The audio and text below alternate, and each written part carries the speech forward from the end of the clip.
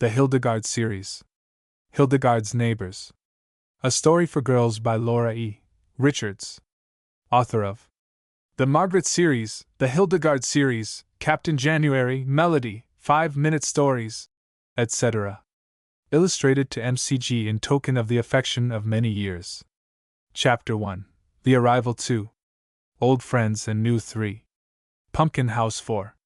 Hester's Playroom v. Tea at Rosehome 6.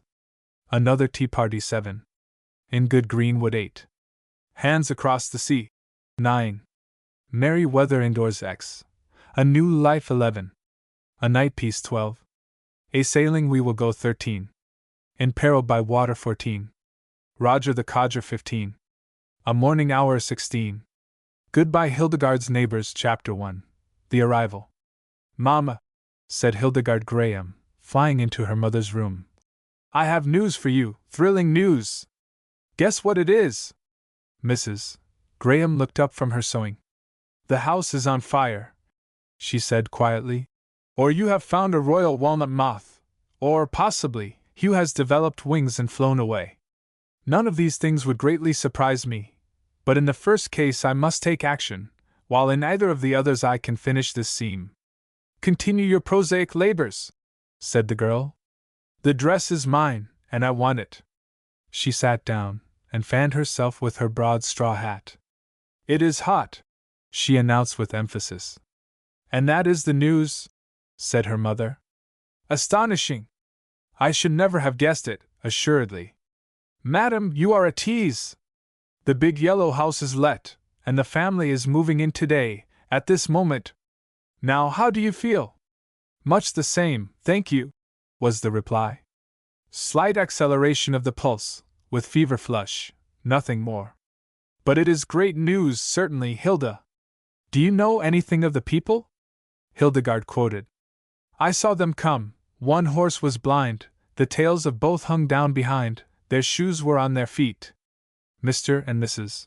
Miles Merriweather, 6 children, cook, housemaid and seamstress, 2 dogs, 2 cats, at least the basket mewed, so I infer cats, 1 canary bird, and 14 trunks. Do I understand that Miss Graham has been looking through the gap in the hedge? You do, madam. And oh, Mamma, it was such fun! I really could not help it, and no one saw me, and they came tumbling in such a funny, jolly way. I rather think we shall like them, but it will be strange to have such near neighbors. I wonder what the Colonel will say, Mrs. Graham commented. He is pleased, said Hildegarde. Actually pleased. He knows Mr. Merriweather, and likes him. In fact, he has just been telling me about them. Hildegarde, you are becoming a sad gossip, said Mrs. Graham, severely.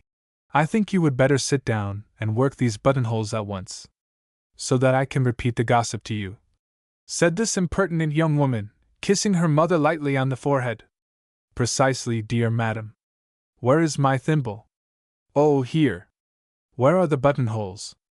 Oh, there. Well, now you shall hear. And I fear I have been a gossip, indeed. It began with obedience to my elders and betters. You told me to go down and see how Mrs. Langton's neurology was, and I went. I found the poor old thing in bed, and moaning piteously. I am bound to say, however, that the moans did not begin till after I clicked the latch. It is frightful to see how suspicious a course of Mrs. Langton always makes me. I went in, and the room was hermetically sealed, with a roaring fire and the airtight stove. Today, exclaimed Mrs. Graham, the woman will die. Not she, said Hildegarde. I was nearly suffocated, and protested, with such breath as I could find, but she said, Oh, Miss Graham, my dear, you don't know anything about trouble or sickness, and no need to before your time. A breath of air, my dear, is like the bellers to my neurology, the bellers itself. Ah! I ain't closed my eyes, not to speak of, since you was here last. I tried to convince her that good air was better than bad, since she must breathe some kind of air, but she only shook her head and groaned, and told me about a woman who got into her oven and shut the door, and stayed there till she was baked a beautiful light brown, as Mrs. Lincoln says. Tea was a brick oven, dear, such as you don't see 'em nowadays, and she was cured of her neurology, slick and slap. But I don't never expect no such help of mine, now Mr. A-Town's dead and gone. Not but what your blessed ma is a mother to me, and so I always tell the neighbors. Do you want any more, missus? I can go on indefinitely if you like. I stayed as long as I dared, and managed to hold the door open quite a bit, so that a little air really did get in, and I gave her the liniment, and rubbed her poor old back, and then gave her a spoonful of jelly, and ran.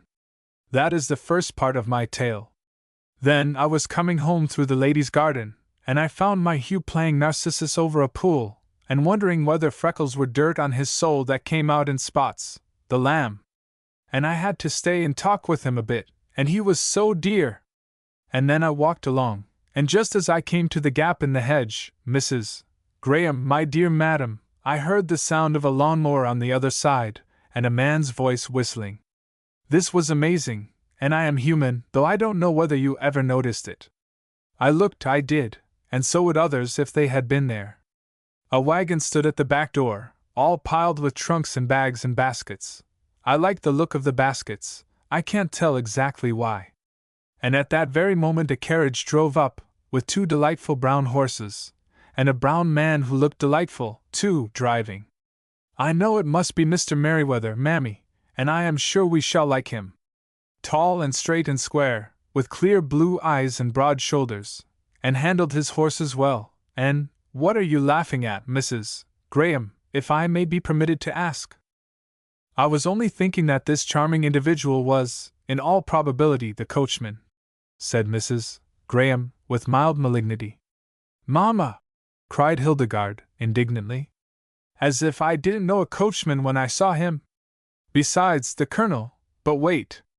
Well, and then there was Mrs. Merryweather, stout and cheerful-looking, and I should think very absent-minded.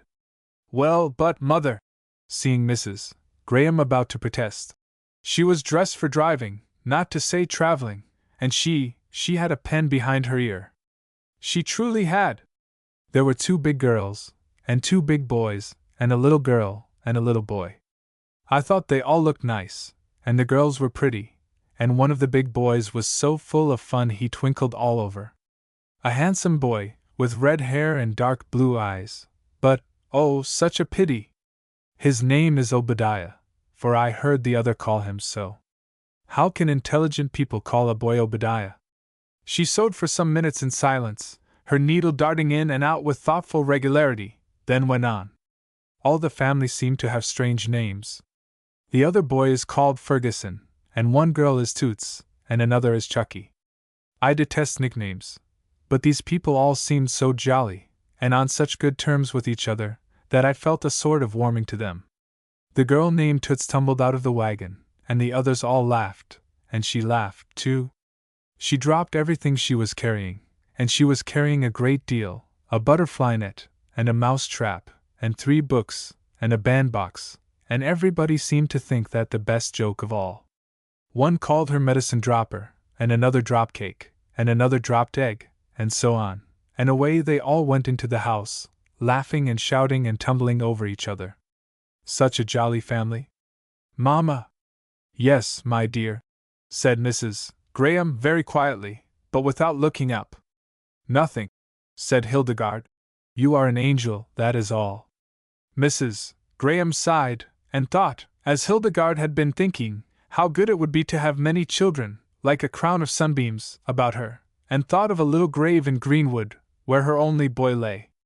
Presently she looked up with her usual bright smile. This is all very interesting, Hilda, and I fully sympathize with your feelings behind the hedge. But you have not told me how you came to know about our new neighbors. Did Colonel Ferrars join you at your peephole? He did, Mamma. He did just precisely that. I saw him coming along the road, swinging his stick, and frowning and humming to himself, dear thing! And when he came near the house, and heard the voices, he stopped and looked, and began to go softly and slowly. So then I knew that he, too, wanted to see what was going on. So I slipped to the gate and beckoned to him, and he came in on tiptoe and joined me.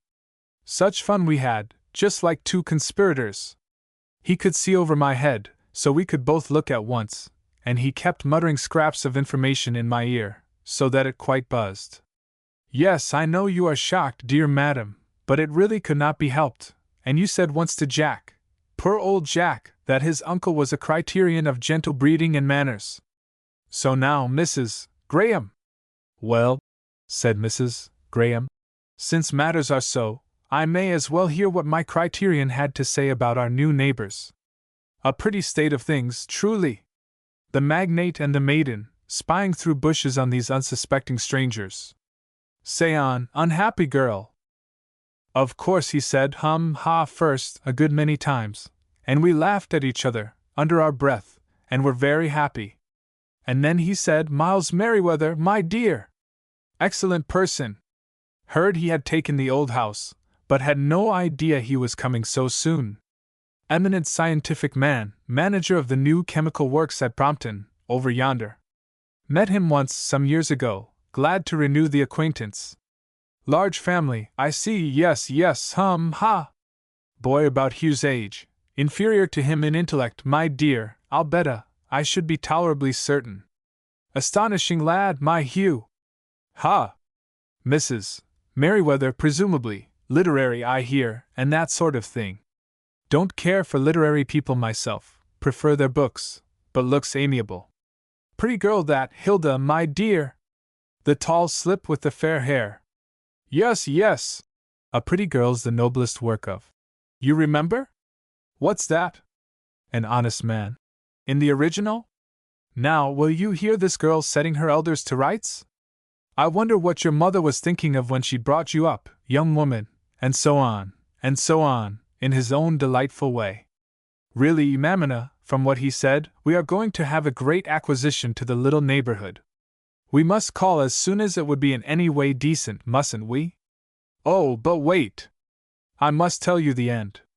We had been so interested in watching the children, and in seeing them go tumbling down and up into the house, that we had lost sight of Mr. Merryweather himself. I suppose he must have driven round to the stable and left the horses there, for suddenly, almost in our ears, we heard a deep voice saying, A fine hedge, but needs clipping badly. We must set the boys to work in the morning. We started back as if we had been shot. Colonel Ferrers turned purple, and I felt every color in the rainbow flooding my cheeks. We made sure we had been seen or heard, and I think Colonel Ferrers was on the point of stepping forward like a soldier and apologizing, but I held his arm for a moment, in pure cowardice, and the next moment we saw Mr. and Mrs. Merryweather, arm in arm, gazing calmly at the hedge, and evidently unconscious of any guilty crouchers on the other side. Oh, Mammy! If you could have seen us stealing away, how you would have laughed. The Colonel is not very light, you know, bless him.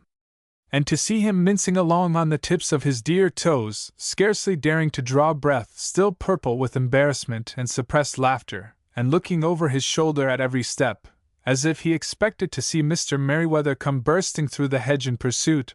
Oh, it was too funny! When we got round the corner we both sat down on the steps and giggled, like two infants, and then he said he was deeply ashamed of me, and bade me go in and make confession to you for both of us. So now I have done it, dear madam, and you are to forgive all our sins, negligences and ignorances, please, and the Colonel is coming to tea, with his compliments. Chapter 2. Old Friends and New. It did indeed seem that the advent of the new neighbors might make a great difference in Hildegarde Graham's life, if, as she hoped, they were the right kind of neighbors. She was an only child. She and her mother had lived now for 2 years at Braeside, a lovely country place which they had come to look on as home. Hildegarde was always happy, and was unconscious of any want in her life, but her mother often longed for another daughter, or a pleasant girl in the neighborhood, to be a companion for her dear one. True, Hildegarde had one young friend, Hugh Allen, the ward of Colonel Ferrers, their kind and eccentric neighbor, but Hugh, though a darling, was a little boy, and could not dovetail into a girl's life as another girl might. Perhaps Mrs. Graham hardly realized how completely she herself filled Hildegarde's idea of a friend and companion. The daughter was enough for her. Her own life seemed full and running over with joy and work, but for the child she wanted always more and more. So her hopes, as well as Hildegarde's, rose high when she heard of the pleasant-looking girls who had come to the next-door house. The house was a large, old-fashioned one, less stately than Rosehome, Colonel Farrar's house, less homelike and comfortable, perhaps, than Braeside, but that might only be because it had been so long uninhabited, Hildegarde thought, yet still pleasant enough, with its tall columns and broad piazza. The house was yellow, the columns white, and the cheerful colors were set off by the dark trees, elms and locusts, that bent over it and almost hid it from the road. A smooth stretch of lawn lay between the house and the hedge through which Hildegarde and the Colonel had made their observations. A good lawn for tennis, Hildegarde thought. How good it would be to play tennis again! She had been longing for the time when Hugh would be big enough to learn, or when Jack Ferrars, her cousin, would come back from Germany. How surprised Jack would be when she wrote him that the yellow house was inhabited. What friends he might make of those two nice-looking boys, unless he took one of his shy fits, and would have nothing to do with them. Jack was a trying boy, though very dear.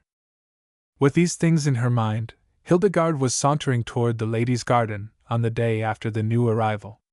This was a favorite haunt of hers, and she was very apt to go there for a season of meditation, or when she wanted to find Hugh. It was a curious place, an old, neglected, forgotten garden, with high, unclipped box hedges, overhung by whispering larches. Hildegarde had dreamed many a dream under those larches, sitting beside the little stream that plashed and fell in a tiny rocky hollow, or pacing up and down the grassy paths for the child Hugh, too. This place had a singular fascination, and he would hang for hours over a certain still, brown pool at the foot of the garden, thinking unutterable things, occasionally making a remark to his dog, but for the most part silent. Knowing his ways, Hildegarde was the more surprised, on this occasion, to hear the sound of voices and lively conversation. Whom could the boy have picked up and brought here? He had no friend of his own age. Like herself, he was a lone child, and it was with a little pang, which she almost laughed to feel, that she drew near, and softly parted the branches that hung between her and the pool. The first step was fatal, she thought, and she was apparently condemned to be a peeper and an eavesdropper for the rest of her days. Hugh was sitting beside the pool, but not in his favorite Narcissus-like attitude. His knees were well up in front of him, his hands were clasped over them, and facing him, in precisely the same position, was a boy in blue jean overalls, with a shock of black hair, and bright dark eyes. "What kind of fish?" asked the black-eyed boy, with kindling look. "Little fish with silver tails," said Hugh, "and shining eyes. They look at me, and sometimes I think they listen to what I say, but they cannot speak, you know." "Ho! I should think not," said Black Eyes scornfully. "I mean, what kind of fish are they, when you catch 'em, minnows, or dace, or sticklebacks, or what? What are their names?" "I do not know that," said Hugh. "I never thought of their names, and I don't catch them." "Why not? Wouldn't you be let? Don't the people in the house allow fishing? I thought you said they were nice people." And my lord showed a face of keen disgust. "I don't want to catch them," said Hugh quietly.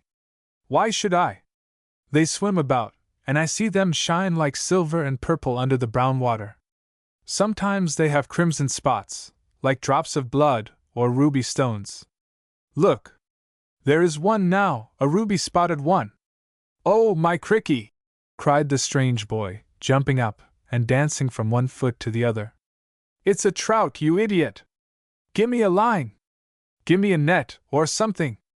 Gimme!" He snatched off his cap, and made a frantic effort to catch the trout, which flipped its tail quietly at him, and withdrew under a rock. The boy sat down, breathless, and stared at Hugh with all his eyes. "What's the matter with you?" he asked at length. "What kind of a fellow are you, anyhow?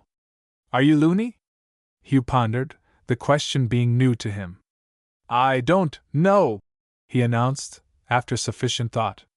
There was a moment of silence, and Black Eyes and Blue exchanged an ardent gaze. Hugh's eyes were bright, with the brightness of a blue lake, where the sunbeams strike deep into it, and transfuse the clear water with light. But the eyes of the strange boy twinkled and snapped, as when sunshine sparkles from ripple to ripple. He was the first to break the silence. "Where do you go to school?" he asked. How old are you?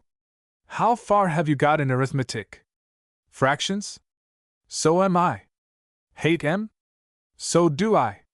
Play baseball? No, said Hugh. Isn't there a 9 here? 9? Hugh turned this over in his mind. I only know of 3 at Roseholme. One is carved ivory, carved all over with dragons, and of course one could not play with that. And there are 2 cricket balls that the Colonel had when he was a boy, and he says I may play with those some day, when I know enough not to break windows. Perhaps you have learned that, if you are used to having 9 balls. The stranger stared again, with a look in which despair was dawning. You must be loony, he muttered. And then, aloud, Can't you play anything? What can you do? I can run, said Hugh, after another pause of reflection. And swim, of course, and box a little, and fence. Fence, said Black Eyes. His voice took a more respectful tone. Where did you learn to fence? You're too young, aren't you? I am 9, said Hugh. I began to learn 2 years ago, and I have outgrown my first foil, and the Colonel has given me a new one, almost full size. Who's the Colonel? Colonel Ferrers, the gentleman I live with. My great-aunt is his housekeeper, and he is my dearest friend, except my beloved and her mother and my great-aunt. Who is your beloved? What makes you talk so funny? The black-eyed boy no longer spoke scornfully, the fencing having made a deep impression on him, but he looked more puzzled than ever. How do I talk? Asked Hugh in return. This is the way I do talk, you see. And my beloved is Miss Graham, and that is what you have to call her. But I call her my beloved, because she is that, and she is the most beautiful. But here the young gentleman was interrupted. There was a hasty putting aside of the branches, and Hildegarde, with pink cheeks and a guilty conscience, stood before the 2 boys. They both jumped up at once, having good manners. But Hugh's rising was calm and leisurely, while the black-eyed lad scrambled to his feet, and darted swift looks here and there, preparing for flight. How do you do? Said Hildegarde, coming forward quickly and holding out her hand. You are not going, are you? I think you must be one of our new neighbors, and we ought to make acquaintance, oughtn't we? The boy smiled, a little quick, frightened smile. Just the way a bird would do if it could, Hildegarde thought, and laid a small brown paw timidly in hers. This is my beloved, said Hugh, by way of introduction. So you can see for yourself. And am I not to hear my neighbor's name? Asked Hildegarde. I am Will Merriweather, said the black-eyed boy. I am very glad to see you, Will. I hope you and Hugh will be friends, for it is so nice to have friends of one's own age, and Hugh has no one. You, of course, have brothers and sisters, and that is the best of all, isn't it? There was no resisting Hildegarde's smile. The young Merriweather wavered, smiled again, and in 5 minutes they were all seated together, and chatting away like old friends. It appeared that Master Will was pleased with his new surroundings, but that the absence of a baseball 9 was a tragic thing, not lightly to be contemplated. The house was no end. The dwelling they had just left was entirely too small for them. You see, he said, when we went to that house we weren't born at all, most of us. That is, there was only Belle and the boys. So it was big enough then, and they had rooms to themselves, and all kinds of things. But then we began to come along, and at last it got so small that the boys had to sleep in the barn, and when there was more than one visitor I had to go on the parlor sofa, and it's a beast of a sofa to sleep on, haircloth, you know, and you slide off all night, so Father thought we'd better move, and we came here. Is Belle your eldest sister? Asked Hildegarde, not sure how far it would be right to question this frank youth. Yes, that's Belle. She's no end nice and jolly, and she's in college, you know, and we have such larks when she comes home. In college? Hildegarde's hopes fell. She knew she could not get on with college girls, though she had great respect for them. Dear me! Probably Belle would be very learned, and would despise her as an uni-dead girl. Cruel Dr. Johnson, to originate that injurious epithet. At this moment she heard a fresh, joyous voice calling. Will! Willie boy! W-I-double-L, where are you? That's Belle. cried Will, starting up. She's come after me. Here I am, Belle, he shouted. Here's a jolly place, come along. I say, may she come along? He added, turning to Hildegarde with a conscience-stricken look. Hildegarde nodded eagerly, hoping that his request had not been heard. Just beyond the ladies' garden was a high board fence which separated Braeside from the neighboring place. At the top of this fence appeared two small but strong-looking hands, and following them, a girl's face, blue-eyed, rosy-cheeked and smiling. You little rascal! Cried the girl, and then she caught sight of Hildegarde. Oh, I beg your pardon, she cried, hastily. I didn't know, I was looking for my brother. Oh, please come up, cried Hildegarde, running to the fence. Please come over. Oh, you mustn't hang by your hands that way, you'll get splinters in them. You are Miss Merriweather, and I am Hildegarde Graham, so now we are introduced, and let me help you over, do. Hildegarde delivered this breathlessly, and held out both hands to help the stranger, but the latter, with a frank smile and a nod, drew herself up without more ado, perched on the top of the fence, then sprang lightly to the ground. Thank you so much, she said warmly, taking Hildegarde's outstretched hand. Of course I didn't know I was trespassing, but I'm glad I came. And oh, what a lovely place! I didn't know there was such a place out of a book. Oh, the hedges! And the brook! And the trees! How can it be real?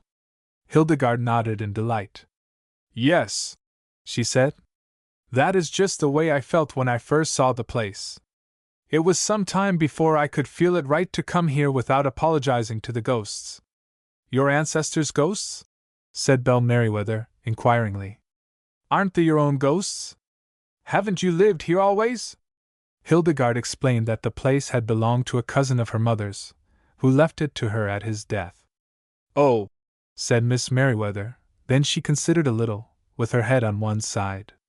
Hildegarde decided that, though not a beauty, the newcomer had one of the pleasantest faces she had ever seen. On the whole, the girl went on, I am rather glad that my theory was wrong. The truth is less romantic, but it makes you much more real and accessible, which is, after all, desirable in a country neighborhood. Do tell me what you mean, cried Hildegarde. Miss Merriweather laughed. If you are quite sure you won't mind, she said tentatively. Well, your place is so beautiful, even apart from this bower of nymphs, it is so shadowed with great trees, and so green with old turf, that when I saw you this morning walking under the tree, I made up a romance about you, a pretty little romance. You are quite sure you don't mind? You were the last of an ancient family, and you were very delicate, and your mother kept you in this lovely solitude, hoping to preserve your precious life. And now, she burst into a clear peal of laughter, in which Hildegarde joined heartily. Now I see you near, and you are no more delicate than I am, and you are not the last of an ancient family. At least I hope you are not, she cried, growing suddenly grave. Oh! Do you like to make romances? Cried Hildegarde, with ready tact waiving the last question. It is my delight, too. No, I am not in the least delicate, as you say, and we have only been here 2 years, my mother and I, yet it seems like home, and I hope we shall always live here now. And are you beginning to feel at all settled in? I don't know any name for your house. We have called it just the Yellow House as it had no special interest, being uninhabited. But I suppose you will give it a name? If we can decide on one, said Belle Merriweather, laughing. The trouble is, there are so many of us to decide. I want to call it Gamboge, brief, you see, and simple. But one boy says it must be Chrome Castle, and another votes for Topaz Tower, so I don't know how it will end. When I was a little girl, said Hildegarde, I had a book, the dearest little book, called Pumpkin House. It was about... Oh, did you have Pumpkin House? Cried Belle Merriweather eagerly. Oh, wasn't it a darling? And didn't you think you never could be perfectly happy till you could live in a pumpkin? And to think of my forgetting it now, just when the opportunity has come. Of course we shall call the new home Pumpkin House. Will the others like it? Asked Hildegarde. They'd better, said Belle. And they will, of course. It was only because we had not found the right name that we did not agree. Thank you so much, Miss Graham. Oh, I must go now, for I have 50,000 things to do. But I am so glad to have met you. And I to know you, cried Hildegarde warmly. I hope we shall see a great deal of each other. We shall come to call in due form, as soon as you are ready to receive visitors. But meanwhile, allow me to present you with the freedom of the fence and of the ladies' garden. See! Our two boys are deep in confidences already. In truth, the black head and the red one were laid close together, and the two round faces wore the same look of deep importance. Mine are green and white, said Will. That is Austrian, but I have them Crusaders a good deal of the time. Mine are blue, said Hugh, and sometimes they are Americans, and sometimes they are Greeks and Trojans. Will you be my friend, and shall we fight great fights together? All right, said Will Merriweather shyly. We will plan a campaign, cried Hugh, his eyes shining with ardor. Yes, but now you must come in to your music lesson, said Hildegarde, taking his hand, and frowning at herself for feeling another little pang, as Hugh's face turned toward his new acquaintance. Read the Talisman? Cried Will. I'll be Saladin, and you be Richard. Come along, Will, said his sister, taking him by the shoulders and marching him toward the fence. Lots of sand that will do for Palestine. Plains of Marathon over beyond the stone wall. Turbans and lances. Horsetail helmets and real armor. Still shouting, Will was pitched bodily over the fence by his stalwart sister, while Hugh went away holding Hildegarde's hand, and looking backward as he passed. We will fight, he said, giving a little leap of joy. Our necks shall be clothed with thunder, and we shall say, Ha! Ha! among the trumpets. And will you bind my wounds, beloved? He added, looking up in Hildegarde's face. And will you give me my shield, and tell me to come back with it or upon it? Will you do that? The cover of the wash boiler will do beautifully for a shield. So it will, said Hildegarde, and they went into the house together. Chapter 3. Pumpkin House. When Mrs. Graham and Hildegarde went to call on their new neighbors, 2 days after the meeting in the garden, they found them already entirely at home, the house looking as if they had always lived in it. The furniture was plain, and showed marks of hard usage, but there were plenty of pictures, and the right kind of pictures, as Hildegarde said to herself, with satisfaction, and there were books everywhere. In the wide, sunny sitting room, into which they were ushered by a pleasant-faced maid, low bookcases ran all round the walls, and were not only filled, but heaped with books, the volumes lying in piles along the top. The center table was a magazine stand, where St. Nicholas and the Century, the Forum and the Scientific American jostled each other in friendly rivalry. Mrs. Merriweather sat in a low chair, with her lap full of books, and had some difficulty in rising to receive her visitors. Her hearty welcome assured them that they had not come a day too soon, as Mrs. Graham feared. My dear lady, no! I am charmed to see you. Belle has had such pleasure in making friends with your daughter. Miss Graham, I am delighted to see you. And Mrs. Merriweather held out what she thought was her hand, but Hildegarde shook instead a small morocco volume, and was well content when she saw that it was the Golden Treasury. Belle has had such pleasure that I have been most anxious to share it, and to know you and your daughter. Shall we be neighborly? I am the most unceremonious person in the world. Dear me! Isn't there a chair without books on it? Here, my dear Mrs. Graham, sit down here, pray. It is Dr. Johnson himself who makes room for you, and you must excuse the great man for being slow in his movements. With a merry smile, she offered the chair from which she had just removed a huge folio dictionary. Hildegarde found an ottoman which she could easily share with a volume of Punch, and Mrs. Merriweather beamed at them over her spectacles, and said again that she was delighted to see them. We are getting the books to rights gradually, she said, but it takes time, as you see. I have to do this myself, with Belle's help. She will be down in a moment, my dear. We have established an overflow bookcase in a cupboard upstairs, and she has just gone up with a load. Ah, here she is. Belle, my dear Mrs. and Miss Graham. So kind of them to come and see us. Belle shook hands warmly, her frank, pleasant face shining with goodwill. I am so glad to see you, she cried, sitting down by Hildegarde on a pile of punches. I hoped you would come today, even if the books are not in order yet. They are so dear, the books, they are part of the family, and we want to be sure that they have places they like. I suppose Punch ought by rights to go with people of his own sort, if there is anybody, but one wants him close at hand, don't you think so? Where one can take him up any time, when it rains, or when things bother one. Do you remember that Leech picture? And they babbled of Punch, their beloved, for 10 minutes, and liked each other better at every one of the 10. Belle, I want Mrs. and Miss Graham to see our other children, said Mrs. Merriweather, presently. Where is Toots, and where are the boys? Toots is upstairs, poor lamb, Belle replied. When Mary came to tell me of our visitor's arrival, I was just putting away Sibby's soul's conflict, and various other dreadful persons whom you would not let me burn, so I dumped them in Toots's arms, and ran off and left her. Being obedient old soul, she is probably standing just where I left her. I will go. But at this moment Toots appeared, a girl of 15, tall, shy and blushing, and was introduced as my daughter Gertrude. She confessed, on interrogation, that she had dropped Sibby's soul's conflict out of the window, and was on her way to pick it up. Why didn't you drop it down the well? Asked her sister.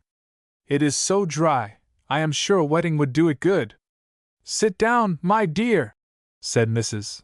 Merriweather comfortably. One of the boys is sure to be about, and will bring in the book. Sibby's is a little dry, Belle, but very sound writing, much sounder than a good deal of the controversial writing of, bless me. What's that? Something resembling a human wheel had revolved swiftly past the window, emitting unearthly cries. Hildegarde blushed and hesitated. I think it was your brother Obadiah, she said to Belle. The latter stared open-eyed. My brother Obadiah? She repeated.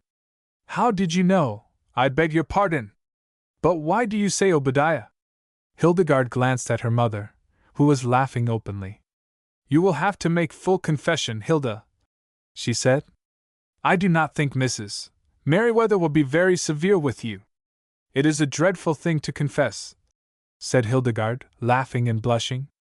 To tell the truth, I happened to be walking in our garden, on the other side of the tall hedge, just when you drove up, the other day, and there's a most convenient little peephole, and I wanted to see our new neighbors, and I peeped.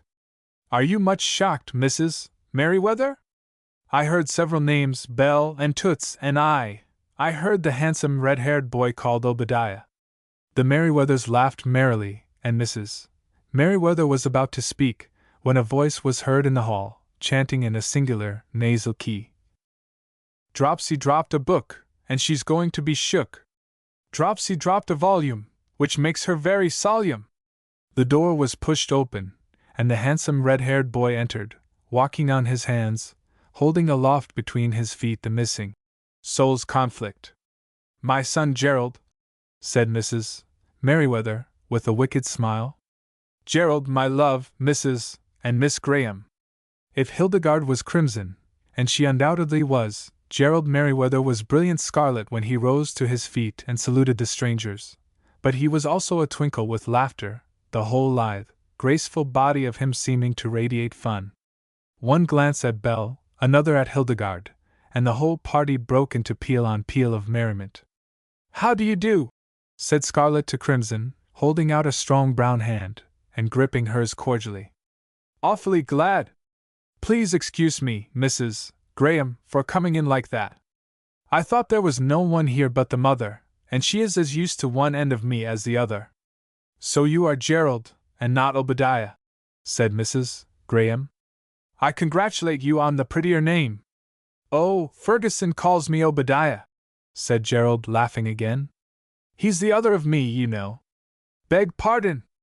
You don't know, perhaps. We are twins, Ferguson and I. And Ferguson, my dear Mrs. Graham, interposed Mrs. Merriweather, is my son Philip. Why these boys cannot call each other by their rightful names is a family mystery, but so it is. Is your brother fair, Philip, like you? Asked Hildegarde, feeling sure that he was not, as the other boys she had seen certainly had not red hair. Not a bit, replied Gerald cheerfully. No resemblance, I believe. Beauty and the Beast we call each other, too. Sometimes I am Beauty, and more times I am the Beast, depends on which has had his hair cut last. Or brushed, said Belle, glancing at the curly hair, which was certainly in rather a wild condition. Oh, yes. Beg pardon, said Gerald, glancing ruefully at the mirror, and running his hand through his curly mop. Beast this time, and no mistake. Grass rather long, you see, and tore my locks of gold. Happy thought! Desiring to tear your hair in sorrow, walk on hands through long grass, effect admirable. Wonder Hamlet never tried it. Hamlet's hair was black, said Toots seriously. And therefore he could not walk on his hands, said Gerald. I see. Dropsy, you are a genius, that's the trouble with you. A long gray leg appeared at the open window, and after waving wildly for a moment, disappeared suddenly. Ferguson, said Gerald, turning to Hildegarde. His mountain way. Becoming aware of your presence, he has retired to reverse legs, and will shortly reappear, fondly hoping that you did not see him before. Sure enough, in a few moments another tall boy entered, looking preternaturally grave, with his hair scrupulously smooth. Been upstairs, you see, said the irrepressible Gerald, and slicked himself all up. Quite the beauty, Fergs. Gerald, do be quiet, said Mrs. Merriweather. This is Philip, my other twin boy, Mrs. Graham. Philip greeted Hildegarde and her mother with grave courtesy, taking no notice of his brother's jibes. You find us in a good deal of confusion, he said to Hildegarde, sitting down on a table, the only available seat. It takes a long time to get settled, don't you think so? Oh, yes, said Hildegarde, struggling for composure, and conscious of Gerald's eyes fixed intently on her. But you all look so homelike and comfortable here. Especially Ferguson, broke in Gerald, sotto voce. How comfortable he looks, doesn't he, Miss Graham? No use, Fergs. We marked your little footprints in the air, my son. Oh, said Philip, looking much discomposed. Well, I'll punch your head, obey anyhow. Suppose we come out and look at the tennis court, said Belle. I am sure you play tennis, Miss Graham. Indeed I do, said Hildegarde, heartily. I have often looked longingly at that nice smooth lawn, and I hoped you were going to lay it out for a court. Phil, said Gertrude aside to her brother, who was still blushing and uncomfortable. You needn't mind a bit. Jerry came in walking on his hands right into the room, before he saw them at all, and they are so nice, they didn't care, they liked it. Did they? Said Phil, also in a whisper. Well, that's some comfort, but I'll punch his head for him, all the same. And Gerald cried aloud.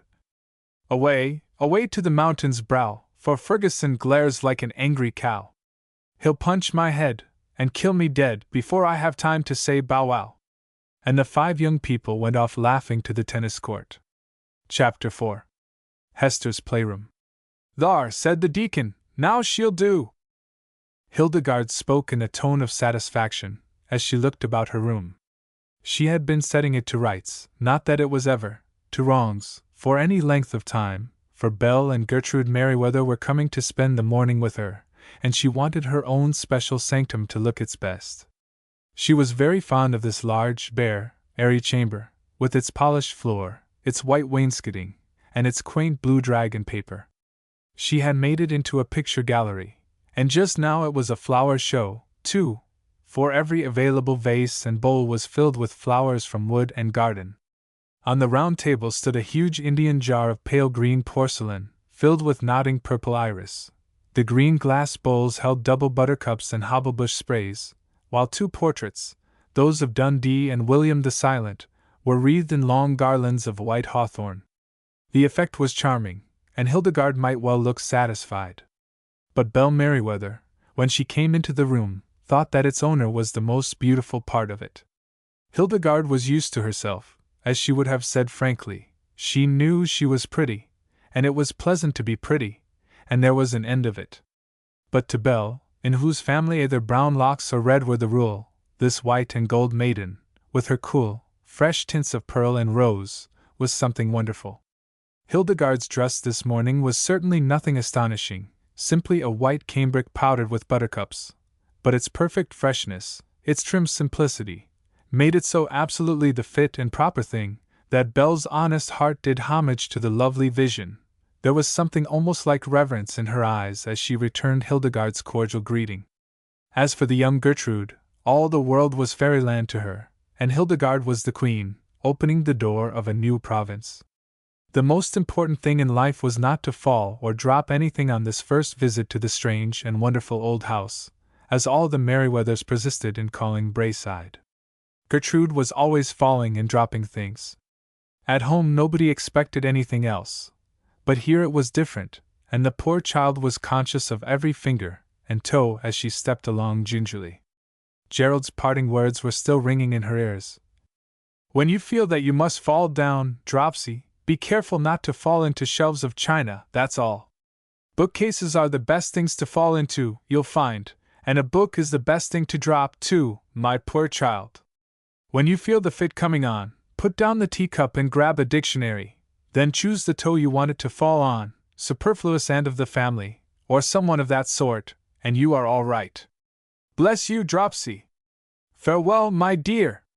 Hildegarde took the girls directly up to her room, and they admired all her arrangements as heartily as she could wish. Belle exclaimed with amazement at the size of the room. "To have all this for your own, your castle and defense," she cried. "What would the girls at college say if they could see such a room as this, and one girl living in it? 12 by 14 is our rule, and 2 girls to that." "Dear me," said Hildegarde. "Why, I couldn't live without room." "Oh, yes, you could," said Belle, laughing. "One gets used to everything. It's rather good fun seeing how closely one can pack. We have 65 pictures in our room, my chum and I. Oh, you have my William. I didn't know anyone else had just exactly that portrait." "Your William, indeed!" cried Hildegarde, laughing.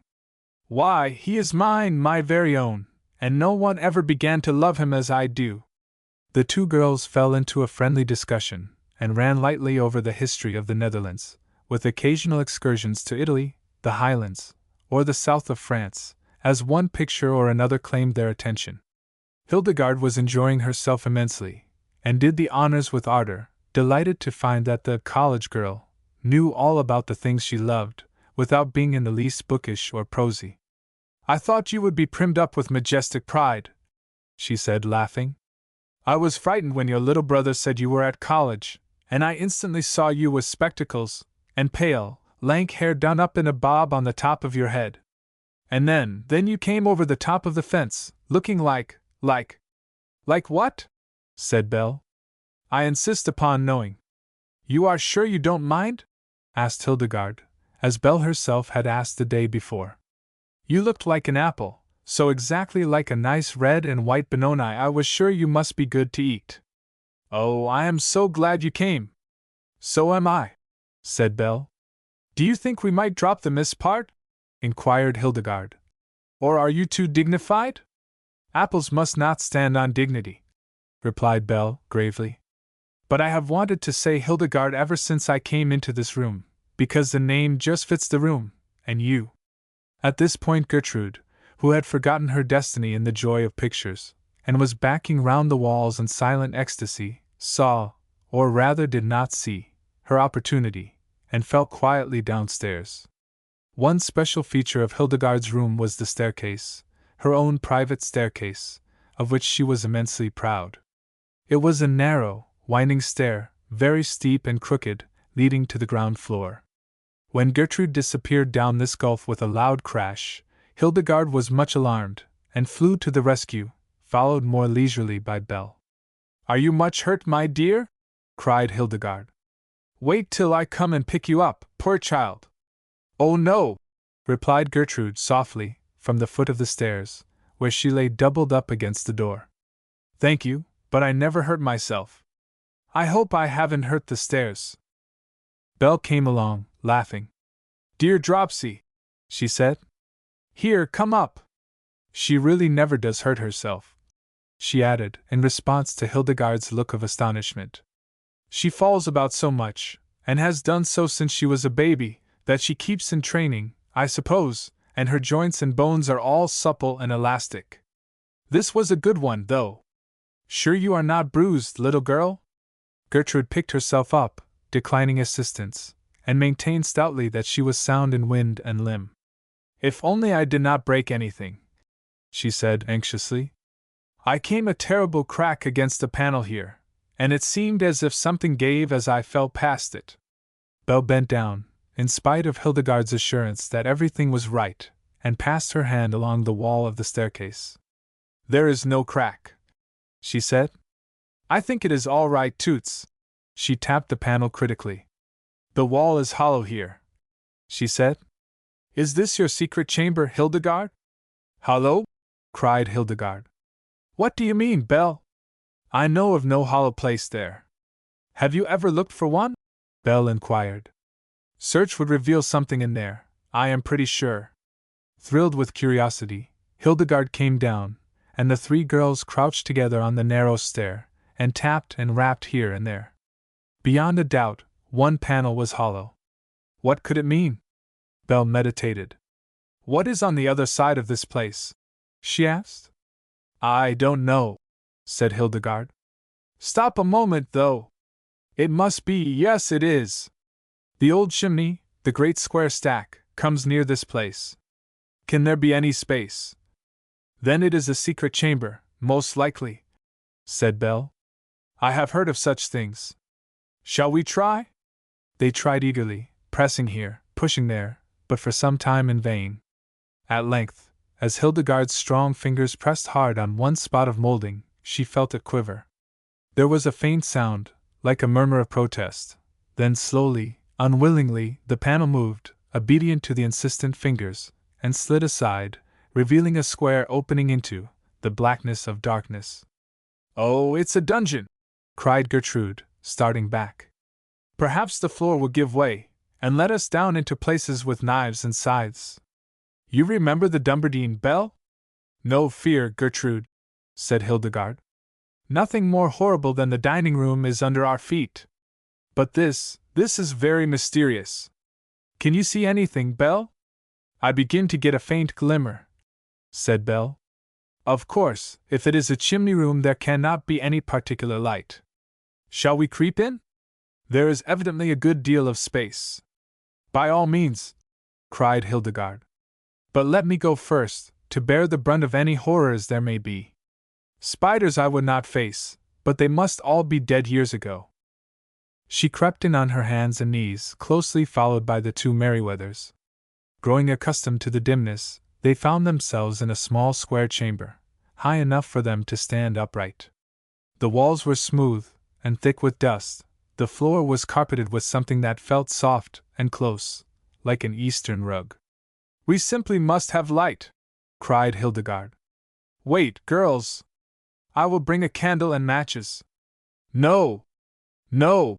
cried Belle. "Wait a moment! I think I have found a window, or something like one, if I can only get it open." Again there was a soft, complaining sound, and then a sliding movement. A tiny panel was pushed aside, and a feeble ray of light stole in. The girls' faces glimmered white against the blackness. "Something obstructs the light," said Hildegarde. "See! This is it." She put her arm out through the little opening, and pushed away a dense mass of vines that hung down like a thick curtain. "That is better," she said. "Now let us see where we are." It was a curious place, surely, to lie hidden in the heart of a comparatively modern house. A square room, perhaps 8 feet across, neatly papered with the blue dragon paper of Hildegarde's own room. On the floor an old rug, faded to a soft, nameless hue, but soft and fine. On the walls hung a few pictures, quaint little colored woodcuts in gilt frames, representing ladies and gentlemen in scant gowns and high-shouldered frock coats. There were 2 little chairs, painted blue, with roses on the backs, a low table, and a tiny chest of drawers. The girls looked at each other, a new light dawning in their faces. It is a doll's room, said Gertrude softly, with an awe-stricken look. I know whose room it was, cried Hildegarde. Wait, oh, wait! I am sure we shall find something else. I will tell you all about it in a moment, but now let us look and find all we can. With beating hearts they searched the corners of the little chamber. Presently Hildegarde uttered a cry, and drew something forward into the light of the little window, a good-sized object, carefully covered with white cloth, neatly stitched together. Hildegarde took out her pocket scissors, and snipped with ardor, then drew off the cover. It was a doll's bedstead, of polished mahogany, with 4 pineapple-topped posts, exactly like the great one in which Hildegarde herself slept, and in it, under dainty frilled sheets, blankets and coverlid, lay 2 of the prettiest dolls that ever were seen. Their nightgowns were of fine linen, the nightcaps, tied under their dimpled chins, were sheer lawn, exquisitely embroidered. One tiny waxen hand lay outside the coverlid, and in it was a folded piece of paper. Oh, Hildegarde! Cried Belle. What does it mean? Gertrude was in tears by this time, the big crystal drops rolling silently down her cheeks. Her heart was wrung, she did not know why. Hester A-Town, said Hildegarde softly. This must have been her playroom, Belle. She used to live here. It is about her that I wanted to tell you. But first let us see what she has written here. I think she would be willing. We are girls, too, and I don't think Hester would mind. There were tears in Hildegarde's voice, if not in her eyes, as she read the writing, now yellow with age. I, Hester A-Town, being now 16 years old, am putting away my dear dolls, the dearest dolls in the world. Sister Barbara says I am far too old for such childish things, but I shall never be too old in my heart, though I may well busy myself with household matters, especially if I must marry Tom in 3 years, as he says. So I put away my dear dolls, and I shall shut up the playroom, also, for I could not think to pass by it each day and not go in to see them, and that Sister Barbara will not allow. It may be that no one will find my playroom till I show it myself to my little children, if God wills that I have them, which I shall pray always, now that I may not have my dolls any more. But if that should not be, or I should be taken away, then I think no harm to pray that a girl like myself may one day find my playroom that Father made for me, my own room, where I have been a very happy child. A man would never know what it meant, but a girl would know, and if it should so hap, I pray her to be gentle with the bedstead, for one leg is weakly, and if she will leave my dear dolls, when she has well played with them, I shall bless her always for a gentle maiden, wherever I be. So farewell, says Hester A-Town. All 3 girls were crying by this time, and little Gertrude laid her head on her sister's shoulder and sobbed aloud.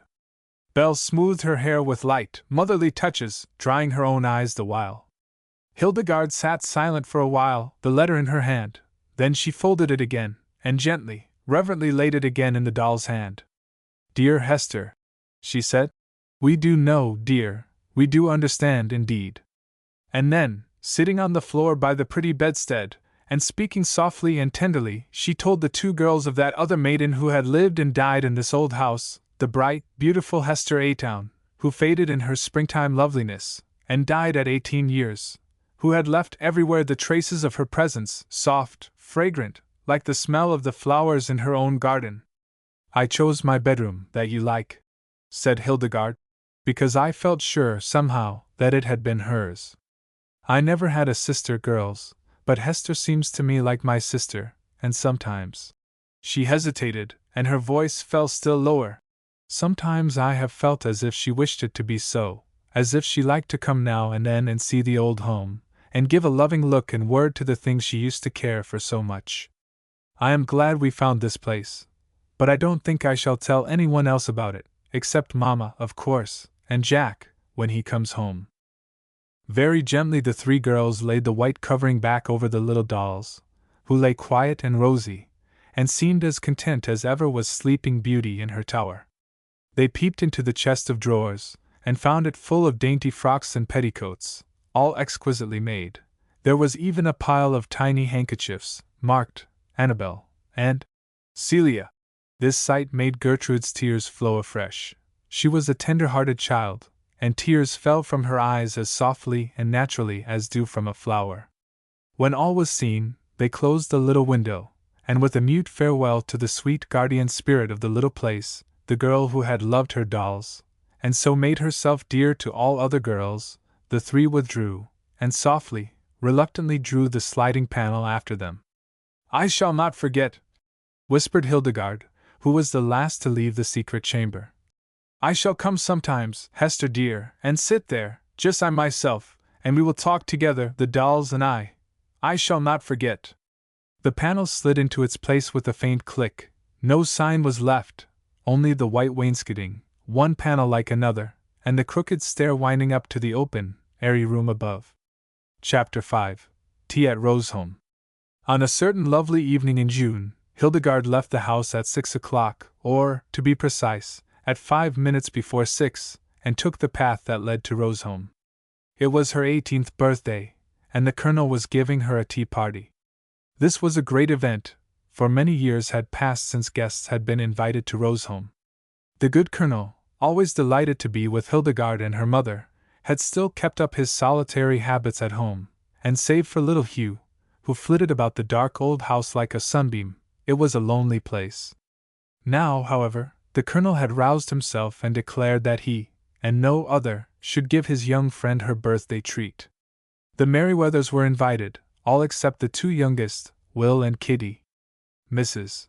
Graham was already there, having gone over early, at the Colonel's request, to help in arranging certain little matters which he considered beyond the province of his good housekeeper, and now it was time for the beneficiary, as Gerald Merryweather called her, to follow.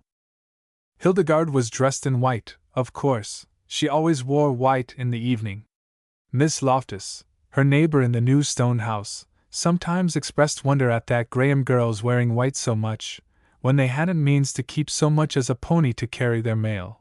Her wonder might have been set at rest if she could have peeped into the airy kitchen at Braeside, and seen Hildegarde singing at her ironing table in the early morning, before the sun was hot.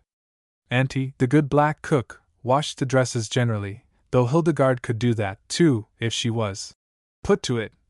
But Hildegarde liked the ironing, and took as much pride, or nearly as much, in her own hems and ruffles as she did in the delicate laces which she did up for her mother.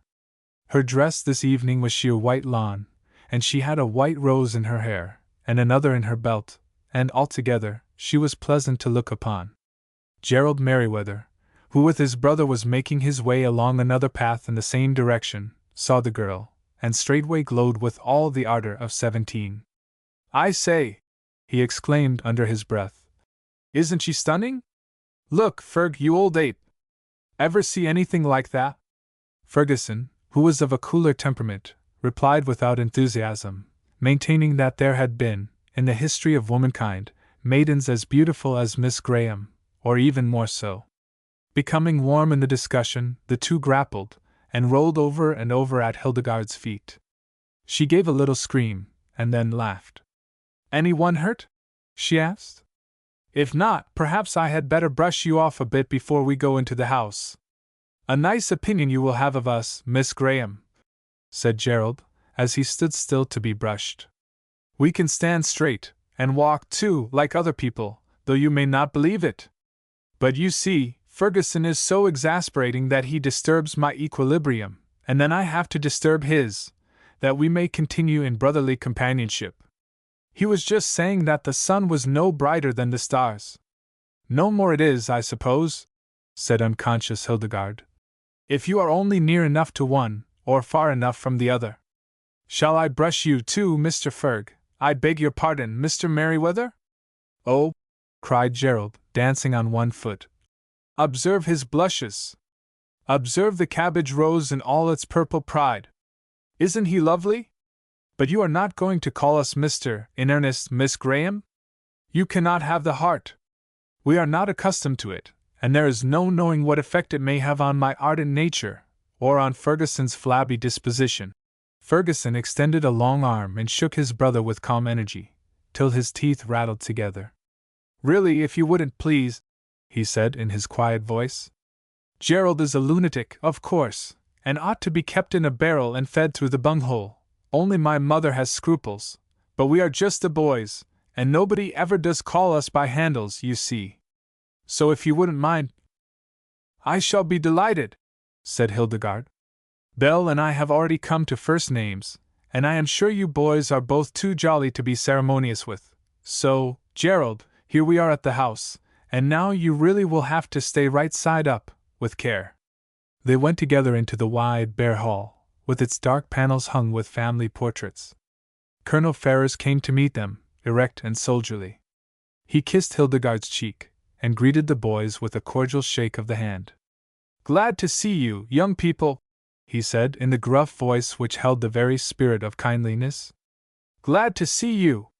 Hildegarde, many happy returns of the day to you, my dear child. Take my arm, I beg. With Hildegarde on his arm, he led the way to the pretty drawing-room, all white and gold and yellow satin, which was seldom used in these days. Hildegarde had secretly hoped that they would sit in the library, a delightful brown leather sort of room, to which she had grown well used, but she appreciated the compliment of opening the drawing-room, and put on her best smile and look of pleasure. Hugh Allen left his station by Mrs. Graham's chair, and came running with open arms to meet his beloved. "Oh, glory of the sunrise!" he exclaimed, as he threw his arms round her neck. "I hope you will live 50,000 years, and have strawberry jam every single day of them." "Dear me!" cried Hildegarde. "I should beg for gooseberry once a week, dear boy, if it were going on quite so long as that." "Well, my mother, you look like the queen of conspirators. What have you and Hugh been talking about, that you both look so guilty?" "Guilty, my dear Hildegarde?" said Mrs. Graham, drawing herself up. "The word is a singular one for a daughter to use to her mother." "Yes," said Hildegarde, "it is. And the thing is a singular one for a mother to be toward her daughter. If ever I saw plot written all over an expressive countenance, but no more of this. Dear Colonel Ferrers, how wonderful the roses are! Surely there never were so many roses as at Rosehome. The house had been ransacked for jars, vases and bowls to hold them, and every available surface was a mass of glowing blossoms. The girls hovered from vase to vase, exclaiming with delight at each new combination of beauties. Now tea was announced, and this time Colonel Ferrers offered his arm to Mrs. Merriweather, as the stranger and newcomer in the neighborhood, but the good lady protested against anyone but the birthday child being taken in by the host, and the colonel yielded, it must be said, with a very good grace. Here, in the long, oak-paneled dining-room were more roses, ropes and garlands of them, hanging in festoons along the dark, shining panels, drooping from the Venetian lustres of the quaint chandelier. Even the moose's head on the wall behind the colonel's chair had a wreath, cocked slightly on one side, which gave a waggish look to the stately creature. The huge antlers spread abroad, 3 feet on either side. The boys eyed the trophy with wondering delight. "Oh, I say, sir!" cried Gerald. "Did you shoot that moose? I never saw such a fellow. Why, Roger shot one last year that we thought was the grandfather moose of the world, but he was a baby to this one." The colonel smiled, well pleased, and told the story of his shooting the great moose. "And who is Roger?" he asked then. "Have you yet more treasures, Mrs. Merriweather? Surely none old enough to go moose hunting?" "Roger is not my own child, Colonel Ferrers," said Mrs. Merriweather, smiling. "I always have to remind myself of the fact, for he seems like my own. He is my husband's half-brother, many years younger than he, the dearest fellow in the world, and really a delightful combination of son and brother. I hope he will be here before long. And that reminds me, have I made my husband's apologies? I am so sorry he could not come." "I regret it heartily, my dear madam," said the colonel, with a courtly bow, and he recalled how Mr. Merriweather had confided to him the other day that he drew the line at going out in the evening, and would not exchange his own fireside for the King of Dahome's. He thought it probable that the excellent Miles was at this moment sitting with pipe and newspaper on the back veranda of his house, and if it had not been Hildegarde's birthday, the colonel might have wished himself beside him. As it was, however, he devoted himself to his guests with such hearty goodwill that the tea-table soon rang with merry talk and laughter. The high tea itself was beyond praise. Mrs. Beadle had seen to that. Mrs. Graham's auntie herself might have been jealous of the jellied chicken, and salad was green and gold, and rolls were snowy white, and strawberries glowed like sunset, and over all were roses, roses, making the whole table a floral offering, as Gerald said. Then, just before everybody had reached the no more point, the good Giuseppe, who had been standing stately behind his master's chair, darted out, and in a moment returned bearing on a huge silver salver. What was it? Behind Giuseppe was seen the portly form of good Mrs. Beadle, beaming under her best cap. Giuseppe's own face was one broad, dark smile. A general chorus broke from all save the host and Mrs. Graham. Hugh gave a squeak of joy in which was no surprise. "I knew they would like it," he cried, clapping his hands. "I knew they would be surprised, and that the hair of their scalps would be uplifted. It is yours, beloved, it is for you." A cake! Who had ever seen such a cake? It must have been baked in the biggest cheese frame that the dairy could supply, or the rim of a cartwheel might have been used to frame its monstrous circle. Certainly, as Giuseppe set it down before Hildegarde, it seemed to cover the whole width of the great table. On its top the frosting was piled high, in fantastic shapes. There seemed to be little hills and valleys, and from among these peeped, and did they only seem to move, a number of tiny figures in green and gold. One sat astride of a snowy pinnacle, another lay stretched at full length in a hollow, his pretty face only peering out. Some were chasing each other among the elfin hills, others were standing at ease, their hands on their hearts, their forms bent gracefully as if in salutation. In the middle rose a white throne, and on this sat the prettiest fairy of all, with a crown on her head and a wand in her hand. She was dressed in white and gold, and round her danced a circle of elves, and every elf held a tiny blazing candle. "Are you too old for dolls, Hildegarde?" asked the colonel, puffing with pleasure as he saw the delight in the girl's face. "These are birthday fairies, you observe. There are 18 of them, and every one of them wishes you good luck, my dear, and every happiness, every blessing that heaven can bestow." The good colonel had begun merrily enough, but before the end of his little speech his deep voice trembled, and the tears stood in Hildegarde's eyes. She tried to speak, but the words did not come, so, leaving her seat, she went quietly up to the colonel and kissed his forehead. "Thank you, dear friend," she said, and it was all she could say. "There! There!" said the colonel, recovering himself at once. "Glad you like it, my child. Glad you like it. The fancy was my mother's, she had a poetic taste, madam." He turned to Mrs. Merriweather, who was beaming with admiration and delight. "She had these little figures made long ago, for another 18th birthday, a dear young friend of hers." "Yes, yes. They have been kept in cottonwool 40 years, madam. Little candle holders, you perceive. A pretty fancy, eh? I happened to remember them the other day, hunted them up, the result, thanks to Mrs. Graham and Elizabeth Beadle. Mrs. Beadle, ma'am, I desire that you will come in, and not skulk in the doorway there, as if you had reason to be ashamed of your handiwork. My housekeeper, Mrs. Beadle, ladies and gentlemen, a good woman, if she will allow me to say so, and a good cook. Now, Giuseppe, a knife for Miss Graham, and we will test the quality of this same cake. Plenty of citron, I trust, Elizabeth Beadle? No little skimpy bits, but wedges, slabs of citron? Ha! That is as it should be. She wanted to make a white cake, my dear, a light, effervescent kind of thing, that can hardly be tasted in the mouth, but I refuse to insult either you or my traditions in such a manner. A birthday cake, Mrs.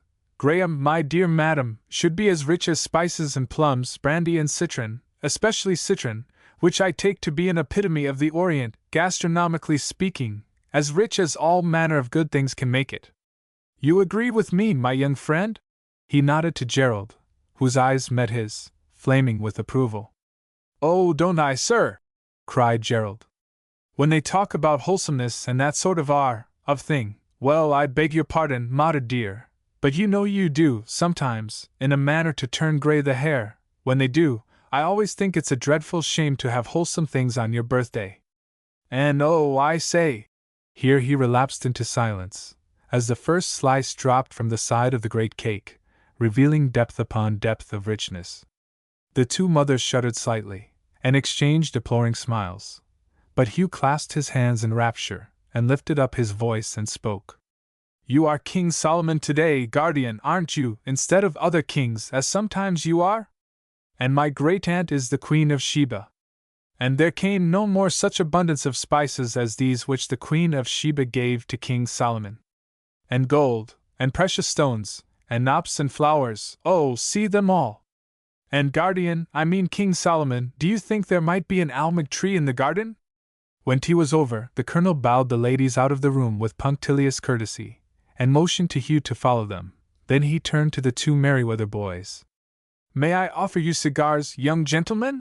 he asked, and he took a couple of cheroots from the mantelpiece. The boys blushed bravely, but Phil said quietly, "No, thank you, sir. We are not going to smoke till we are 21. Father thinks that is soon enough." The colonel nodded approvingly.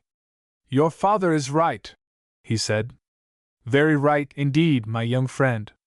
I beg you to take notice that, though obliged by the laws of hospitality to offer you cigars, I should have thought it unsuitable if you had accepted them.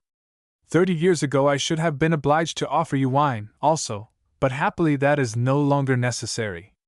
40 years ago, ha! If you will permit me, I will smoke a cheroot for the party. Your father prefers a pipe, I believe, but give me a Manila cheroot, and I am satisfied."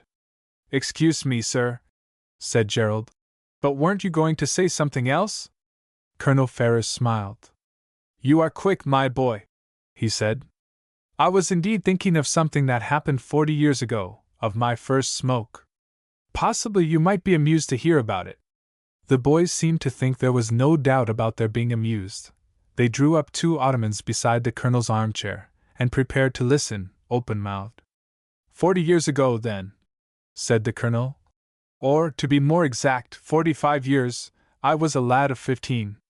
He paused, and smoked in silence for some minutes.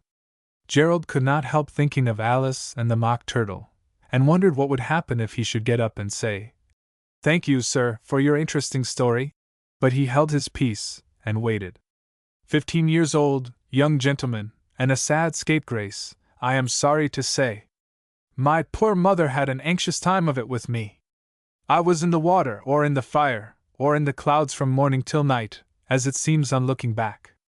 But with all my vagaries, I had one great desire which had never been gratified, that was, to smoke a cigar. My father was a clergyman, and though he had never forbidden my smoking, I should never have dared to suggest such a thing to him, for he was strict in his notions, in many ways. Not too strict, sir, not too strict by any means, though he may have seemed so to me then. To make a long story short, I fell in with some lads of my own way of thinking, and we determined to have a smoke. We gathered sweet fern and dried it, and rolled cigars for ourselves. Odd-looking things they were, but we were vastly proud of them. When all was ready, we chose a dry, warm spot behind a dike, for it was the fall of the year, and the days growing cold, and there we lighted our cigars and fell to work, puffing away in mighty fine style. Well, sir, they were horrible things, as you may well imagine. Not one of us, I'll go bail, liked them in his heart, but we all pretended our best, and praised the cigars, and said what a fine thing it was to smoke, and thought ourselves men, as sure as if we had felt our beards pushing. By and by, I have the feeling of it still, when I think of it, I chanced to look up, and saw my father standing over the top of the dike, looking down on us. The other boys, catching sight of my face, lifted their eyes and saw him, too, and there was a pretty moment. He said never a word for some time, no more did we. At last, "What are you smoking, boys?" he asked, speaking in his usual even voice, yet I did not like the sound of it, somehow. So we told him, sweet fern. But he shook his head at that. "That is poor stuff, indeed," he said. "Now, if you must smoke, here is something worth your while. Take these, Thomas, and share them with your friends. They are genuine, and I hope you may enjoy them." With that he took a parcel of cigars from his pocket, and handed them to me, then bowed to us all very grand, and marched off, never looking behind him. I was not comfortable in my mind at this, for I knew my father pretty well, and had looked for something different. But the other lads were in high feather, and lighted their cigars on the instant, bidding me do likewise, and crying out that my father was a fine old buck, and that I was a lucky fellow to have such a parent. I could not be behind the rest, so I lit up too, and for a few minutes all was as gay as a feast. But Harry Monmouth, sir! In half an hour we were the sickest boys in Westchester County. It was all we could do to crawl home to our beds, and not one of us but was sure he was dying, and cried to his mother to send for the doctor before it was too late. The Colonel laughed heartily, the boys chiming in with a merry peal. What were the cigars? Asked Phil. The strongest Havanas that were made, that was all. Fine cigars, I have no doubt, but I was 40 years old before I touched tobacco again, and I have never smoked anything less delicate than a Manila. He puffed in silence, chuckling to himself now and then. The boys meditated on the tale they had heard. Colonel Ferrers, said Gerald at last. Yes, my boy. You are thinking that it is time to join the ladies? Quite right, we will go in at once.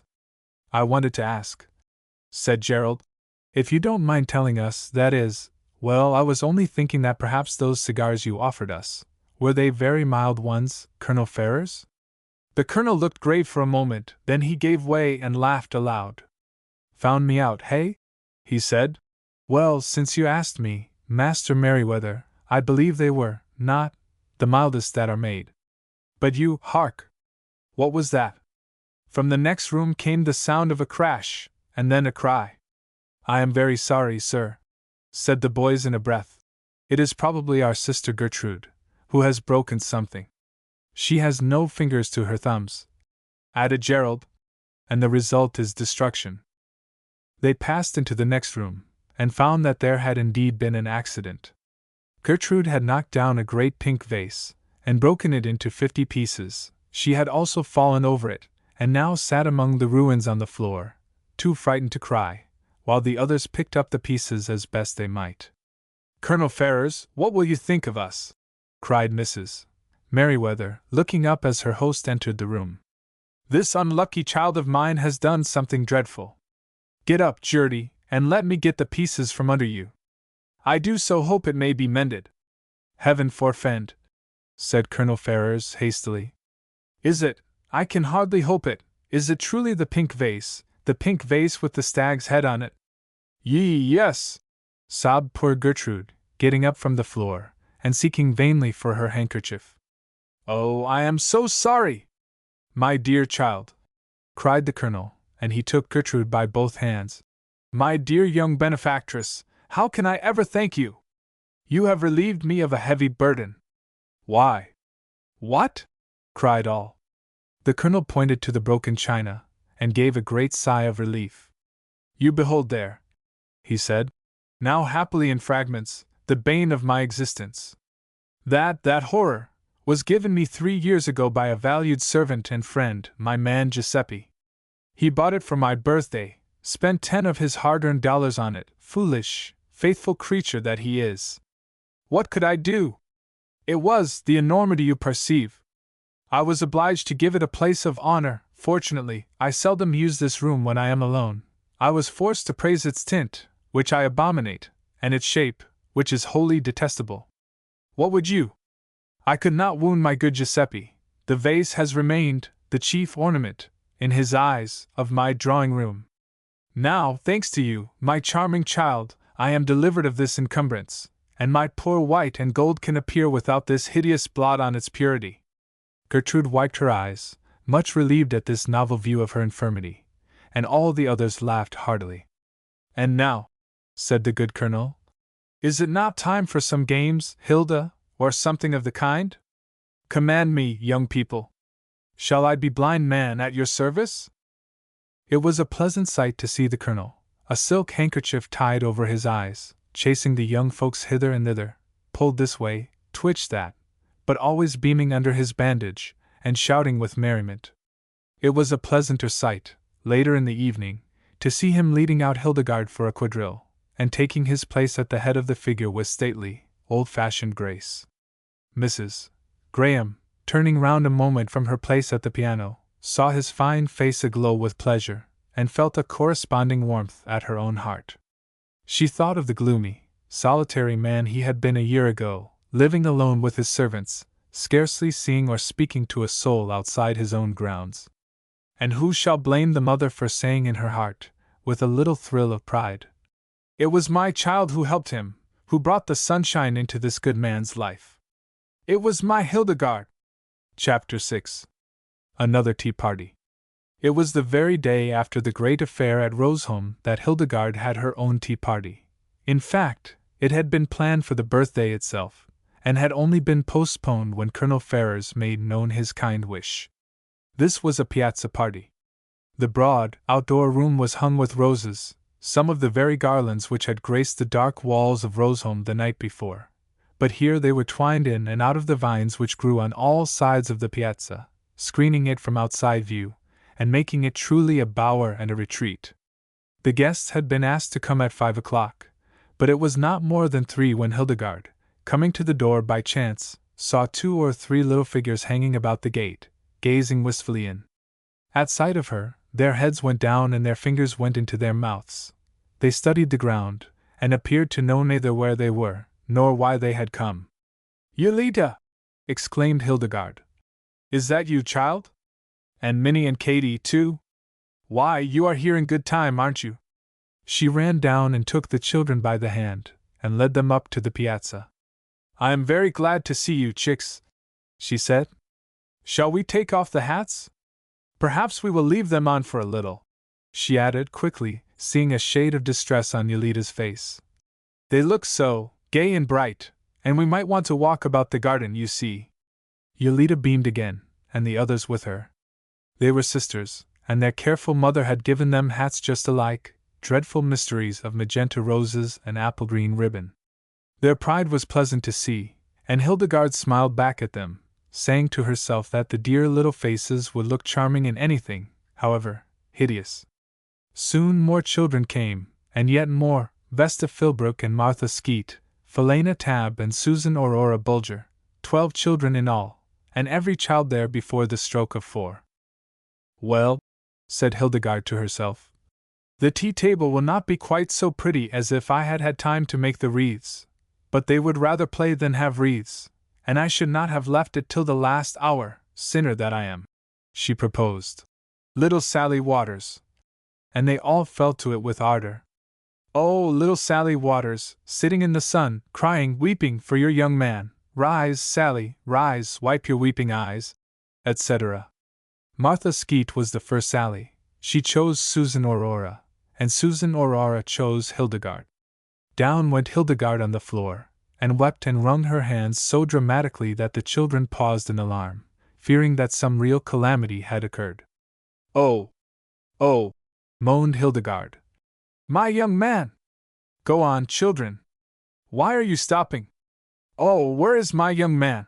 she sobbed, and the children, reassured by a twinkling smile, shrieked with delight. "What shall I do?" sobbed the girl. "I haven't got any young man. Now, children, you must say 'Rise, Sally,' or my foot will be sound asleep, and then I couldn't get up at all, and what would become of your supper?" Aghast at this suggestion, the children began to chant, hastily, "Rise, Sally, rise, wipe your weeping eyes, turn to the east, turn to the west, turn to the one that you love the best."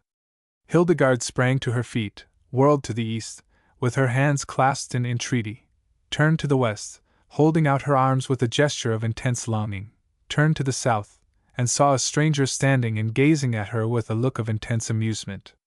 For once Hildegarde thought that her wits were gone. She stood still, her arms dropped to her side, and she returned the stranger's gaze with a look of such simple, absolute dismay that he could hardly keep his countenance. Hastily advancing, he lifted his hat. "Miss Graham," he said, "I beg your pardon for breaking in this way. My sister, I am Roger Merriweather. I ought to say first, Belle wanted to know at what time she should come over, and as none of the boys were at hand, I ventured to come over with the message." His eyes, they were kind eyes, as Hildegarde noticed in her distress, his eyes seemed to say, "I wish you would not mind me in the least, my child. Have I not sisters of my own, And don't I know all about Sally Waters? It almost seemed as if the words were spoken, and Hildegarde recovered her composure, and came forward, with a burning blush, it is true, but holding out her hand with her own sweet cordiality. I am very glad to see you, Mr. Merriweather. You are very good not to laugh at poor Sally's distresses. Tell Belle that the children are all here, and the sooner she comes the better. But will you not come in, Mr. Merriweather? My mother will be delighted to see you. We have heard so much of you from all the children. Roger Merriweather excused himself on the ground of letters that must be written, but promised himself the pleasure of an early call, and so, with another kind, sensible look, and a smile and a friendly word to the children, he withdrew, and Hildegarde saw him leap lightly over the fence, a tall, well-knit figure, springy and light as Gerald's own. The girl drew a long breath of dismay, but it quavered, and finally ended in a hearty laugh. And how perfectly he behaved, she said aloud. If one had to make a spectacle of oneself, and apparently it is to be my fate through life, surely no one could choose a kinder-looking spectator. Here she became aware of the children, standing at gaze, and evidently waiting for her next word. Why, what am I thinking about? She cried merrily. Do you think we have had enough of Sally, children? I think perhaps I have. And what shall we play next? I fear it is too hot still for I spy. We must keep that till after tea. What are you saying, Martha? Speak out, dear, and don't be afraid to say just what you would like best. This is your own party, you see, and it is to be the kind of party you all think pleasantest. Martha murmured inaudibly several times, but spurred by digs in the ribs with several pairs of sharp elbows, finally spoke aloud with a sudden yelp. Oh, please, Susan Aurora Bulger, I'll go right and tell your mother this minute, please, the Highland gates to die. What? Asked Hildegarde, in amazement. Say it again, Martha, please. The Highland, what? Gates to die, said Martha Skeet, and all the children took up the chorus. The Highland gates to die, please, teacher. Hildegarde repeated the words to herself, but no light came. I don't understand, she said. You will have to show me how to play, for I never heard of the game. Highland gates, well, I shall learn it quickly, I hope. Yelida, will you take the lead? Yelida, a sheep-faced child, with 6 whitey brown pigtails, motioned to the others, who at once joined hands in a circle. Then she began to pace slowly round the circle, and all the children broke out into a wild chant. Go round and round the level, go round and round the level, go round and round the level, the Highland gates to die. Now the arms were lifted, and the leader wove her mystic paces in and out among the children, while the words changed. Go in and out the window, go in and out the window, go in and out the window, the Highland gates to die. Yelida took Vesta Philbrook by the hand, led her into the circle, and knelt solemnly before her, and the others sang, wildly. Kneel down and face your lover, kneel down and face your lover, kneel down and face your lover, the Highland gates to die. What are you playing? Cried Belle Merriweather, who had come in quietly, and was watching the proceedings in amazement. Don't ask me, Hildegarde replied. Watch and listen, and learn if you can. Oh, this is tragedy, indeed! For Yelida had thrown herself backward, not without a certain dramatic force, and now lay prone at Vesta's feet, and the children chanted, solemnly. She's dead because she loved him, she's dead because she loved him, she's dead because she loved him, the Highland gates to die. This ended the game, and the children smiled joyously, while Yelida plumed herself like a little peacock, taking to herself the credit of all the interest shown by the young ladies. But what an extraordinary thing! Cried Belle. Hildegarde, have you an idea what it can mean? Hildegarde shook her head. It must be something old, she said. It must come from some old story or ballad. Oh, if we could only find out! They questioned the children eagerly, but could learn nothing. It was merely, the Highland gates to die. And they had always played it, and everybody else always played it, that was all they knew. At this moment a well-known brown bonnet was seen bobbing apologetically up the drive. The widow Langton had been making frantic efforts to catch Hildegarde's eye, and now succeeding, began a series of crab-like bows. Oh, cried Hildegarde eagerly. "There is Mrs. Langton, and she will know all about it." "Yes," chimed in the children, in every variety of shrill treble. "Widder Langton, she'll know all about it, sure!" Mrs. Langton was surrounded in a moment, and brought up on the piazza. Here she sat, turning her head from side to side, like a lean and pensive parrot, and struggling to get her breath. "It's catch me," she said faintly in reply to the girl's questions. "Miss Graham, my dear, it's catch me in my right side, and I like to ha died on your threshold." "Yes, my dear." She nodded her head many times, and repeated with unction, "I like to ha died on your threshold." "Oh, I am so sorry, Mrs. Langton," said Hildegarde, soothingly, while she quieted with a look Belle's horrified anxiety. "I think you will be able to go in and get a cup of tea presently, won't you? And that will take away the pain, I hope." Mrs. Langton's countenance assumed a repressed cheerfulness. "You may be right, dear," she said. "I shouldn't go to contradict your blessed mother's darter, not if she told me to get a whole supper, let alone a cup o' tea, as is warming to the innards, let him deny it who will. There! I feel it a leetle better now already," she announced. "Ah, it's a blessed privilege you have, Miss Graham." Without stopping to analyze these remarks too closely, Hildegarde said a few more soothing words, and then went straight to the matter in hand. "Mrs. Langton, can you tell us anything about a game the children have been playing, the game of the Highland Gates? We are very much interested in it, Miss Merriweather and I. This is Miss Merriweather, and we want to know what it means." "To be sure, my dear!" cried the widow Langton. "The Highland Gates to die, dear me, yes! If ever a person could tell you, and Miss Bellflower, is it? Ah! She looks rugged now, don't she? And livin' in the old Shannon house, too. Tea is dreadful unhealthy, they say, the Shannon house. But havin' a rugged start, you see, you may weather it a considerable time, dearie, and be a comfort to them as has you while they has you. My Philena, her cheeks was just like yours, like two pinies. And where is she now? Ah! I've seen trouble, Miss Bellwether. Miss Graham here can tell you of some of the trouble I've seen, though she don't know not a quarter part of it." "Oh yes, Mrs. Langton," said Hildegarde, with what seemed to wondering Belle rather a scant measure of sympathy. "Miss Merriweather shall hear all about it, surely. But will you tell us now about the game, please? We want to know so very much." "To be sure, dearie. To be sure," acquiesced Mrs. Langton with alacrity. "Tea is a fine game, and ancient, as you may say. Why, my grandmother taught me to play the Highland Gates when I was no bigger than you, Vesta Philbrook. Ah! Many's the time I played it with my sister Salome, and she died just about your age." "Well, Mrs. Langton," said Hildegarde, encouragingly. "Well? Oh, bless you! No, dearie. She was terrible sick. That was why she died. Oh my, yes! She had dyspepsy right along, suffered everything with it, yet 'twas croup that got her at last. Ah! There's never any child knows when croup 'll get her, girl nor boy." Hildegarde began to feel as if she must scream, or stamp her foot, or do some other impossible thing.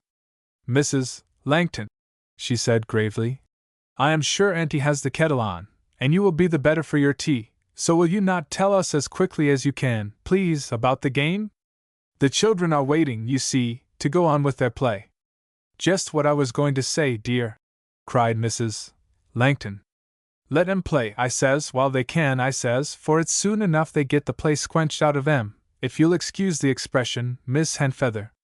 At this apostrophe, delivered with mournful intensity, Belle retreated hastily behind a post of the veranda, and even Susan Aurora Bulger giggled faintly, with her apron in her mouth. Hildegarde was silent, and tried the effect of gazing severely at the widow, apparently with some success, for after a pause of head-shaking, Mrs. Langton continued. "But as you was saying, dearie, about the game." Yes.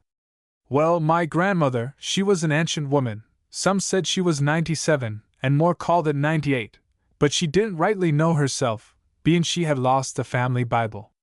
Burned up with the house it was, before she came from the provinces, and some said it was because of starting a new fire in the cook stove on Sunday. But I don't want to set in judgment, not on my own flesh and blood, I do not, Miss Graham. And I remember as if it was this day of time, she set in her chair in the porch to our house, smoking her pipe, if you'll excuse me, ladies, being an ancient woman, and I have heard great ladies took their pipes in them times, but so it is. And she says to me, Drusilla, she says, why don't you play with Salome? And I says, 'cause I ain't got nothing to play. And she says, come here, she says, and I'll learn ye a game, she says. So I called Salome, and we two stood there, and Grandmother she taught us the Highland gates to die. Salome, she had been feedin' the hens, and when she come back she left the gate open, and they all got out and went and strayed into the woods, and my father got so mad we thought we should lose him, for sure. Purple he used to get when he was mad, same as a late cabbage, and an awful sight. Yes, children, be thankful if you're learned to keep your tempers. So that's all I know, Miss Graham, my dear, and you're welcome as heir to it. And I do believe I see Miss Auntie looking out the kitchen winder this minute, so if you'll excuse me, ladies, bein' I feel a goneness inside, and if I should faint away, how your blessed mother would feel. Chapter 7. In Good Green Wood. They were in the Rosehome woods, all 4 girls, Hildegarde, Belle, Gertrude, and little Kitty. Kitty was only 8 years old, but she liked good times as well as if she were 16, and when the sisters said, "Come along, Kitty," she had dropped her doll and flown like a bird to join them. Willie shouted after her, having designs on her in regard to tin soldiers, but for once Kitty was deaf to her Willie's voice. Now she was as happy as a child could be, sitting in a nest of warm pine needles, playing at partridge mother. The other girls sat near her, making oak wreaths and talking busily. Belle was telling of some college experiences. So we found we had not nearly green enough to trim the hall, and I volunteered to get some more, while the rest of the committee made the garlands. I had not far to go, only to the grove, about a mile beyond the campus, but it was growing dark, so I hurried as much as I could. I ran across Professor Thunder's yard, as that cut off nearly half the distance, and there my fate found me. Oh dear! Hildegarde, you will never guess what I did. Nothing, I am sure, said Hildegarde gravely. That was not consistent with dignity and decorum. The college maiden is an awful person, I have always understood. You shall judge, said Belle. Remember that I was alone, with none to help me carry the boughs, that I was late, it being then 6 o'clock, and the dance beginning at 8. I had to get the greens, help put them up, get my supper, dress, and be there at 8 to receive the juniors. And there, in the clear afternoon light on the lawn, stood the professor's wheelbarrow, saying as plainly as a wheelbarrow can, "You'd better take me along to bring the things home in." Could I resist that mute appeal? I could not. I saw, I took, I trundled. The thing went of its own accord, I believe. Certainly I never before made such good time to the grove. Once there, it was a matter of only a few minutes to strip the boughs and fill the friendly barrow. But oh! I filled it not wisely, but too well. It was all so green and pleasant, and the smell of the trees was so delightful, that I did not know when to stop. Soon the barrow was heaped high with all manner of pleasantness, and I started to return. Well, my dear, then the trouble began. In the first place, full barrows are different from empty ones. It was very heavy, and the boughs kept slipping this way, and sliding that way, and tumbling down every 3rd second. I got cross, oh, so cross! And presently I passed the janitor's son, lounging along homeward, and he grinned, being an oaf, and said, "Better let me help ye, hadn't ye?" Oh, no! He didn't mean to be rude, he really meant to help, but my blood was up, and my hair was down, and I was very short with him, I fear, and trundled off alone with my dignity. Then a branch fell out and got tangled in the wheel, and while I was getting it out a twig snapped into my eyes, and there was a stone in my shoe, and altogether, well, it was only a mile to the grove, but it was 20 miles back, I can tell you. Before I reached the campus my arms were so sore, and my foot so lame, and my eye so painful, that my pride ran out at the heels of my boots, like the gunpowder. I was going pretty slowly, so as to keep the boughs from tumbling out more than was absolutely necessary, and I heard the boy lumbering up behind me again. So, without turning round, I said, "You shall help me now, if you please, and oh, Hildegarde." A deep voice answered, "I shall be charmed to do so," and I looked up and saw Professor Thunder. "Oh, Belle! Oh, poor thing!" cried Hildegarde. "What did you do?" "Do?" replied Belle. "I didn't do anything. He took the handles from me, his own handles, mind you, of his own barrow, and trundled it solemnly along. I was struggling with hysterics. I am not in the least hysterical by nature, but the combination, the professor taken for a lout and commanded to trundle his own barrow, stolen by a sophomore, the twig in my eye and the stone in my foot, was too much for me. Besides, there seemed nothing in particular to say. I could not begin, "Please, sir, I thought you were the janitor's boy," nor did "Please, Professor Thunder, this is your wheelbarrow, which I have stolen," seem exactly a happy opening for a conversation. So we went on in silence, and when the branches tumbled off, I picked them up without a word. How could I be such a dumb idiot? Don't ask me. If it had been any other professor, I might have found courage to speak, but Jupiter Tonans was my terror and my hero. I sat at his feet, and the roll of his deep voice was music to my sophomoric ears. I had never spoken to him out of class, but only that morning he had praised my translation, he who seldom praised anything, and now to come to this. At last, after about 3 hours of dreadful silence, he opened his lips and spoke. "The greens are for decorational purposes, I presume, Miss Merriweather?" Oh, and I had hoped he would not remember who I was. "Yes, sir," I said, "for the sophomore reception this evening." "Ah," he said, "in that case, it will be well for us to hasten." Silence again, while we quickened our pace, making the branches fall off more than ever. Then, "The wheelbarrow," said the professor, "amazes us by its combined simplicity and perfection. The conception of a man of universal genius and vast erudition. I allude to Leonardo da Vinci, the marvelous Florentine. It has for upwards of 300 years served mankind as a humble but valued ally in every rank of life it finds its place. This barrow, for example." My heart came into my mouth. "Professor Thunder," I said, "this is your wheelbarrow. I came across your lawn, and saw it standing there, and I took it." "Yes, my child," he said, "I saw you take it." "Oh, oh," moaned the two girls. "Poor Belle! Oh, poor Belle!" Then I broke down and cried, and told him all about it, and how I had taken him for the janitor's boy, and all. Girls, he was perfectly angelic. He made me sit down on the bank to rest, and talked to me, oh, so kindly, and was glad I had taken the barrow, and all. And, it is too dreadful to tell, but I had dropped my handkerchief, and he gave me his, about 3 square yards of finest cambric. I shall never smell orris again without thinking of that moment, and said, "You won't think me vain to repeat this, Hildegarde," said that he could not have his best pupil spoil her eyes, as it would interfere with her Greek. And then we came to the campus, and the girls standing in the door of the gym saw Professor Thunder wheeling the wheelbarrow full of greens, and me walking meekly by his side. I shall never forget their faces, one moment, and then they turned and fled.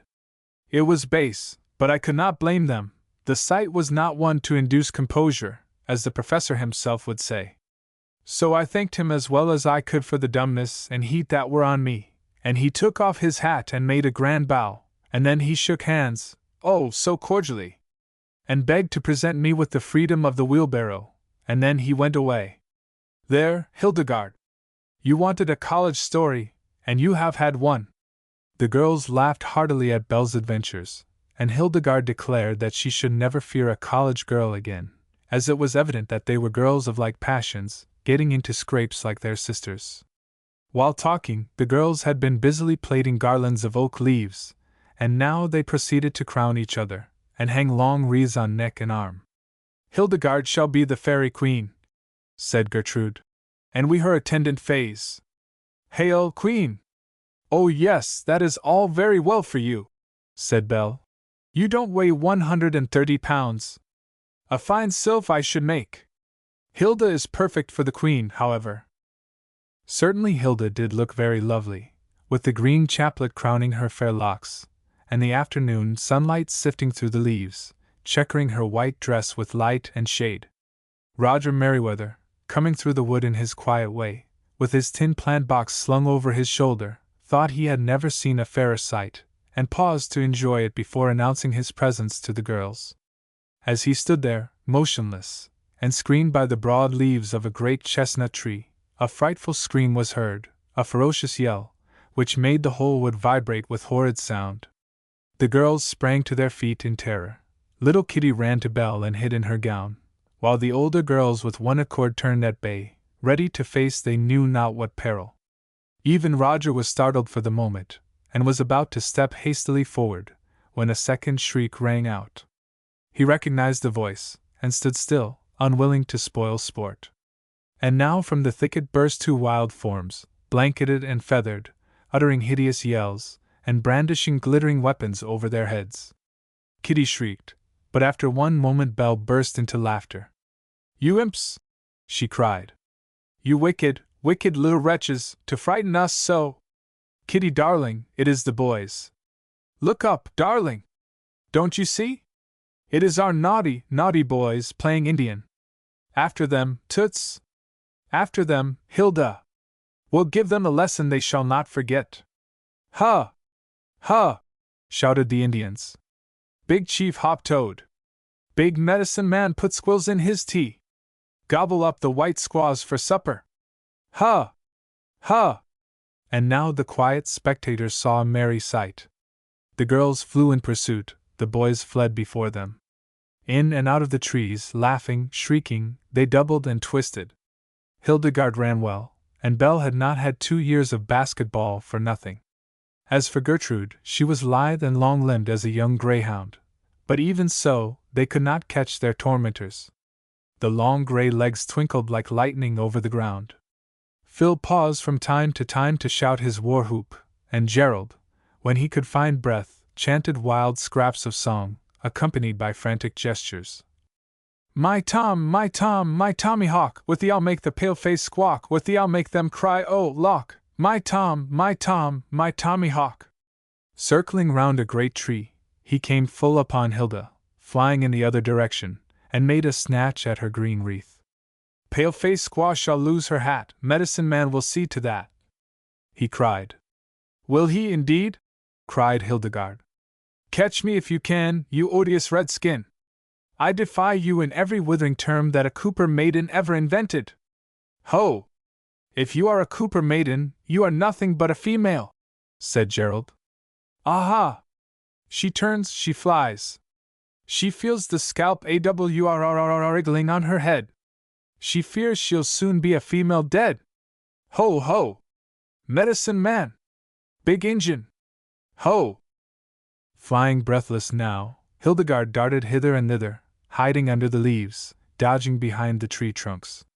Finally, seeing her foe pausing for an instant behind the bole of a huge nut tree, she rushed upon him, and seizing him, shook him violently. Then she let go her hold and screamed, for it was not Gerald that she was shaking. Roger Merriweather stepped forward, unable to keep from smiling at her face of horror. He felt a little out of it, perhaps, and 24 seemed a long way from 17. But he should not have watched the girls, he told himself with some severity, without letting them know he was there.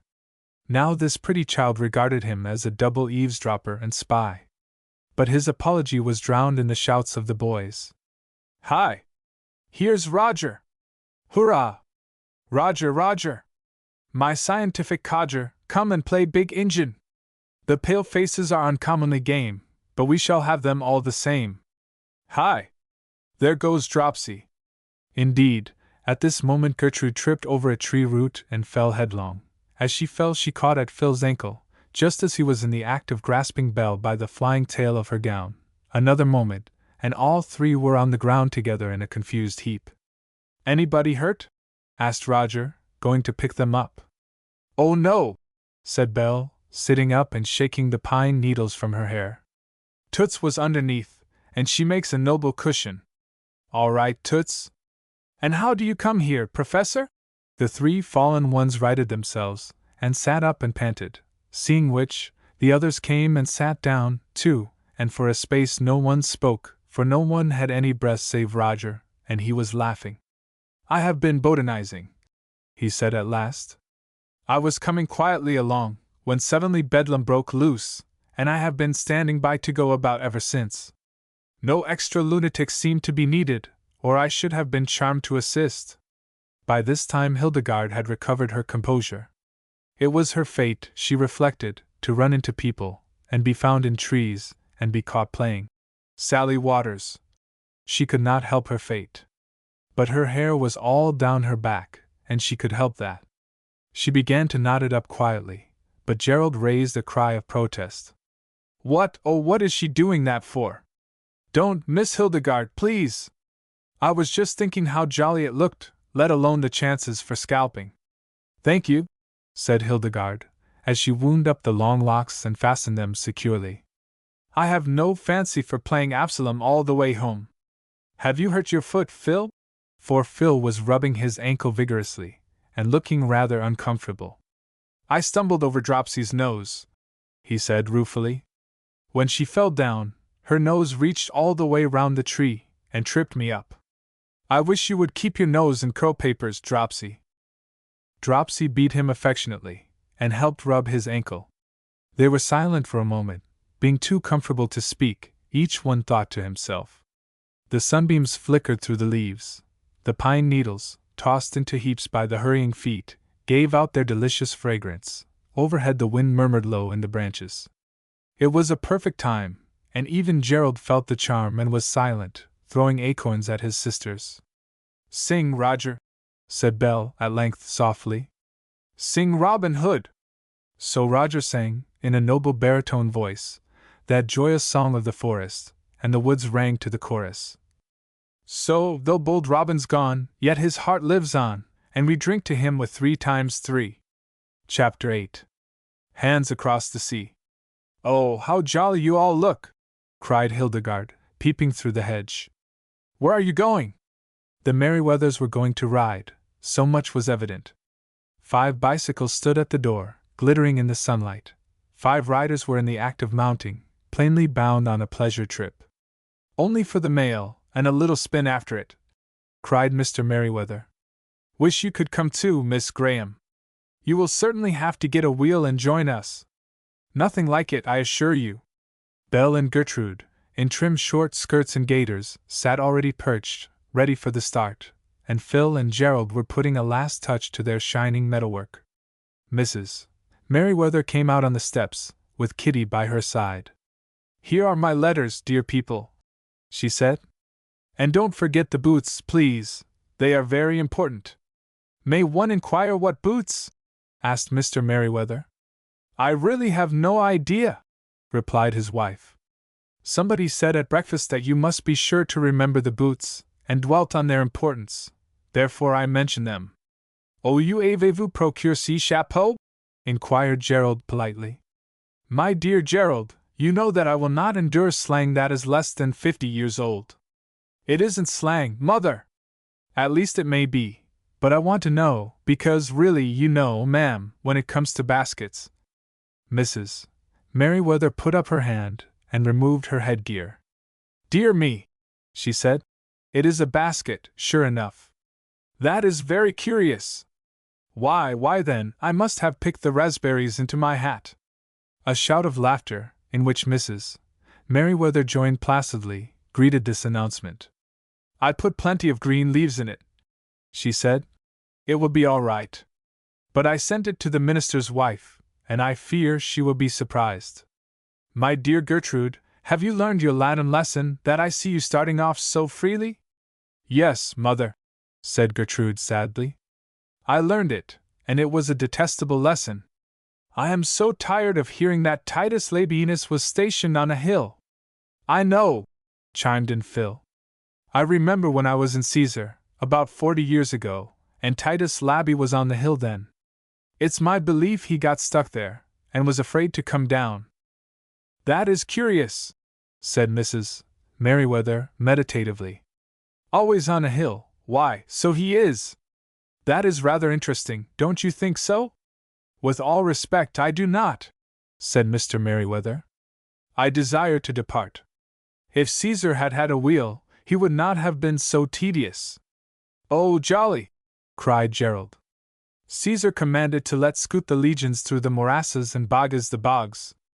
Then came Vercingetorix on a 91 Columbia, weighing 73 pounds, and said, How in time am I to get up this hill? Then spake to him Caesar, and said these words, Get out, you Ferguson! For Ferguson, swiftly departing, had launched a kick at his brother in passing, nearly sending him from his seat. Gerald whirled off in pursuit, the others followed more soberly, and the whole party disappeared round the curve of the road. Hildegarde looked after them rather dolefully. A year ago a girl on a bicycle was a shocking thing to our heroine. She shook her little head severely, and said that nothing would induce her to mount one. Somehow her views had changed since she had seen the Merryweathers on theirs. She began to think that it would be uncommonly pleasant to go skimming along like a swallow, swooping down the hills and whirling along the levels. The nearest approach to flying that this generation will see, Mr. Merryweather called it, and Hilda inclined to think he was right. However, remember that you are both coming over this morning, called Mrs. Merryweather cheerfully. I mean this evening, of course, to tea. We will have some music. Kitty, my dear, we must go to our French.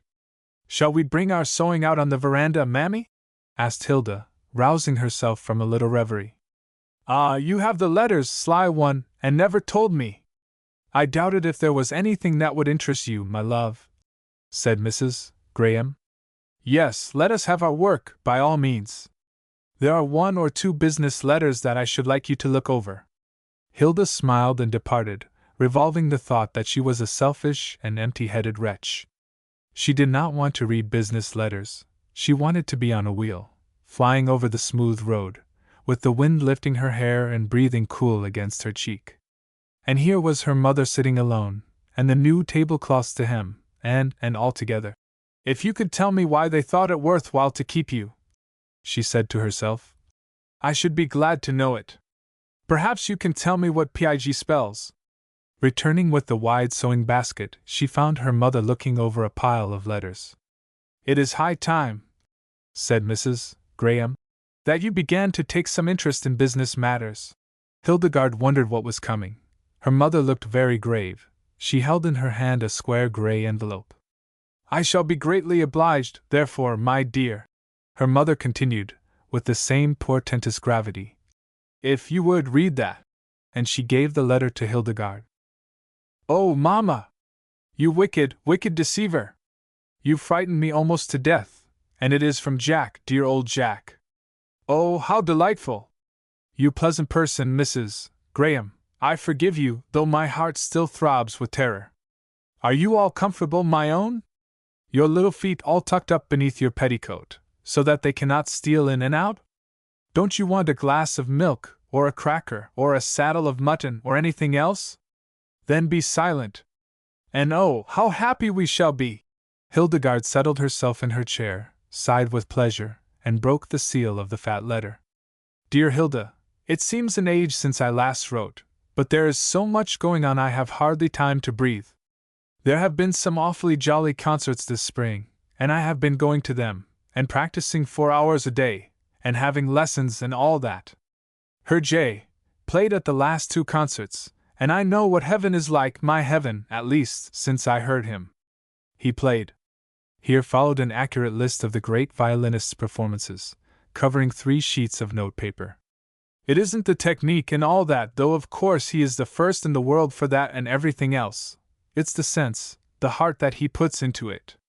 In that adagio, well, I played it to you once, like the cheeky little duffer I was, and felt pleased as punch with myself, and no end cocked up because you liked it. Hilda, I ought to have been taken out and shot for daring to touch it. When the maestro, they call him maestro here, so you mustn't think me Frenchified, when he played it, the world seemed just to melt away, and nothing left but a voice that sang, and told you more than you ever dreamed of in all your life before. I wish I could describe things, but you know I can't, so you won't expect it.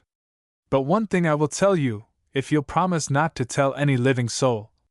Stop, my dear, said Mrs. Graham quickly. We must not touch upon the boy's confidences. Head that part to yourself. Thank you, ma'am, said Hilda. This mark of trust is most gratifying, I assure you. Not tell any living soul except your mother, dear. Now how do you feel, madam? Dear Jack, said Mrs. Graham softly. Dear lad!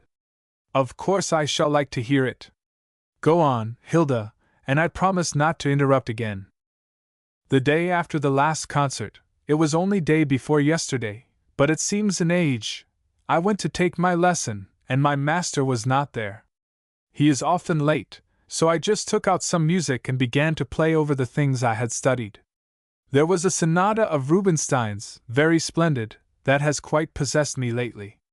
I played that, and I suppose I forgot where I was and all about it, for I went on, never hearing a sound except just the music. You must hear it when I come back, Hilda. It begins in the minor, and then there's the most superb sweep up into the major. Your heart seems to sweep up with it, and you find yourself in another world, where everything is divine harmony. I'm talking nonsense, I know, but that piece just sends me off my head altogether. Well, at last I finished it and came down from the clouds, and when I turned around, Hilda, there was the maestro himself, standing and listening. Well, you can't go through the floor and all that sort of thing, as they do in the fairy books, but I did wish I was a mouse, or a flea, or anything smaller that there is. He stood still a minute. Perhaps he was afraid I would behave like some asses the other day. They weren't Americans, I am happy to say, who met him, and went down on their knees in the hotel entry, and took bits of mud from his shoes for a keepsake. They truly did, the horrid pigs. And he just said Dummkopfer, and went off and left them kneeling there. Wasn't that jolly? Well, I say, he might have thought I would act like that, and yet I don't believe he did, for he had the kindest, friendliest look on his face. He came forward and held out his hand, and said, So you play the great sonata, my son, and love it too, I perceive. I don't know exactly what I said, some rubbish about how much I cared for it, but I stammered mostly, and got all kinds of colors. I guess you can tell pretty much how I behaved, though I really am getting to be not quite so much of a muff. Anyhow, he seemed to understand, and nodded, and said, Give me now the violin, for there are things you understand not yet in the piece. Oh, Hilda! He took my violin in his own hands and played for me. Think of it! The greatest master in the world, all alone with me there, and playing well, I don't know how to say what I mean, so you'll have to imagine it for yourself. He went all through it, stopping once in a while to explain to me, and to describe this or that shade of expression or turn of the wrist. It was the most splendid lesson anyone ever had, I believe. But that is not the best, and I hardly like to tell even you the rest. You may think I am just bluffing, and anyhow, but it is the truth, so, well, after about half an hour my master came in, and of course he was delighted, and highly honored, and bowing and scraping and all. But the maestro came and put his hand on my shoulder, and said, Friend, will you give me up this pupil, Hein? I don't mind if you don't believe it. I didn't myself, but thought I was asleep and dreaming it all. I will give you in exchange 2 others, he said. The fat English lady has shortness of breath, and cannot keep my hours of work, and the young Russian makes eyes at me, which is not to be endured. Will you take them, both very rich, and give me in exchange this child? Of course there is only one answer, you know. It is like when a king asks for anything. And besides, Herr Geiger is so good and kind. He was really perfectly delighted at my having the great chance, the chance of a lifetime. So I am going this afternoon to take my first regular lesson from the great master of the world, and I don't deserve it, Hilda, and I wonder why everything is done so for me, and such happiness given to a fellow like me, when there are hundreds of other fellows who deserve it a great deal more. I know what you and your mother would say, and I do feel it, and I am thankful, I truly think, with all my heart, and I hope I shall be a better fellow in every way, and try to make some return. I couldn't go without telling you. Of course I wrote a line to the governor first. He will be so happy. And of course if it hadn't been for him, I never should have had any music, or any violin, or anything. And without you and your mother, Hilda, I never should have come here, that is certain. So I don't see very clear sometimes, when I think about you and him. Time for the lesson now. Goodbye. I am the happiest fellow in the world. Best love to your mother and uncle, No! Shall write to him by this mail. Always your affectionate Jack. P.S. Less inglorious. He is really the greatest man in the world. I don't care who the next is. I didn't thank you for your last letter. Of course, I felt for a minute as if my gas balloon had bust, when you told me that the lovely Rose was going to marry Dr. Flower, but I guess it is all right. You see, she must be very sweet and all that, but after all, I never saw her, and you say she has no ear for music, and I am afraid that would have been a pretty bad thing, don't you think so yourself? So I guess it is all right, and I am as jolly as a coot. Awfully jolly about the new neighbors turning out such bricks. Do any of them play or sing? Jack. P.P.S. I fought my first duel yesterday, with a chap who slang the U.S. I got a cut on my left arm, but then I cut a little slice off his ear, so I was all right. J. Dear me! Exclaimed Mrs. Graham. A duel! The naughty, naughty boy! Those student duels are not apt to be serious affairs nowadays, I believe, but still it seems a dreadful thing. What will the Colonel say when he hears it? He will very likely be pleased as Punch, as Jack says, rejoined Hildegarde. To have his milksop fight a duel would probably seem to him a very encouraging thing. And of course, Mamma, it isn't like a real, dreadful duel, is it? I mean, it is more a kind of horrid bear play. But oh, to think of our Jack cutting off a piece of a man's ear! It almost spoils the beautiful other part of it. No, nothing can spoil that. Dear, delightful, stupid, glorious old Jack!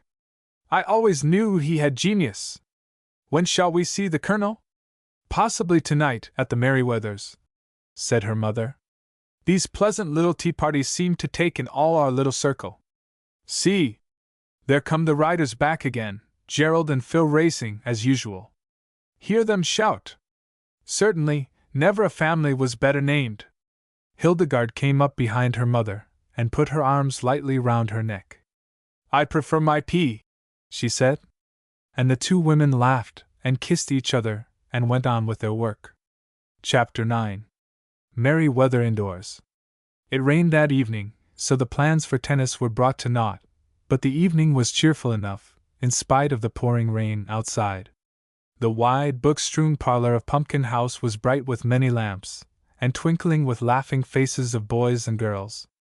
Mr. Merryweather, cheerfully resigned to company, possessed his soul and his pipe, being duly assured that Mrs. Graham liked the smell of tobacco, and the Colonel puffed his cigar beside him. A little fire crackled on the hearth. Just for society, Mrs. Merryweather said, and most of the windows were wide open, making the air fresh and sweet with the fragrance of wet vines and flowers. The two ladies were deep in household matters, each finding it very pleasant to have a companion of her own age, though each reflecting that the children were much better company in the long run. The children themselves were playing games, with gusts of laughter and little shrieks and shouts of glee. They had horned lady, and Willie's head was a forest of paper horns, skillfully twisted. Hugh had just gone triumphantly through the whole list. A sneezing elephant, a punch in the head, a rag, a tatter, a good report, a bad report, a cracked saucepan, a fuzzy tree-toad, a rat-catcher, a well-greaved Greek, etc., etc., etc. There are no thoughts in this game, beloved, said the child when he had finished, turning to Hildegarde. My head turns round, but it is empty inside. Good for Hugh, cried Phil. Just the same with me, Hugh. It makes me feel all fuzzy inside my head, like the tree-toad. You are like a tree-toad, said Gerald. That is the resemblance that has haunted me, and I could not make it out, because as a rule tree-toads are not fuzzy.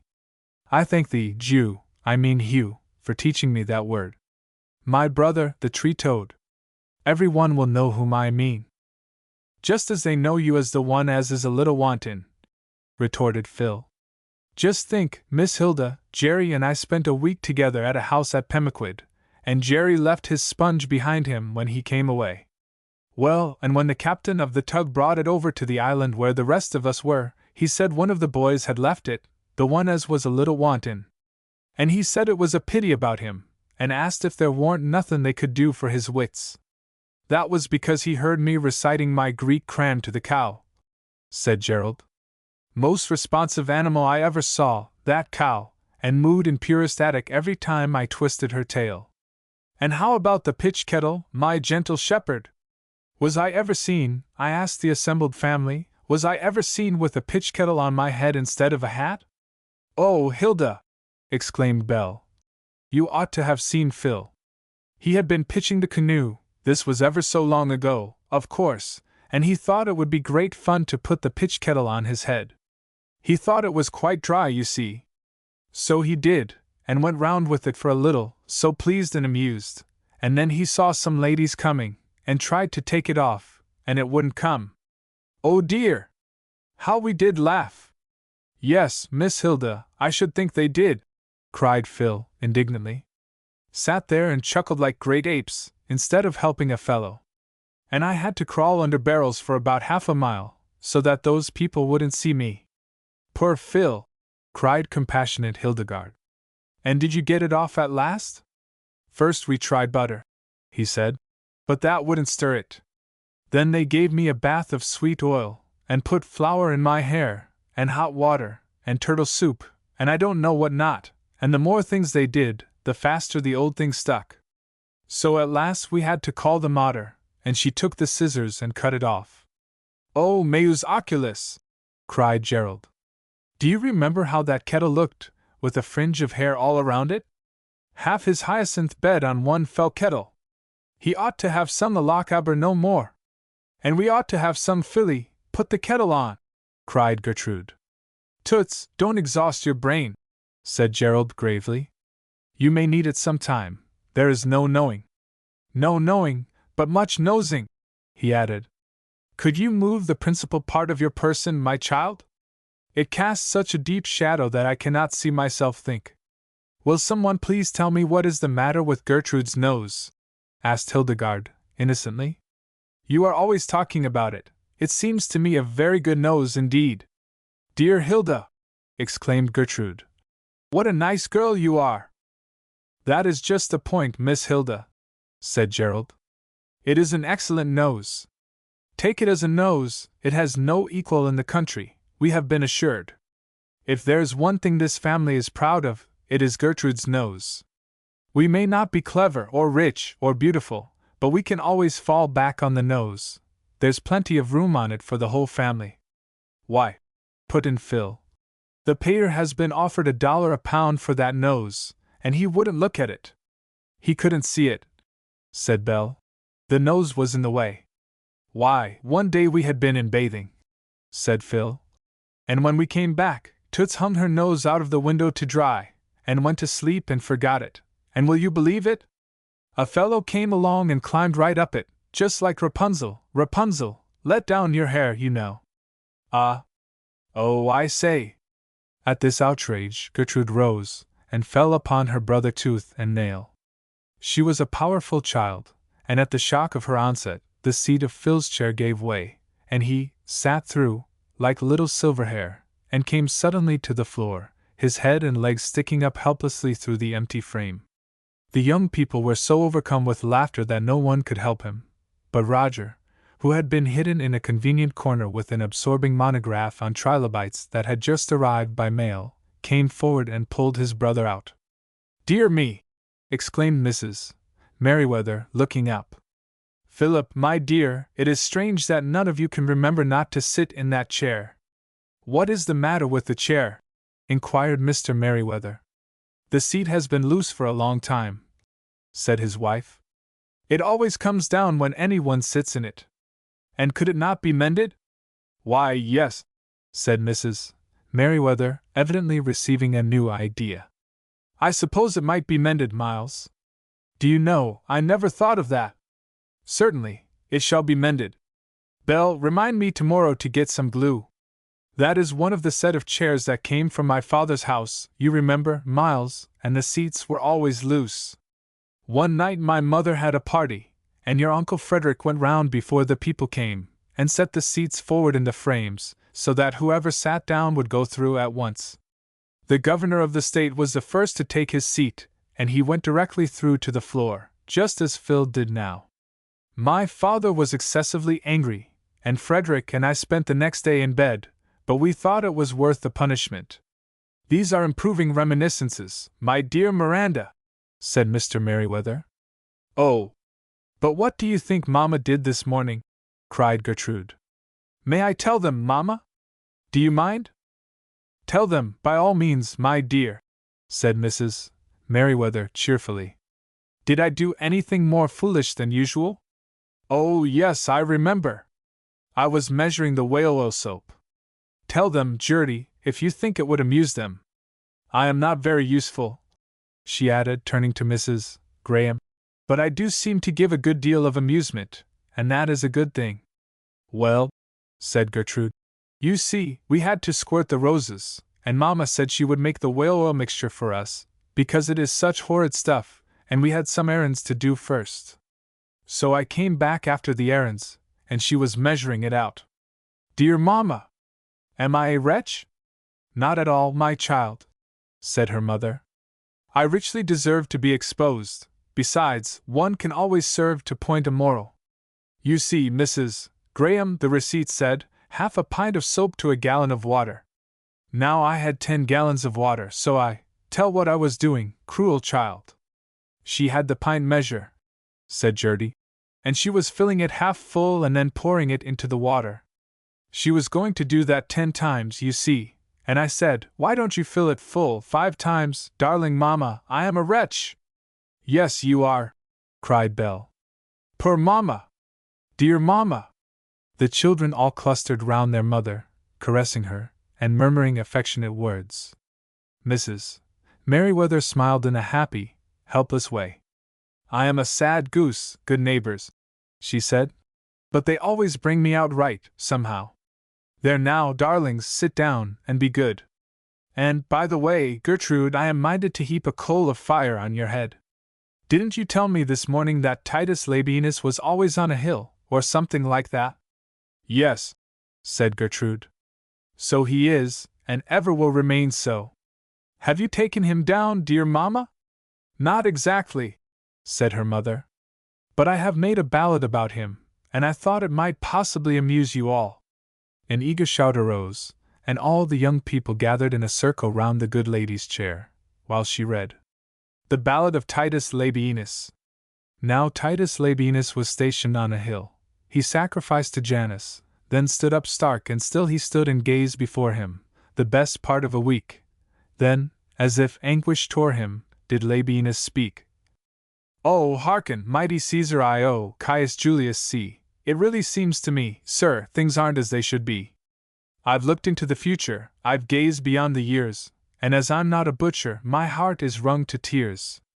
All Gaul it is divided in parts 1, 2, and 3, and bravely you and I did, in Britain o'er the sea. In savage wilds the Teuton has felt your hand of steel, proud Rome you've set your boot on, and ground it 'neath your heel. But looking down the ages, there springs into my ken a land not in your pages, a land of coming men. I would that it were handier 'tis far across the sea, 'tis Yankee Diddle Dandia, the land that is to be. A land of stately cities, a land of peace and truth, but oh, the thousand pities! A land of weeping youth. A land of school and college, where youths and maidens go seeking after knowledge, but seeking it in woe. I hear the young men groaning. I see the maidens fair, with sighs and bitter moaning, tearing their long, fair hair.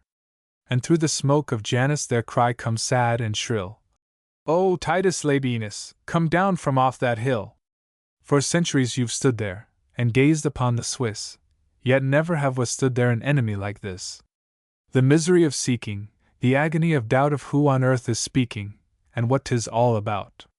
Now he had planned an action, and brought his forces round, but well, there rose a faction, and ran the thing aground. And their offense was heinous, yet Caesar had his will, and Titus Labienus was stationed on a hill. Then the Helvetii rallied, to save themselves from wrack, and from the towns they sallied, and drove the Romans back. The land was quite mountainous, yet they were put to flight, and Titus Labienus was stationed on a height. Then himself advised them upon the rear to fall, but Dumnorix surprised them, and sounded a recall. Quoth he, The gods sustain us! These ills will still surmount. And Titus Labienus was stationed on a mount. Thus comes the cry to hand here across the western sea, from Yankee Diddledandia, the land that is to be. My heart is wrung with sorrow, hot springs the pitying tear. Pray, Julius C., tomorrow let me get down from here. Oh, send me to the valley! Oh, send me to the town! Bid me rebuff the Sally, or cut the stragglers down. Send me once more to battle with Vercingetorix. I'll drive his Gallic cattle, and stop his Gallic tricks. Oh! Sooner shall my legion around my standard fall, in grim Helvetic region, or in galumphing Gaul, sooner the foe enchain us, sooner our lifeblood spill, than Titus Labienus stand longer on the hill. Chapter 10. A New Life. Belle, said Hildegarde, I really think I must be a cat in disguise. What do you mean, dear? Inquired Belle, looking up from her dishpan. Why, I have had so many lives. This is the 5th, at the least computation. It is very extraordinary. Quiet Belle waited, seeing that more was coming. The two girls were sitting on the end of a wharf, in the sparkling clearness of a September morning. Before them stretched a great lake, a sheet of silver, dotted as far as the eye could see with green islands.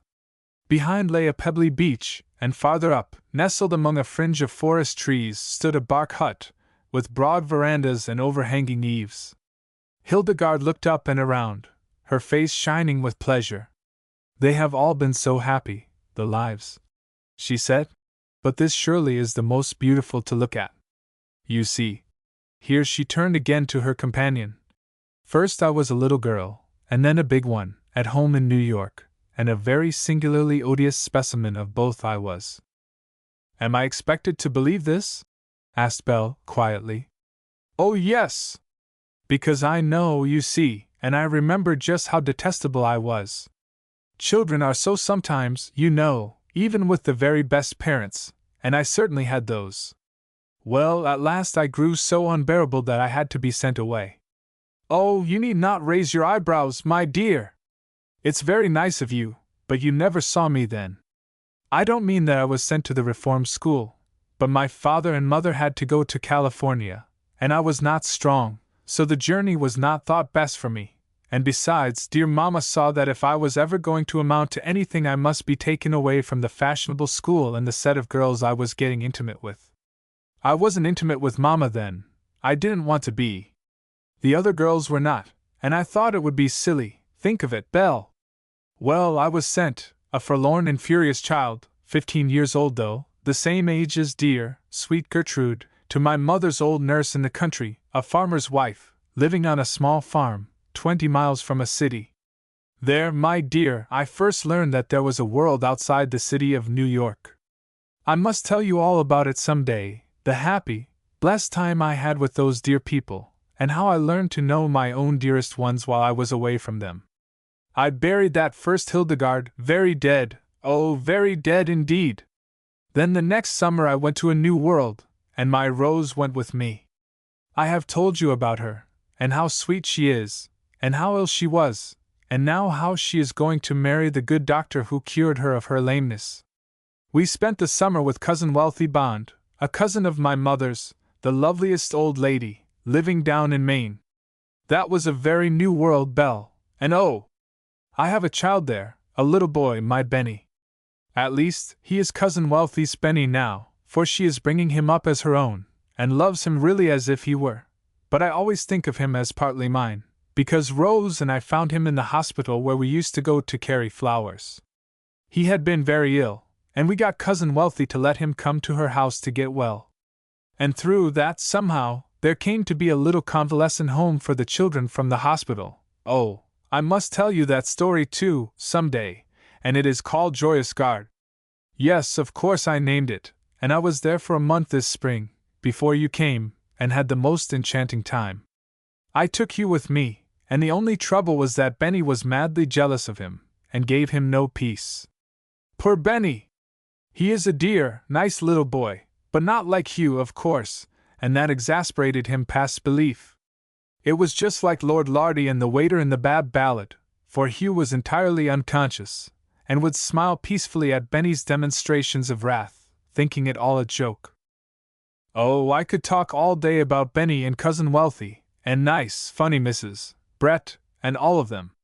Well, then, 2 years ago came our trouble, you know. Dear Papa died, and we came out here, feeling very strange and lost. It was sad at first, of course, but oh, we have had such peace and happiness together, my mother dear and I. The last year, when we had grown used to doing without the dear one, and knew, but Mama always knew it, that we must make happiness for each other, the last year has been a most lovely time. But sweet and happy as it has all been, Belle, still I have always had a small circle to love and to be with. Mama, bless her, and at one time one set of dear friends, and at another time another, never many people at once, and life peaceful and lovely, but one day pretty much like another, you see. But since you all came, I have been in a new world altogether, a great, merry, laughing world, with such lots of children and fun. And noise, put in Belle. We are a dreadfully noisy set, I fear. Oh, noise is good, cried Hildegarde. Such happy, healthy noise as this. I love it, though it did startle me at first. It seemed pleasant enough to have you all next door, but then came this last development, Cousin Wealthy's illness, and her sending for Mama, and your mother's kindness in bringing me out to this delightful place. It is all like a fairy tale. I used to hear of people's camping out, but I always thought I should hate it. Hate this. She looked up at the brilliant sky above her, and around at the shining lake, the dark trees drooping to the water's edge, the green islands sleeping in the sunshine. Oh, pleasant place! She sighed. They were silent for a few moments. Belle was scouring dishpans till they shone like silver, while Hildegarde thoughtfully wrung out the dishcloths that she had been washing as she talked. I suppose, said Belle slowly, life is always good, when we want to make it so. There are so many different kinds of life, I have known so many in the short time I have been alive, and it didn't seem to make much difference about the outside of them. Some of the poorest and most suffering lives have been the happiest and blessedest, and again some that have money and health and everything that so many people sigh for, are miserable, for one reason or another. I can't bear to hear girls say, oh, if I only had money, I would do so much, and be so good, and all that sort of thing. I always want to say, why don't you begin with what you have? I did say it once to a girl, and she has hardly spoken to me since.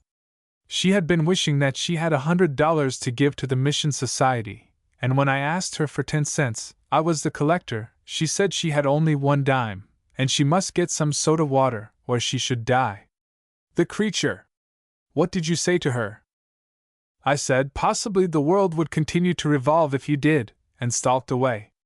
Oh, I cannot stand that sort of thing, you know. And if you are a girl, you can't knock people down when they are cads. Belle spoke regretfully, and Hildegarde could not help laughing at her friend's angry eyes and kindling cheek. The strong white bare arms, the deep chest and square shoulders, looked as if Belle would be no mean antagonist. I should not like to have you knock me down, my dear, said Hilda. You never would need it, said Belle. But I can tell you, Hilda, there are times when I feel as if a blow from the shoulder would be the best argument in the world. I love fighting. And I think I am rather a bonny fighter, as Alan Breck says. Roger taught me to box. Hildegarde opened her eyes a little at this, boxing never having come within her horizon of feminine accomplishments. Does Professor Merriweather know how to do everything? She asked. He seems to be the admirable Crichton come to life again. Nearly everything, said Belle, with judicious candor. He cannot write verses, and he does not like dancing. Those are the only things I can think of just now. A birch canoe glided silently round the point. Roger was kneeling in the stern, paddling, Indian fashion, while Will and Kitty were curled up like 2 kittens in the bow. Hildegarde thought to herself that he was the handsomest man she had ever seen, so strong, so gentle, so perfectly graceful, but she did not say so. What luck! Cried Belle, as the Chimon came alongside the wharf. Roger held up a string of gleaming fish, 2 of them long, deep-bodied fellows, striped with pink and silver. Willie was happy with 3 hideous horned pouts, which he declared were the best fish that swam. Oh, pickerel! How delightful! Cried Belle, as she took the beauties from her brother's hands. "We will bake them for supper, Hilda. It is our turn, isn't it?" "Oh," said Willie. "I thought it was Toots and Roger's turn. Toots makes the best griddle cakes, and she ought always to get supper." "Willie, you ungrateful little monster!" cried Belle.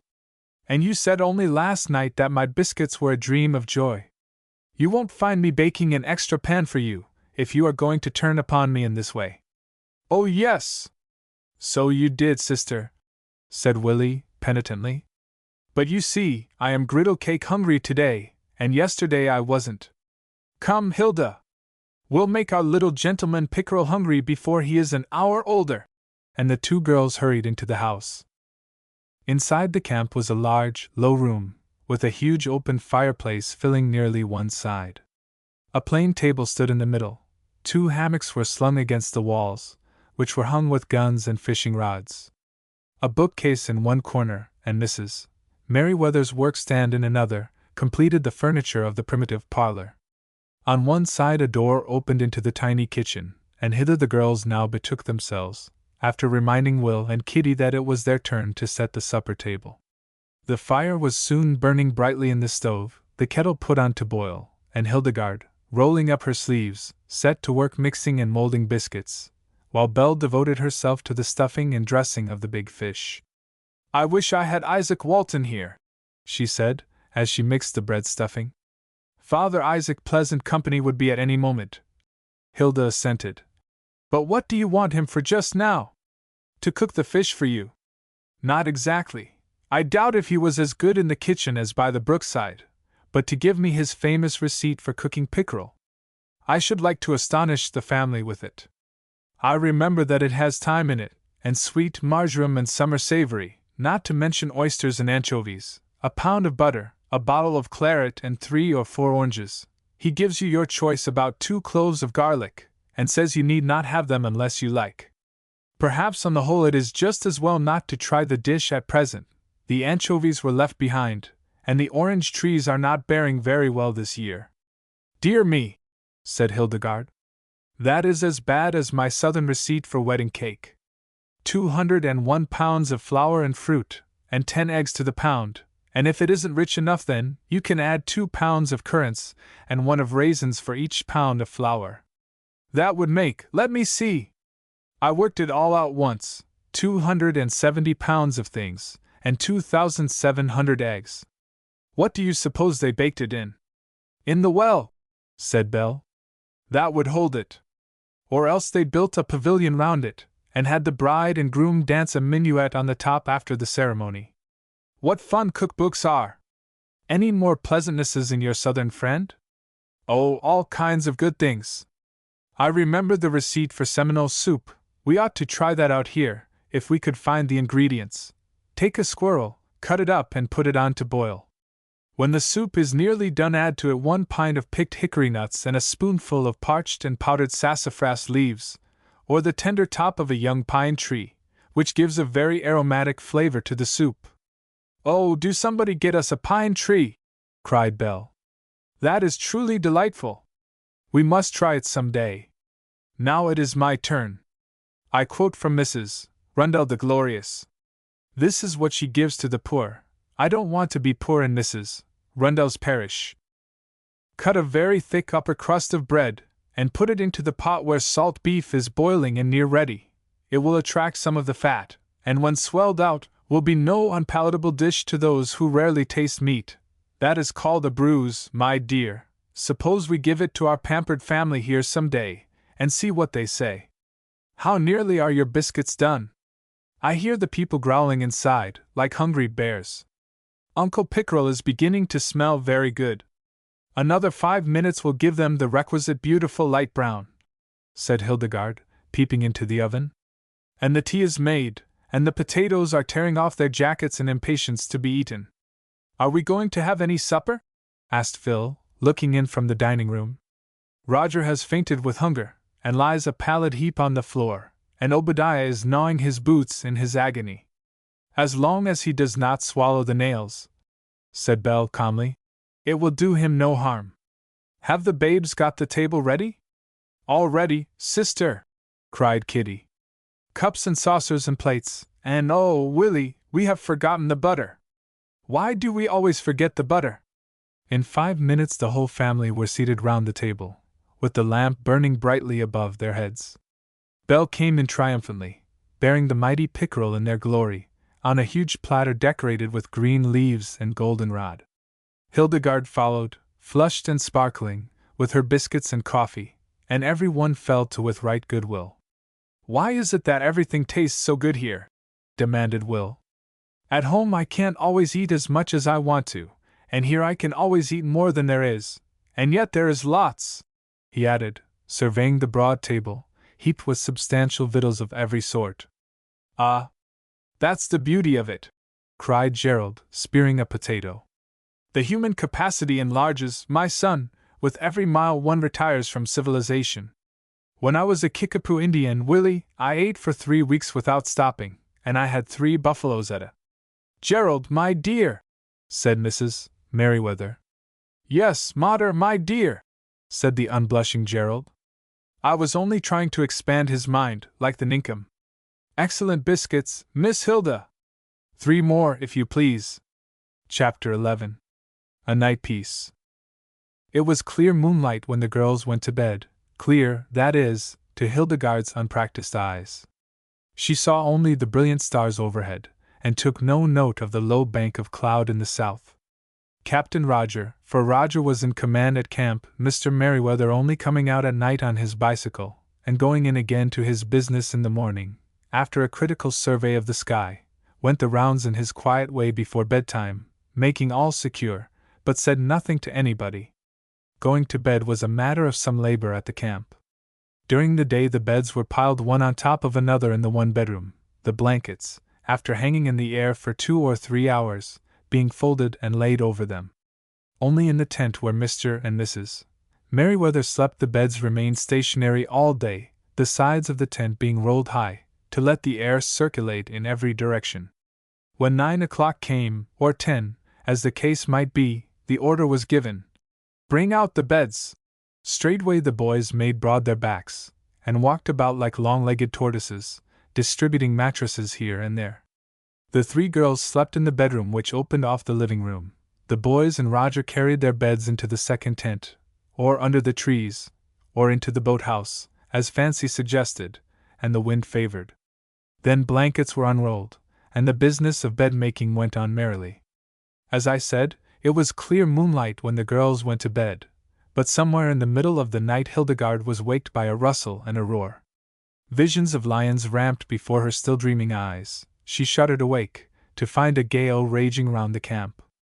Outside was one continuous roar of waves on the shore, while overhead the wind clutched and tore at the branches, and shook the frail hut to its foundations. Hildegarde lay still and listened, with a luxurious sense of safety amid the wild tumult. "But I am safe, and live at home," she said softly. Then suddenly a thought came, like a cold hand laid on her heart, and she sat up in bed, her breath coming quickly. "Belle," she said under breath, that she might not wake little Kitty. "Belle, wake up!" "What is it?" asked Belle, turning drowsily on her side.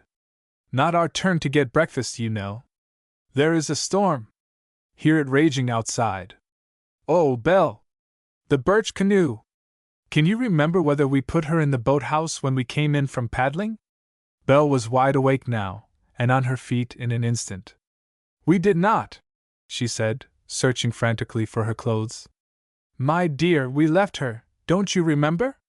The boys were just cutting wood, and we thought we would wait till they finished, and then, what a wretch I am!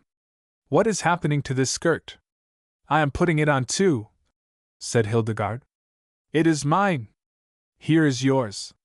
Now a jacket, there, we are all right. Is any one sleeping on the piazza?" "No, they all went up to the pine grove tonight, or last night, or whenever it was. Have you any idea what time it is? Carefully now, Hilda. I will open the door, and you must be ready to help me shut it." The 2 girls stepped out into the black night, and the wind clutched them. They were thrown violently against the wall of the hut, but contrived to shut the door and make it fast. Then, bending low and holding by each other, they crept along toward the boathouse. The waves were dashing against the rocks, the spray flew in their faces, half blinding them, but it was not very dark, as there was a moon behind the clouds, and they could see their way dimly. "Do you think we shall find her?" asked Hildegarde under her breath. "I can't hear," shouted Belle. "Do you think we shall find her?" Hildegarde thought she was shrieking, but her friend only shook her head. "That comes of asking stupid questions," said Hildegarde to herself, and she lowered her head and fought her way on in silence. Now, groping with their hands, they found the wall of the boathouse, and crept along in its lee, sheltered somewhat from the blast. But when they stepped out on the wharf, the wind seized them with such fury that Hildegarde tottered, staggered back a step, and felt the ground slip from under her. Another moment, and she would have been in the wild water. But Belle held her with a grasp of steel, and with one strong heave lifted her bodily to the wharf again. Then she shook her gently. "To bring back your nerve," she shouted in explanation, and the next moment recoiled herself with a shriek that rang above the roar of wind and wave. Up from the wharf rose two forms, blacker than the blackness of night and storm, and confronted them. The two girls clung close together. "What is it?" cried Belle, faintly. Now Hildegarde was in mortal terror of the storm, but she did not fear anything that had human shape. "Who are you?" she asked sternly. "What are you doing on this wharf?" "We are playing on the Jew sharp," replied a familiar voice. "What are you doing if it comes to that?" "Oh, Jerry! Oh, Phil! How could you frighten us so? We thought, I don't know what we didn't think. We came to see if the canoe was safe. We forgot to see that you put her up after tea." "Just what we came for," said Phil. "She isn't here. I'm afraid she's gone." The girls uttered a cry of dismay. "Oh, it can't be! Look in the boathouse, boys, it is possible. It is highly possible," said Jerry, "that she got up on end and walked in, as soon as she saw that the weather looked squally. She's a very sensible boat, but weak in the legs, if you follow me. I think she's gone, and a very pretty kettle of fish she makes to see two tender bodies in. I wouldn't be us, Fergus, my boy, when the captain finds it out tomorrow." "Wait," said Hildegarde. "Oh, wait! Don't let us give up hope. It will do no harm to look, Jerry." "No harm in life," said Jerry. "Just hold on to this wind, will you, while I get in?" With some difficulty he opened the boathouse door, then, sheltered behind it, he struck a match, while all pressed eagerly forward. There in her place, high and dry, lay the birch canoe. Nobody said anything for a moment, the relief was too great. Hildegarde felt the tears come to her eyes, she could not tell why, but she found herself saying under her breath, "We might have known he would do it. He always takes care of everything." "Roger is a tedious person," said Gerald, turning off his satisfaction with a laugh. "The amount of virtue that he staggers under is enough to swamp anybody. He will come to the gallows yet, you'll see. Human nature must assert itself some time. Phew! There goes my head. Catch it, Belle, will you? I am very, very hungry," Phil announced with mournful emphasis. "It makes me starve to play this kind of game in the middle of the night. Can't we have some food, to celebrate the safety of the Chimon?" "Me too!" cried Gerald. "I am dying, Egypt, dying! A corpse among the alders dank, dash!" "Oh, do stop, boys!" cried Belle. "I'll push you off the wharf if you go on so." "Oh, wouldn't us Lorf, if she pushed us off the wharf!" cried Gerald. "I am cross," said Belle. "My hair is wound all round my neck, and I am half strangled. You boys think of nothing but eating from morning till night. But I am hungry myself, so come along." The four buffeted their way back to the house, and Phil climbed in at the pantry window and opened the kitchen door for the dripping party. They lighted a lantern, and judicious rummaging produced crackers and cheese, gingerbread, and some bottles of root beer. Merrily the four adventurers gathered round the table, dripping, rosy and breathless. The girls' long locks hung down over their shoulders, the boys' short curls were plastered close to their heads. "We must be a lovely sight," said Belle. "What a pity there is no one to see us. What do you want, Jerry?" "I want raspberry jam, chiefly," said Gerald.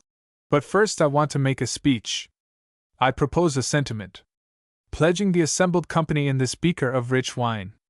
Let go that bottle, Ferguson, or I'll have your life. That's my beaker, I tell you. There. Now you've upset it. Attendez seulement bis ich dine tete abha. Take the butter dish, said Belle. That will do just as well.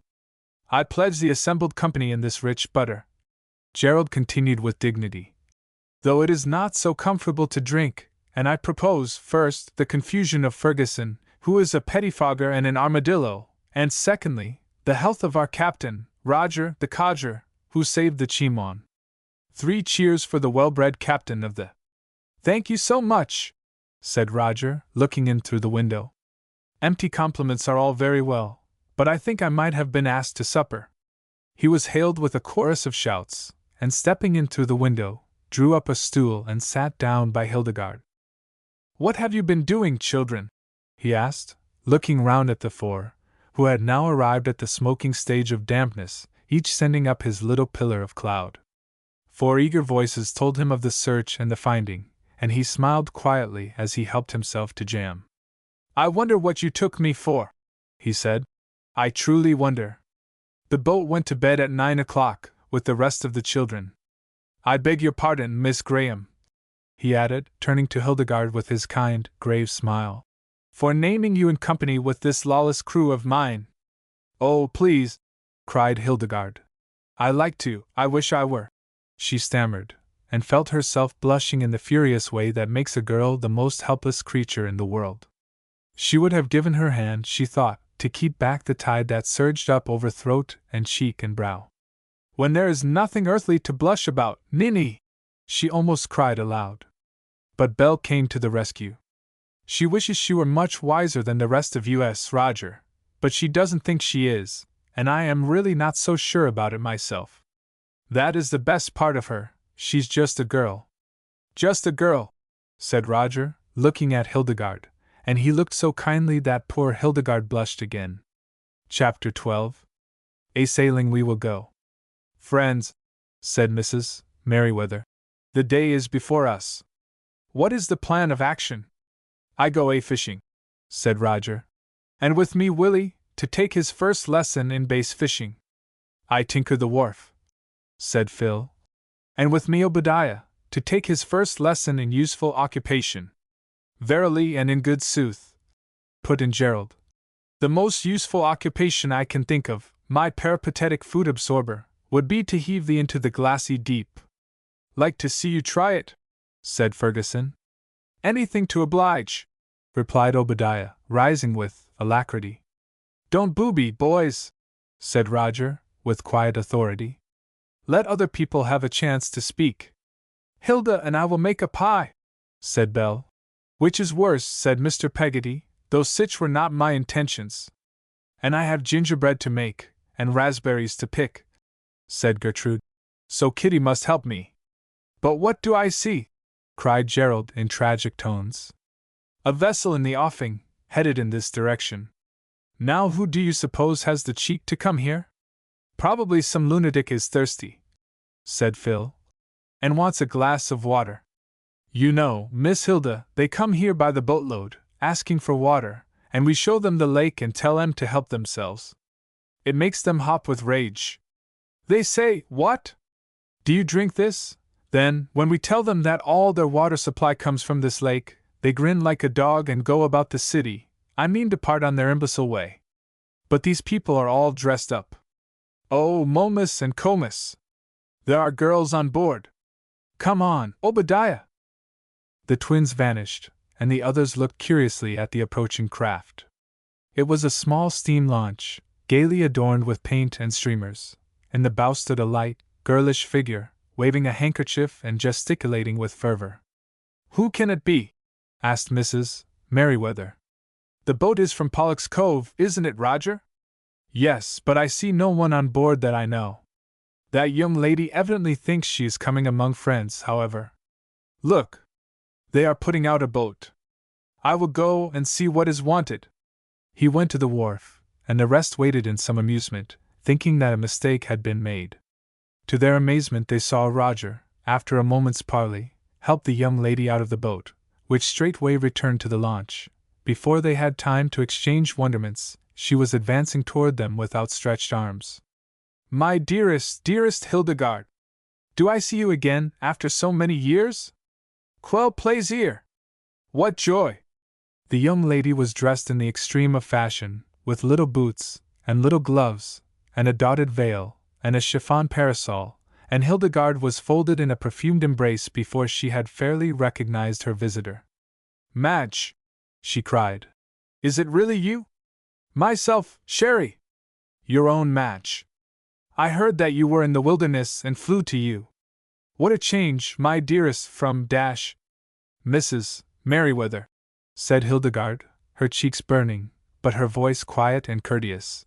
This is Margaret Everton, an old schoolmate of mine. Mrs. Merriweather, Madge, with whom I am staying. Miss Merriweather, Professor Merriweather, Miss Everton. Oh, said Madge, or something that sounded like it. The Merriweathers welcomed her courteously, and Mrs. Merriweather asked if she had come over from Pollock's Cove. Oh, yes. I am staying there for a day or two. Some friends of mine are there, charming people, and I heard that Hildegarde was here, and of course I flew to see her. She is my oldest and dearest friend, Mrs. Merriweather. Indeed, said Mrs. Merriweather, with friendly interest. Yes, indeed. We were at school together, and like twins, except for the difference in coloring.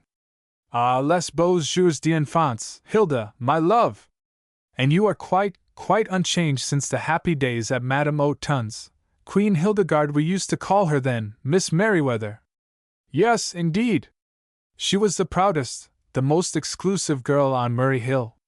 The little aristocratic turn of her head when she saw anything vulgar or common was quite too killing. Turn your head, Hilda, my love! Hildegarde colored hotly. Please don't be absurd, Madge, she said. Pray turn your head, Miss Graham, said Roger Merriweather, gravely. I am sure it would interest us. Hildegarde shot an imploring glance at him, and turned in desperation to her visitor. It is a long time since I have heard from you, Madge, she said. I am sure you must have a great deal to tell me. If Mrs. Merriweather will excuse us, suppose we go for a little walk together. Surely, my dear, exclaimed Mrs. Merriweather, with perhaps unnecessary cordiality. But Madge had made herself very comfortable on the veranda, and had no intention of stirring just yet. Go scrambling about over rocks, and tearing herself to pieces among bushes? Hardly. Besides, one glance had shown her that Professor Merriweather was uncommonly good-looking. She settled herself gracefully in her chair, and gave a pretty little sigh. Dear child, I am a wretched walker, alas!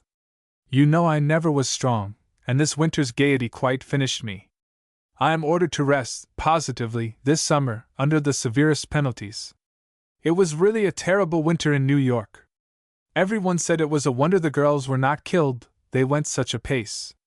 Do you never come over to Pollock's Cove, Professor Merriweather? We had such a charming hop there last night, danced till 2 o'clock, with such music. You must positively come over for the next one. We are to have them every week. Roger thanked her, but was not a dancing man, and hops were hardly in their line out here. Not a dancing man! What a confession, Professor Merriweather! But I am sure you really dance beautifully, doesn't he, Hilda? I don't know, said Hilda, laughing. He has never asked me to dance, Madge. Ah, you are quizzing me. I will never believe he could be so ungallant. But Hilda, I hear that really you live in positive seclusion, like a nun without a convent.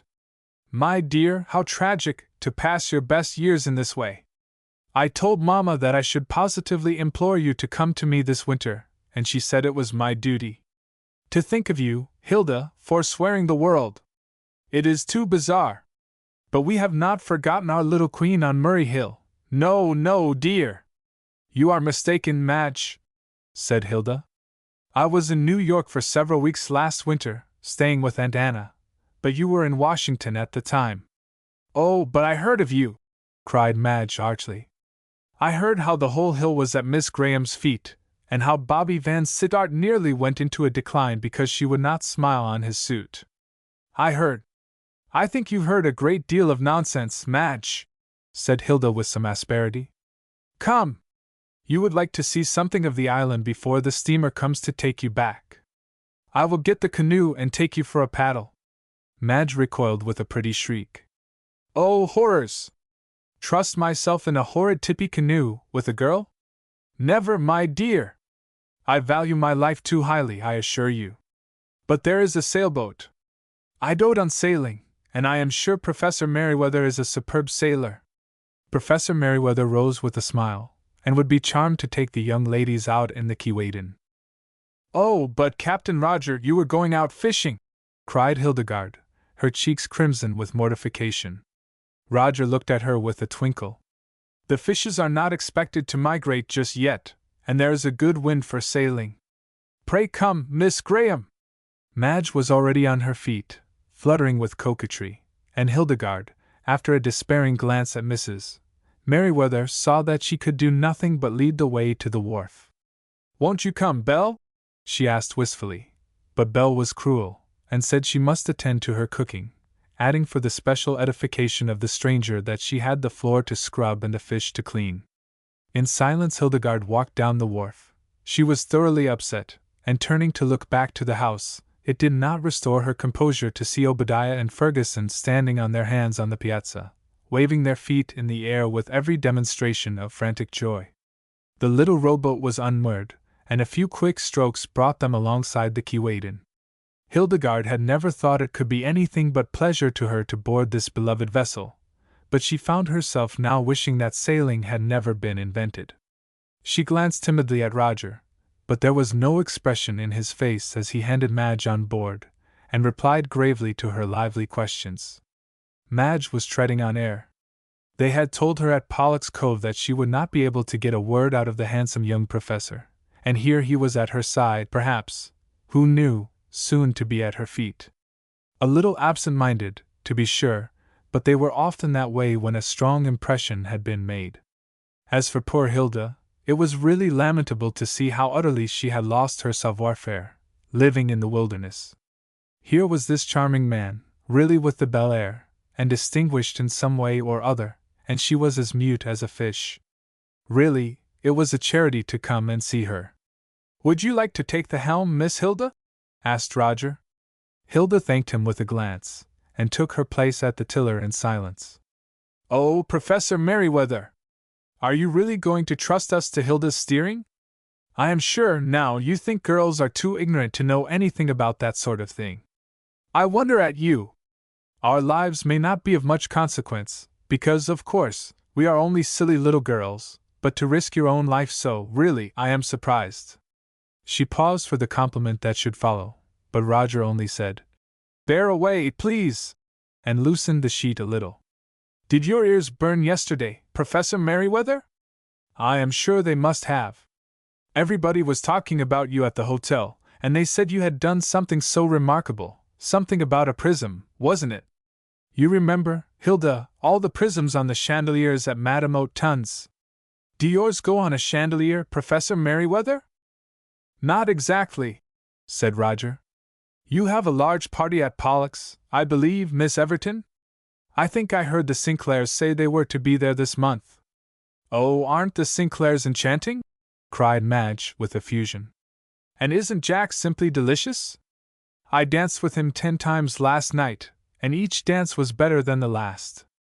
Professor Merriweather, I shall give you no peace till you promise to come over for the next hop. We are not to expect peace in this world, are we? Said Roger, smiling. Steady, Miss Graham. As you are. I think nautical terms are too delicious, cried Madge.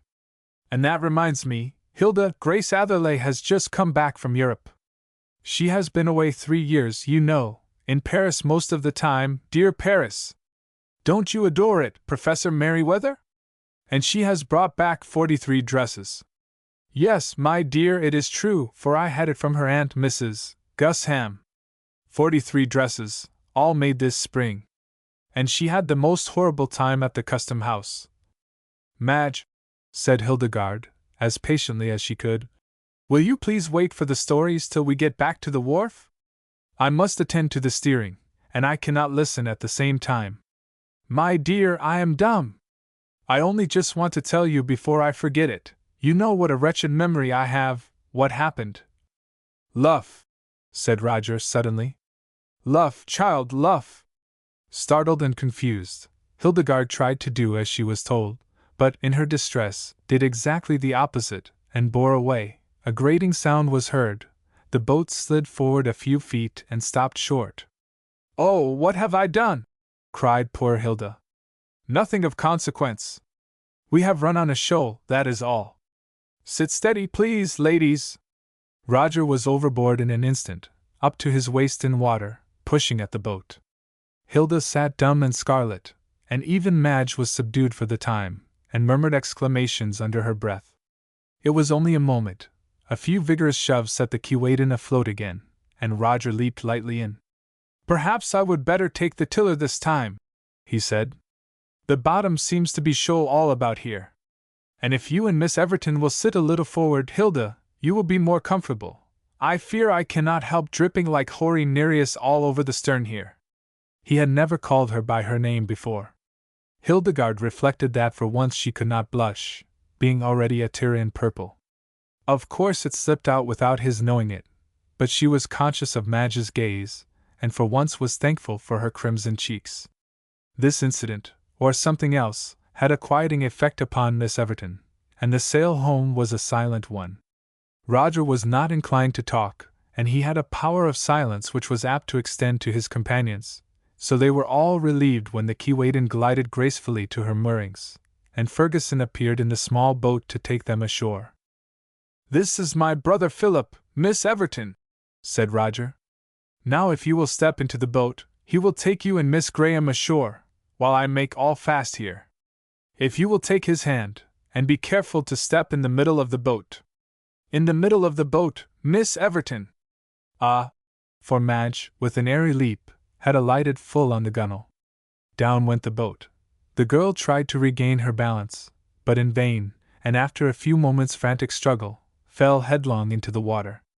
Phil had thrown himself to starboard the moment he felt the shock of her alighting, hoping to counterbalance her weight, but he was too light. Now, however, he leaned swiftly forward, and caught the little French boots as they disappeared under the clear water. There was nothing else to be done. In this ignominious way, feet foremost, poor Madge had to be dragged in over the gunwale, dripping and shrieking. You odious boy! She cried, as soon as she could find breath. You did it on purpose! You tried to drown me, I know you did! Hildegarde hastened to her assistance. Roger, his face set like a rock, but his eyes dancing wickedly, proffered his aid, but was peevishly repulsed. As for Phil, he could only try to control himself, and murmured broken excuses between the gusts of laughter which shook him like a reed. Madge was a sorry sight, all her gay plumes broken and dripping, her spotted veil in a little wet mop over one eye, her floating curls reduced to forlorn strings of wet hair, her light dress clinging about her.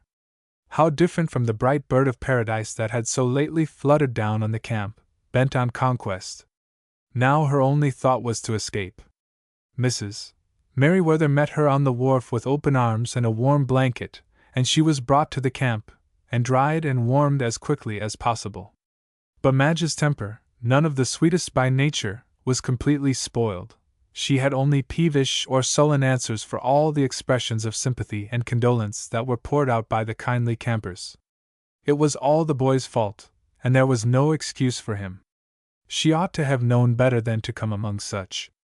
But here Hilda pressed her hand and said, "Be still!" in a low tone, but with a flash of the eye that so forcibly recalled the Queen Hildegarde of old days that Madge subsided, and whimpered to herself till the steamer came to take her back to Pollux Cove. When she was gone, Hildegarde slipped away, saying that she would pick some apples for tea, and on reaching the apple tree, she sat down under its hanging branches and indulged in a good cry, a rare luxury for her. It was a comfort to let the tears come, and to tell the friendly tree over and over again that he would never forgive her, that she was the most imbecile creature that ever lived, and that Madge was the only person she deserved to have for a friend, and that, Now the others had found her out, the sooner she went home to her mother the better. Her mother would not expect her to be sensible. Her mother knew better than to expect things of her. She was not fit to be with these people, who were so terribly clever, and knew so many things, and so on, in the most astonishing way. Our quiet, self-possessed girl sobbing and crying as if her heart would break, utterly amazed at herself, and wondering all the time what was the matter with her, and whether she would ever be able to stop. She stopped suddenly enough, for Roger, coming through the fields with the milk, heard this piteous sobbing, and setting down his cans, parted the branches of the apple tree, saying in his kindest voice, "Why, my Kitty, my pretty, what is the matter with you? Who hurt my little, I beg your pardon, Miss Graham?" Hildegarde felt the hand of fate very heavy on her, but was quite helpless, and sobbed harder than ever. What was a poor professor to do? Fortunately, Roger had plenty of sisters, and knew that a girl did not kill herself when she cried. After a moment's thought, in which he reminded himself severely that he was getting to be an old fellow, and might be this child's uncle, he came under the tree and sat down on the grass. "Can you tell me what troubles you?" he asked, still in the gentle voice that was rather specially Kitty's privilege. "You have had no bad news?" Hilda shook her head. "Perhaps if you were to tell me what the trouble is, I could help you, or would you rather I would go away and not bother you?" "No." Hildegarde, to her own amazement, would rather he stayed. Whereupon, Roger, drawing from his experience of girls, perceived that there was nothing to do but sit and wait till the storm had spent itself. So he picked the apples within his reach, and reflected on the feminine character.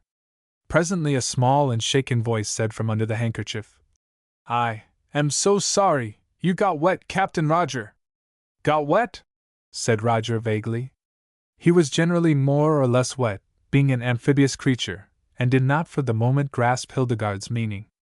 "I ran the boat aground, and you jumped overboard, and got all wet." And Hildegarde sobbed afresh. "You don't mean," said Roger. "You are not troubled about that?"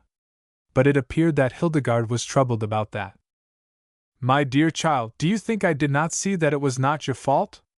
You were doing beautifully if Miss Everton had let you alone for an instant. And do you think I mind a wedding or 20 weddings? Miss Hilda, I thought you knew better than that." "I was so stupid," said Hildegarde, wiping her eyes, and trying to speak evenly. "I thought you were very angry, because you were so silent. I thought you would never." "Silent, was I? Well, you know I am in a brown study half the time. Isn't that why they call me Roger the Codger? But this time, oh, I remember! I was trying to make out how that shoal came to be there, when it is not buoyed out on the map. Come, Miss Hilda, you must laugh now." And Hilda laughed, and dried her eyes, and looked up. All kinder smiley round the lips, and teary round the lashes. "That's right," said Roger heartily. "Now you shall be Kitty, and we will shake hands and be friends, and eat an apple together. Kitty and I always do that when we have had a tiff." So they did, and the apples on that tree were the best apples in the world. Chapter 13. In Peril by Water. "All aboard," said Roger. "Aye. Captain?" said Hildegarde cheerily. She handed in the groceries which they had bought at the little store, half a mile away, stepped lightly into the exact middle of the canoe, and sank with one motion to her seat. Roger nodded approvingly. "You are perfect in your entrances," he said. "Some day I shall have to drill you in your exits, as I did the girls." "What do you mean?" asked Hilda. "Don't I get up properly?" "Quite well enough for ordinary occasions. But I made the girls put on their bathing dresses, and then took them out and tipped them over, so that they would know just what to do." "Thank you kindly.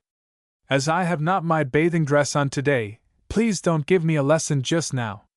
They paddled on in silence. The two had become fast friends since the day of Madge's visit, and had had many pleasant paddles together. Hildegarde looked about her, at peace with all the world. Pollux Cove was 1,000 miles away, and there was nothing to break the spirit of peace that brooded over the water. "Are you so sure, Hilda?"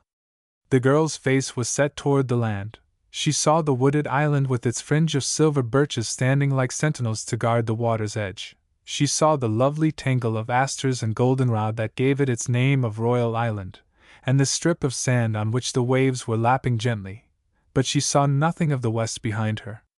"What are you watching so earnestly, Captain?" she said presently. "No boats, I hope?"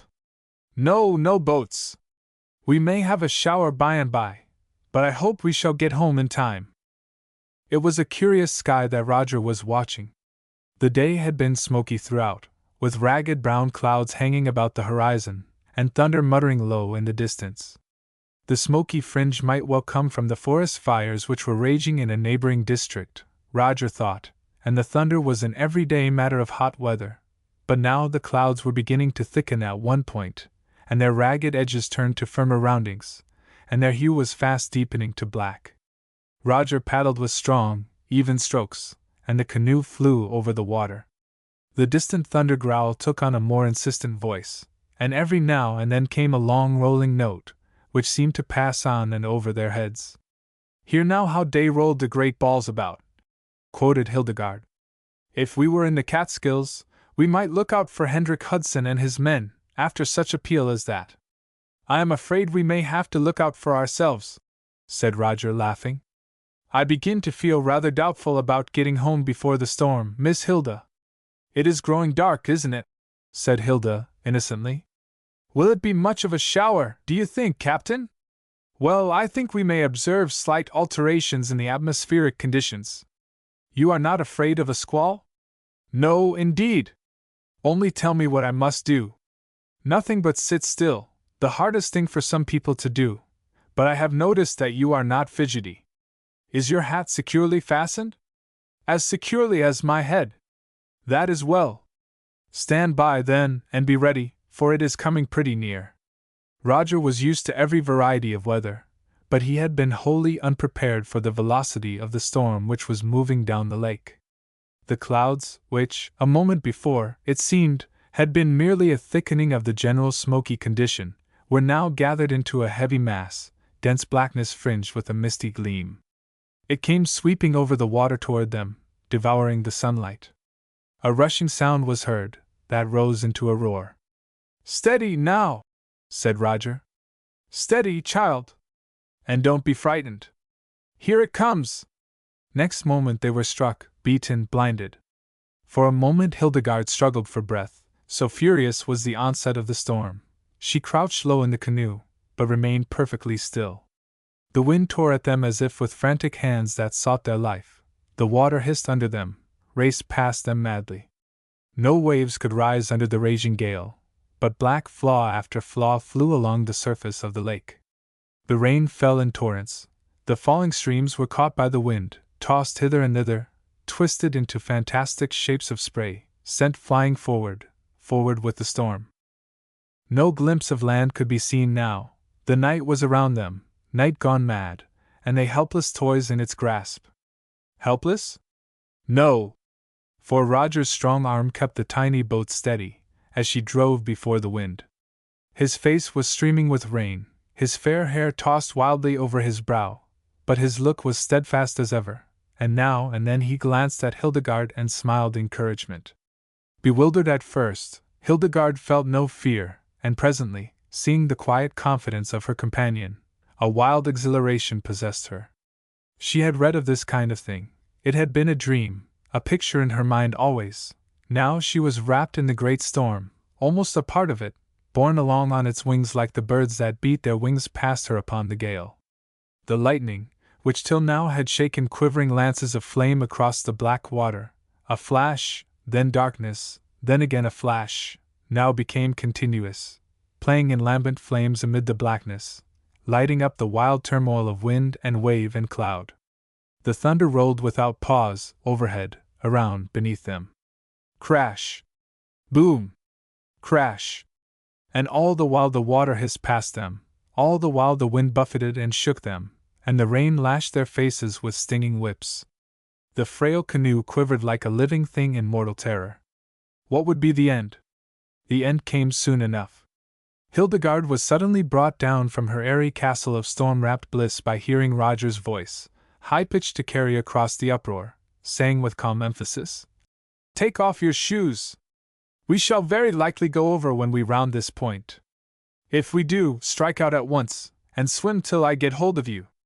Hildegarde nodded, and pulled off her low shoes. Then she tried to think how it would feel to be flung into this mad water. The next moment the wind, which had lulled for an instant, or had it only recoiled to take a fresh spring, the wind rushed out of the darkness, and caught the canoe. It was a breathless struggle, man against the powers of air and of water. Hilda saw the powerful arms brace like steel to meet the onset, saw the quiet face set like marble, clenched teeth and frowning brow, and saw no more, for here the canoe, having borne all that birch bark could bear, capsized, and the girl found herself in the black water. Down, down, down! Was she going to the bottom? She struck out blindly, as she had been told, trying to keep her thoughts together. They said that drowning was pleasant, but she did not want to drown. Should she ever be able to breathe again? Her dress clung about her ankles, the water hummed and buzzed in her ears, in her nostrils, but still she swam bravely. Suddenly she felt a strong arm thrown round her, and in another moment her head was out of water. Oh, the blessed air of heaven! How she drank it in deep, gasping breaths! Just to be alive, to breathe, was happiness enough. Roger was swimming strongly and steadily with one arm, holding her with the other. He caught the paddle in his teeth as it floated by, and at first Hildegarde could think of nothing but how funny he looked, like a great fair-haired dog swimming about. He had righted the canoe, and now flung the paddle into it, and turned to Hildegarde. "All right. Thank heaven! Take hold by the bow, and I will tow you ashore." "I can swim," said Hildegarde. "I am all right, truly. Can I swim on the other side and help her along, instead of hindering?" "To be sure." "Hurrah for you!" Hilda grasped the canoe with her left hand and tried to swim with her right. She could do little, however, against the furious battling of wind and wave, and Captain Roger set his teeth, and wondered whether he was going to be beaten this time. "I won't," he said aloud to the storm, and shook his head, lion-like, and braced his strong shoulders, and swam on grimly. A few moments of silent, breathless fighting, the wind screeching, like bedlam loose, the foam driving and hissing, the lightning blazing, incessant, maddening. Could they reach the shore? Hildegarde asked herself. Was this only prolonging the agony, dragging this brave man to death with her on her account? If he were not hampered with her, he would have been safe on shore before this. If she were a girl in a storybook, she would lose her hold now, and sink silently, but she was not a girl in a storybook. She was a very real Hilda Graham, and she did not want to sink. And how could our poor Hilda know that the Merryweather obstinacy was roused, and that Roger meant to save her and himself, and the canoe, too, if he had to swim across the lake to do it? But now she heard him cry out, in a joyful tone, "Courage, little girl! Here we are, all right!" Next moment, oh joy! Oh wonder past belief! She felt the ground beneath her feet. She was walking, standing upright on the good, solid, blessed earth. The canoe touched bottom, grazed, floated again, then grounded gently and was still. "Shake yourself as well as you can," said Roger, "while I haul her up. So, now then! Under this, and here we are!" In the turn of a hand he hauled the canoe up on the sand, turned it over, and drew Hildegarde beneath the shelter. A clump of bushes broke the force of the wind, so they could breathe in peace, without having to fight for every breath. For a few minutes they sat in silence, panting, dripping, gazing at each other with dilated eyes. Their thoughts were utterly irrelevant, as thoughts are apt to be after a great crisis. Roger was thinking that a pretty face looked much prettier wet than dry, and compared apples and flowers. Hildegarde wondered if St. Bernard dogs could swim. "Because Newfoundlands are black, you know," she found herself saying aloud in an explanatory tone. "I beg your pardon," said Roger, remorsefully. I am afraid you are very wet." Hildegarde felt that she must either cry or laugh, so she laughed. "If it were not for you, Captain, I should not be alive now. I should have gone down, and the water was so black." "Was it ever anything but black in that place?" Her voice shook, but she pulled herself together instantly. "Why do you look troubled, Captain?" she asked. "The island is solid, isn't it?" "You are so wet," said Roger again, more ruefully than before.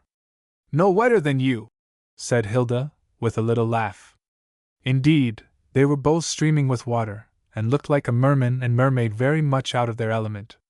I never know whether I am wet or dry. But it is different for you. You will take cold, or something, won't you?" "You are afraid I shall melt?" asked Hildegarde. She stooped down and gathered her skirt together, wringing little floods of water from it. "No, I don't think I shall melt, really, Captain. Do I look as if I were melting?" "You look," began Roger, and stopped suddenly, and then wondered why he stopped, and told himself he was an ass. "Speaking of melting reminds me," he said, laughing. He felt in his pockets, and produced a small parcel. "I hope this is not melted."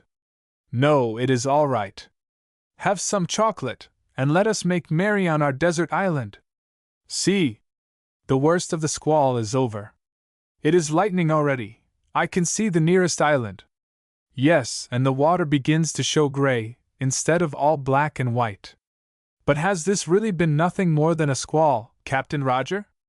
Oh, if you like the dignities of meteorology, I think we might very properly call this a tornado." "A tornado! I have been out in a tornado! And how splendid it all is!" Roger laughed again. "Splendid, eh? So it is. Rather good fun, too, now we are on dry land." "Glorious fun!" cried Hildegarde. The water still raced past at their feet. The rain still poured down, the thunder cracked and roared and bellowed, and the lightning blazed. But under the canoe it was really quite dry, considering, and the chocolate was excellent, and on the whole, both Hildegarde and Roger thought well of tornadoes. Meanwhile, there were some anxious faces at the camp. The storm had broken there as suddenly as out on the lake. Belle and Gertrude were out fishing, but fortunately near the shore, and they reached home just as the fury broke loose. Obadiah and Ferguson were blown in on the gale, turning handsprings as they came, and singing, "Oh, I'd give a sight for to be a kite when the wind is howly-wowling." Willie and Kitty were discovered, after a few minutes' anxious search, under the great apple tree, in high glee because it was raining apples, and the wind would mash them, and the lightning would cook them, and there was no need of coming home to tea, with applesauce growing on every tree. Being hoisted on the shoulders of the twins, they changed their point of view, and turning into Arabs mounted on camels, capered joyously into the house, to escape the sandstorm of the desert. Mr. Merriweather, who was spending a day or two in camp, came in from the boathouse, where he was tinkering boats as usual. The whole party sat down, wet and disheveled, and drew breath as they looked at each other. "Well, this is a visitation," said Mr. Merriweather. "Why didn't some of you tell me what was going on? None of us knew till we found our faces slapped and our hair pulled out," said Belle. "This is a surprise party, I think, got up for our special benefit." "Are we all here?" asked Mrs. Merriweather. "Let me count. 1, 2, 3, 4, 5, 6, and you and I, Miles, make 8. But where are Roger and Hilda?" "Out in the Chemon," was the reply in chorus. There was a general exclamation of dismay, then each one commented in his fashion. "Cricky," said Phil. "The professor will have a great chance for meteorological observations, won't he?" "I fear, my gentle Roger, you'll be as wet as Bodger," said Gerald. "Who is Bodger?" asked little Kitty. "Bodger, my blessed child, was a stodger, and a codger, and a very artful dodger. He carried his bones to David Jones, and asked to be took as a lodger." "Do be quiet, Jerry," said Belle. "Father, can the canoe stand such a gale as this?" "And Hilda had on her best dress," said Kitty, with tragic emphasis. "Ho! Hilda doesn't care for dresses," said Willie, scornfully. "I got wheel grease all over her skirt, the other day, and she didn't say a word." "I do feel anxious, Miles," said Mrs. Merriweather. "This is an awful gale." "Pooh! Pooh!" said her husband. "Roger knows how to take care of himself, and Hilda too." Boys, is the skiff well moored? The boys knew it was, but thought it would be well to see, and disappeared by handsprings into the darkness. A double splash, followed by joyous shouts, announced their arrival on and departure from the wharf, and they shortly reappeared, dripping and gleeful. Boys, how can you? Exclaimed their mother. This is the 5th time you have been in today. Besides, I have just tidied up this room. Go away with you, and drip in the tent. He pushed me off, and I pulled him in, said Phil in explanation. Very sorry, shall not occur again. I wanted to see how deep the water was, said Gerald. Very important, you know, to take soundings in a storm. Still more important to quicken the circulation after a cold bath, said Mr. Merriweather, taking up a leather strap from the table. The boys shrieked, and vanished through the window in a fine harlequin act. The lightning blazed incessantly, the wind howled and roared about the camp, and the thunder pounded and smashed the clouds overhead. Belle and her mother drew closer together, and Kitty nestled down between them, and held the hand of each, to keep herself safe. If the lightning strikes the camp, what shall we do? Asked Willie. I think we shall be very likely to keep still, said his father dryly. Miles, how can you? Said Mrs. Merriweather. I wonder you can joke, with those 2 children out in the canoe in this horror. My dear, I would gladly weep, if I thought it would be of any assistance to Roger. As it is, I rather fancy he is quite as well off as we are, if not better. Crack! The world turned to blue light, showing a ring of ghastly faces, looking terror at each other. Then the sky fell, and all was night. All speak who are unhurt, said Mr. Merriweather's calm voice, and no one would have guessed the anguish of suspense in which he waited for the reply. But it came in a chorus. Miranda! Belle! Gertrude! Will! Kitty! Thank God! Said Miles Merriweather. That was a close call. Boys, are you all right? He stepped to the window as he spoke. All right, father! For once the boys' voices sounded grave. As the pall of darkness lifted, they entered, very pale, and holding each other tightly by the hand. The big oak is struck, they said. Shivered into kindling wood. We were just going to climb it, to look at the storm. We don't like this, said Gerald. We feel very much uncomfortable inside us, and we want our mother. And sure enough, the 2 tall fellows sat down on the floor by their mother, and put their heads in her lap, and she patted the curly heads, and talked to them soothingly, and forgot that they were not still her little lads, whom she had rocked in her arms together many and many a time. Your nerves are upset, said their father. Always the case when a stroke comes so near as that. If you ever feel inclined to climb a tree in a thunderstorm again, just mention it to me, and I will see to you.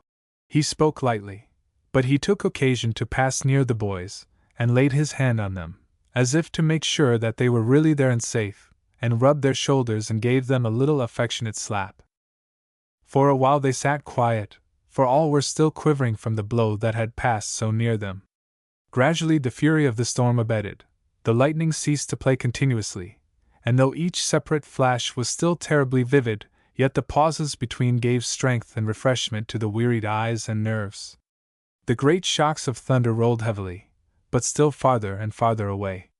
The storm was moving off across the lake, and one thought was in the hearts of all, the birch canoe. How was it with those 2, alone in that frail boat in the wild tempest? It seemed hours that they sat there, waiting and listening. At length, "It is lighter now," said Mr. Merriweather.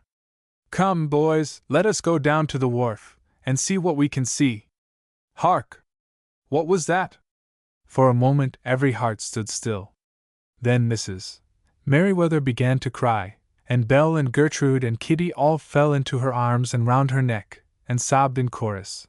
But the boys started to their feet with a wild "Hurrah!" and dashed out of the house, followed by their father and Willie.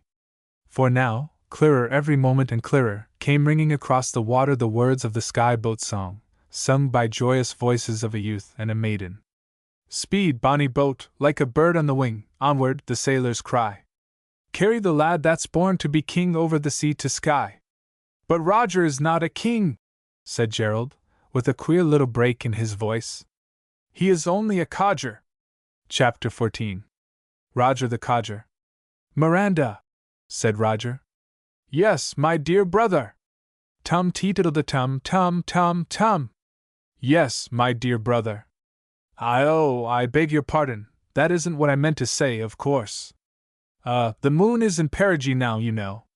Roger, said his sister-in-law, looking up from her sewing. You know there's no earthly use in saying that kind of thing to me.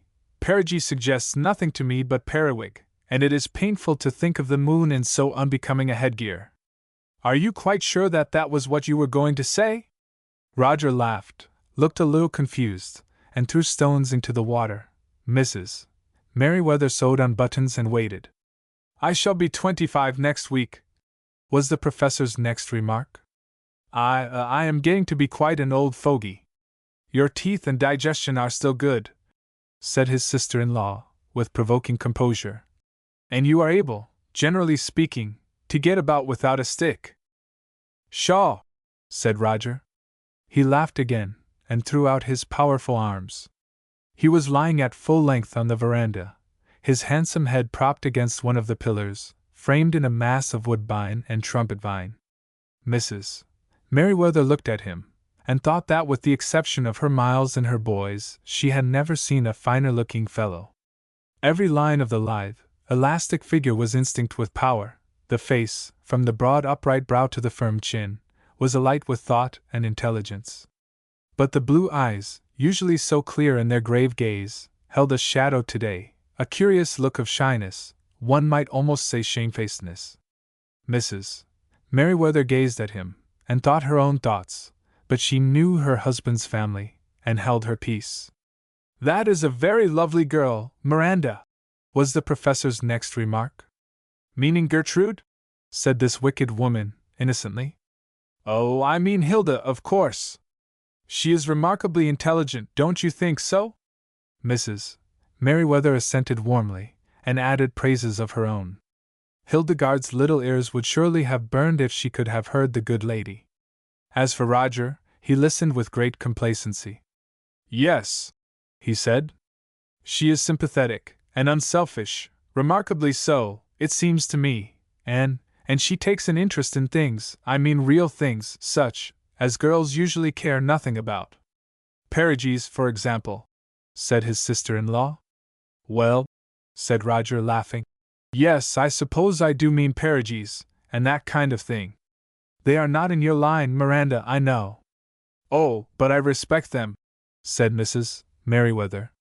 There is nothing I respect more highly than a perigee, unless it be an apogee, which always sounds like the beginning of an incantation. So Hilda likes them, does she? Of course, said Roger slowly, skipping stones over the pond with thoughtful accuracy. She has never studied any of these things, but she has really an astonishing aptitude for them. And her hand is so steady, and she has such a true eye. Was that why you kept her sitting on a rock, waving a towel, for 3 mortal hours yesterday morning? Asked his sister-in-law, dryly. Roger turned scarlet. Was it so long? He said. I didn't know, I never noticed. I was taking observations, you know, and she seemed so. Did she say she was tired? Was I a brute? Of course I was. Don't go off at a tangent, or whatever you call the thing, said Mrs. Merriweather. She said she had had a most delightful morning, and that waving a towel had been her favorite amusement from babyhood. Roger looked wistfully at his sister-in-law. They were genuinely fond of each other, but they spoke different languages, and he sometimes found it difficult to follow her turns of speech. He was silent for a few minutes, absorbed in calculating the curves of his stones, which really skimmed in an astonishing manner. I suppose, he said presently, watching a particularly adventurous pebble, I suppose, Miranda, that I must seem, well, quite an old fellow, to such a young creature as that? Mrs. Merriweather had a quizzical reply on the tip of her tongue, but glancing at Roger's face, thought better of it, and merely said, My dear boy, don't be absurd. I don't mean to be absurd, said Roger, sitting upright, and forgetting his pebbles. But, well, I am a kind of grandfather to all the children, you know, and she would naturally, regard me in the same light. That seems perfectly reasonable, doesn't it? Mrs. Merriweather made no reply. Roger followed the direction of her eyes, and saw Hildegarde and Gerald coming up from the wharf. Hildegarde had been drying her hair after the daily swim, and it hung in long locks over her shoulders. The tall boy was bending over her, pleading earnestly for something. Just a little bit, he said, as they came within hearing. Oh, I say, Miss Hilda, just a scrap. You have such lots, you never would miss it. Just a little lock of hair. Roger Merriweather's face grew very grave. He did not move, but his grasp tightened on the pebble in his hand. What do you want of it? Said downright Hilda, laughing and tossing her tawny mane. Mrs. Merriweather listened for the faintest shade of coquetry in the girl's tone, found none, and listened on, well content. What do I want of it? Cried Gerald. What a question! O Hilda, fair beyond compare! I'll make a garland of thy hair, shall twine my heart forevermore, until the day I die. Very proper, said Hilda. I am glad to find that you know your ballads. What else will you do with it, for example? Why, a lock o' thy yellow hair I'll theek my nest when it grows bare. Gerald went on. The excelsior is coming out of my mattress, and I thought. I can't spare enough for that, said Hildegarde. Any other uses for my poor hair? The mater has a single hair of George Washington's, done up in a gold snuff-box, cried the boy. If you'll give me 2, I will hunt up a snuff-box. There's a fine old Stingo in the chemical works who takes snuff, and I will get his, and give him a tomato can instead, and keep one hair in that. And the other? Hilda persisted, taking the long tresses in her hand, and running them through her fingers in a tantalizing manner. The other hair, Master Obadiah? Oh dear! What a persistent thing a girl is. Must you really know? Because you mightn't like it, if I told you the truth. The ingenuous youth here turned a somersault, and coming up on one knee, remained in an attitude of supplication, clasping his hands imploringly. Hilda laughed, but still caressed her locks, unmoved. The other hair, she said. Well, if you must know, I want to make a new kind of fly for the base. They aren't biting at all, and your hair is just the color, to a shade. There. That is the tariff. Do you mind? Mind, you foolish boy? You might have had your fly made by this time. Here, give me your knife. She stood still, and severed a long, fair tress, which she laid in Gerald's hand. There! That will make a whole swarm of flies, and if there is any left over, you can peek your nest with it. At this moment she looked up and saw the professor sitting on the veranda, watching her. Her face lighted up with the brightest smile, Roger thought, that he had ever seen, and she hastened forward. Oh, Captain! I was afraid I was too late. Aren't you going to take observations this morning? And mayn't I go too? Here is my towel all ready. Gerald clapped his hand to his face, with an exclamation of acute pain. My dear boy, what is the matter? Cried his mother and Hildegarde in one breath. It is nothing, gasped the boy, sitting down on the edge of the veranda. Where is the glue? The glue, repeated Hilda. LePage's glue. My nose has become disjointed, and I would fain repair it. I am suffering excruciating torments, but don't mind me. Go on your towelled and triumphant way, and leave the noseless wretch to pine alone. And make his flies, said Hilda. You miserable boy, you really took me in. Goodbye, dear madam, I will get Belle, and we will surely be home in time for dinner this time. Won't we, Captain? But the captain did not commit himself. Mater, said Gerald, watching the two as they walked away together. Do you think? Not often, said his mother. It is a dangerous occupation. True, said Gerald. Well, if I mustn't think, where is Phil? Chapter 15. A morning hour. It is morning in the lonely cove. Before and around lies a broad stretch of glimmering water, dotted here and there with great stumps, and lined about the shore with dead trees. Dams built in the river beyond have raised the level of the lake, and hundreds of trees have died. On every side is a network of gnarled and knotted roots. The black limbs grapple with each other. Here one has dragged his neighbor over, and he lies with arms outstretched, written into antic twists and curves, as if he had died in torment. There, in singular contrast, are two friends, oaks, were they once, who have fallen into one another's arms, and dead, seem still to embrace and uphold each other tenderly. Here again are stumps that gleam like gray silver, bare and polished, worn by storms and winds. The shining water is clear, and one sees the bottom covered with particles of wood, chipped from the rotting trees, preserved by the water from further decay. Through the silent water glides the Chimon, Hilda in the bow. Where is Hilda so happy as in the birch canoe, Roger paddling in the stern? As the paddle dips, bubbles rise and burst, large and round.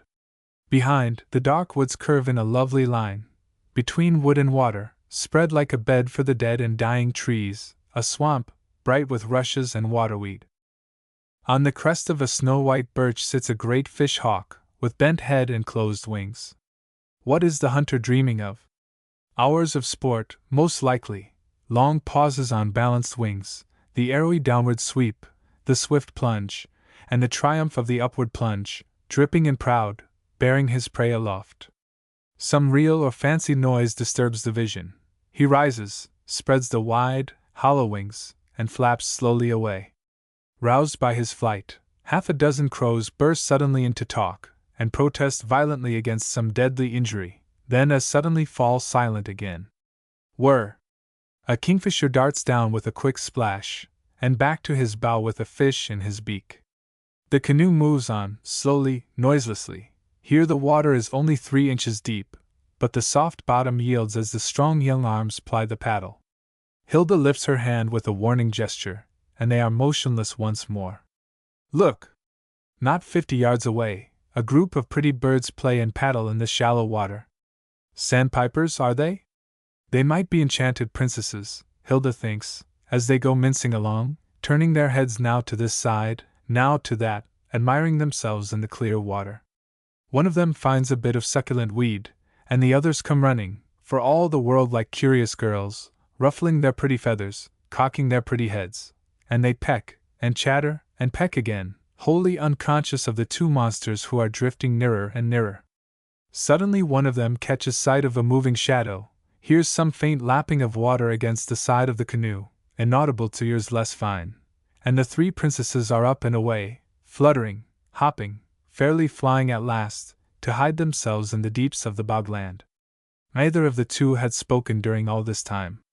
Both felt the magic of the place so strong upon them that speech seemed profanation. The flight of the little birds, however, loosened the spell.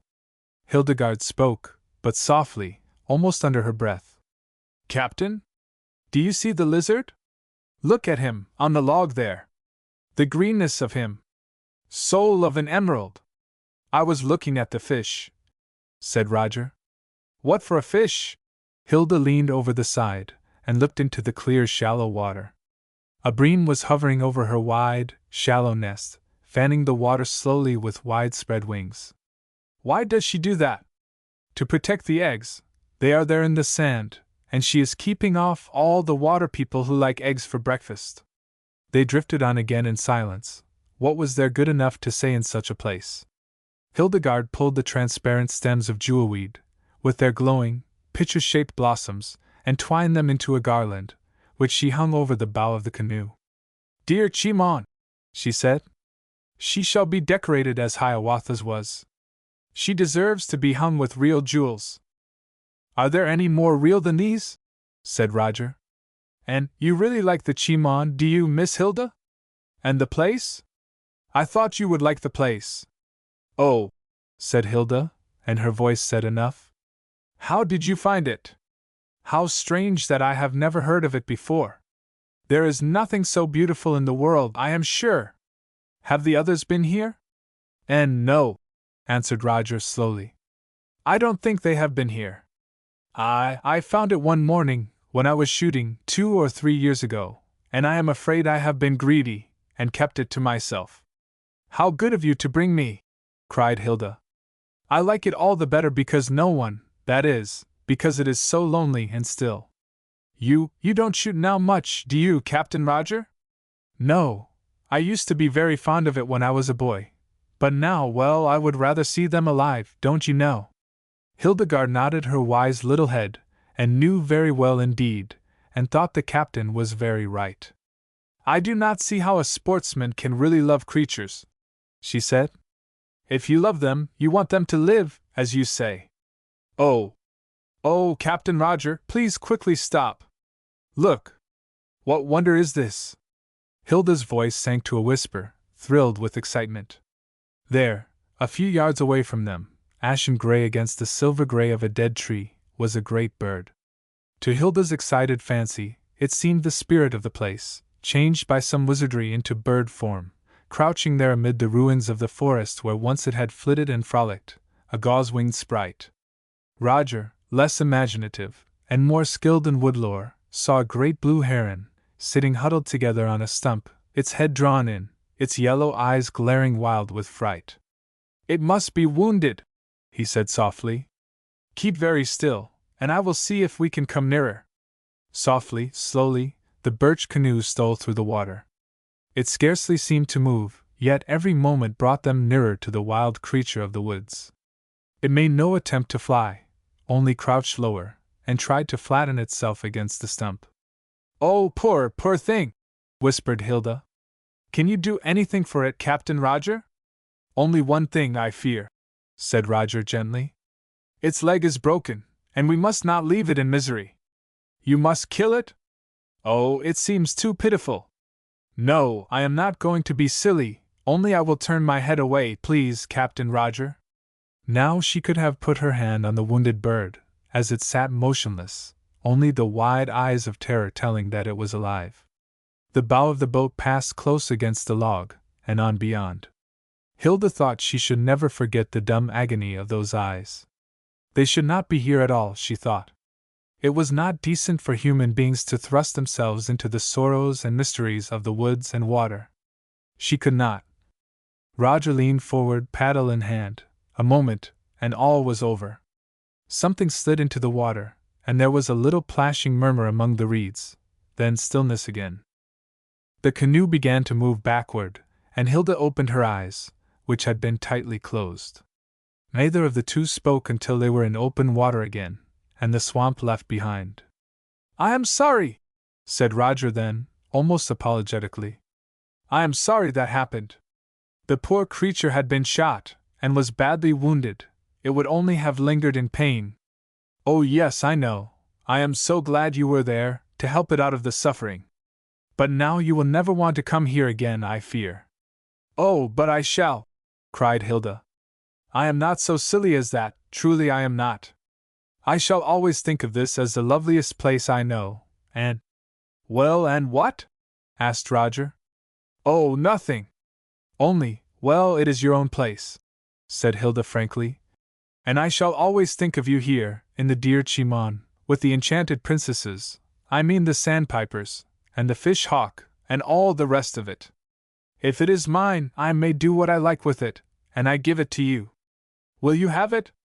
Oh, we will share it together, cried Hilda eagerly, and then bethought herself, and blushed in her usual ridiculous way, and wondered if the back of her neck were blushing too. It was, and Roger saw the crimson mounting to the pretty ears and losing itself in the fair hair, and he wondered, and wondered again, and then remembered that people sometimes blushed when they were angry. He was a very, very stupid Roger, in some ways, but in a moment Hilda began to talk as cheerfully as possible, and to ask about all the birds they had seen, so Roger was relieved, and they paddled home to breakfast in a very pleasant way. Chapter 16. Goodbye. The golden morning passed all too quickly, the mornings always did, out at camp. There was the merry dish-washing, the sweeping and setting to rights, and then all separated to their different tasks, fishing, boat-mending, cooking, photographing or surveying, till the hour of noon brought them together again for the swimming. Roger departed on his wheel, having business in the village. The three girls sat down before a huge basket of mending. 3 against Thebes, as Belle said, and plied their needles diligently. Hildegarde felt as if she were sewing in a dream. Her fingers flew, for she could almost sew in her sleep, but her thoughts were away in the lonely cove, with the wild creatures and the stillness. She would like to go back there, she thought, she would like to go back there, and stay long hours, till the spirit of the place had sunk deep into her heart. She had felt it, the touch of its hand in passing, the brushing of its robe, but that only showed her how little she knew, how infinitely more there was to learn, to see, to love. She shut her eyes and tried to call back the scene, all gray and silver, glimmering in the faint early light. Was not this really life, the life of nature, of the woods and fields? Would not one grow better, purer, to stay always in this lovely wilderness, where every leaf had a voice, every stone showed forth its steadfast lesson, every morning and evening was full of joy and peace? Why should one ever go back to places where people talked and gossiped and made formal calls? Such new worlds, too, were opening before her. Not only this great one of nature, but the sister world of science, which till now had been only a name. She had always thought of scientific people, much as she would of the inhabitants of Mars, never having been thrown with any in this short life, which seemed to her so long, so full.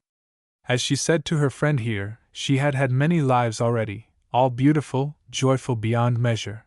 But this strange world, where they spoke a language of their own, where all the men wore spectacles and long beards, and all the women short hair and spectacles, this world she had never thought even to peep into. And now, behold! The magic door had been opened by friendly hands. Opened only a little way, it was true, but wide enough for her to see at least beyond the threshold, and it was fairyland. As for the long beards and the spectacles, Hildegarde laughed to herself, a little soft, happy laugh. Gerald, who was lying at her feet, looked up, and laughed too, for pure goodwill. "Good joke," he said. "Excellent joke. See here, Miss Hilda. Do leave off that tiresome Miss Jerry. You know I told you to ages ago." "I know. But my manners are so superlative." "Well, Hilda, then, just listen to this. I have been improving a little on one of your old ballads." "Improving? Sacrilegious wretch!" "Oh, but listen! Why should a ballad be too old to be improved? This goes beautifully. Our lads are to the fishing gane, fishing with a line and float, and they hae grip at Hilda the Graham, for stealing o' the codger's boat." "I didn't steal it," cried Hilda, aiming a neatly folded stocking ball at the boy's head, but Gerald avoided it, and went on. "And they hae tied her hand and foot, and brought her to the camp, wuss luck. The lads and lasses met her there," cried Hilda Graham. "Thou art a duck. Obadiah, you are a very impudent boy. Wait till Monday week, that's all. But go on, let me hear all this villainy." Up then spake the brave Gerald, as he sat by the codger's knee, 15 horn pouts I'll give to you, if you'll let Hilda the Graham go free." "Oh, haud your tongue," says Roger the codger, "and wi' your pleading let me be, for thou dash." "Hullo! What is the matter?" asked Bell, who had been listening with high approval to the ballad. "Why, here is the codger himself, back again. I thought he was not coming till night. What's up, codger?" Bell and Hildegarde rose, with a vague feeling of uneasiness, and as they did so, Roger advanced to meet them. Hilda fancied he looked grave, and her heart leaped into quick alarm. "You have no bad news, Captain Roger?" she cried. "My mother, Cousin Wealthy." "Both well, quite well," said Roger hastily. "I called at the house as I came by, and found Mrs. Graham there, looking extremely well, I thought." "Mamma there!" cried Hilda. "Why, when did she come? Why did she not write that she was coming? I ought to have been there to meet her. You are sure you have nothing bad to tell me, Captain Roger? You looked so grave as you came up. I would rather know at once, please, if anything is wrong." Roger smiled, and his honest eyes reassured the startled girl. "You may believe me," he said simply. "If I looked grave, it was not on your account, Miss Hilda, but on our own. A letter must have gone astray, your mother thinks. You should have heard from her several days ago, and she is expecting visitors tomorrow, and well, if I must tell the truth, the carriage is here, and I am to drive you home as soon as you are ready." A cry of dismay broke from the lips of the whole family, a cry so hearty, so full of distress, of affectionate concern, that it brought the quick tears to Hilda's eyes. She smiled through the tears at Belle, who already had her in her arms, and declared she could not let her go, while Will and Kitty pulled at her gown, and cried frantically that Hilda was theirs, and should never go away, never at all. Mrs. Merriweather smoothed her hair, and murmured kind, understanding words in a low tone, and Gertrude sat down on the ground and wept piteously. "Oh," said Hilda to all these good friends, "you know it is not because I don't want to go to my blessed mother, of course you all know that." "Of course we do, dear," cried Belle and her mother, soothingly. "Of course you want to go, and we ought to want you to go, but we don't, and it has come so quickly, and all. And we were going to the Painted Rocks tomorrow," cried Phil. Gerald began to mutter something under his breath about "Little Gerald was my brudder, Mary Mata was my mudder, never heard o be any udder." But his adaptation was checked by a look from his mother, and he relapsed into gloom. "It's a horrid, atrocious shame," he said. "I can't help it, and Hilda needn't speak to me again if she doesn't want to, but I cannot tell a lie, and I am not glad that Mrs. Graham has come home, and I never shall be." "Dear Jerry," said Hilda, "we have had such good times, haven't we?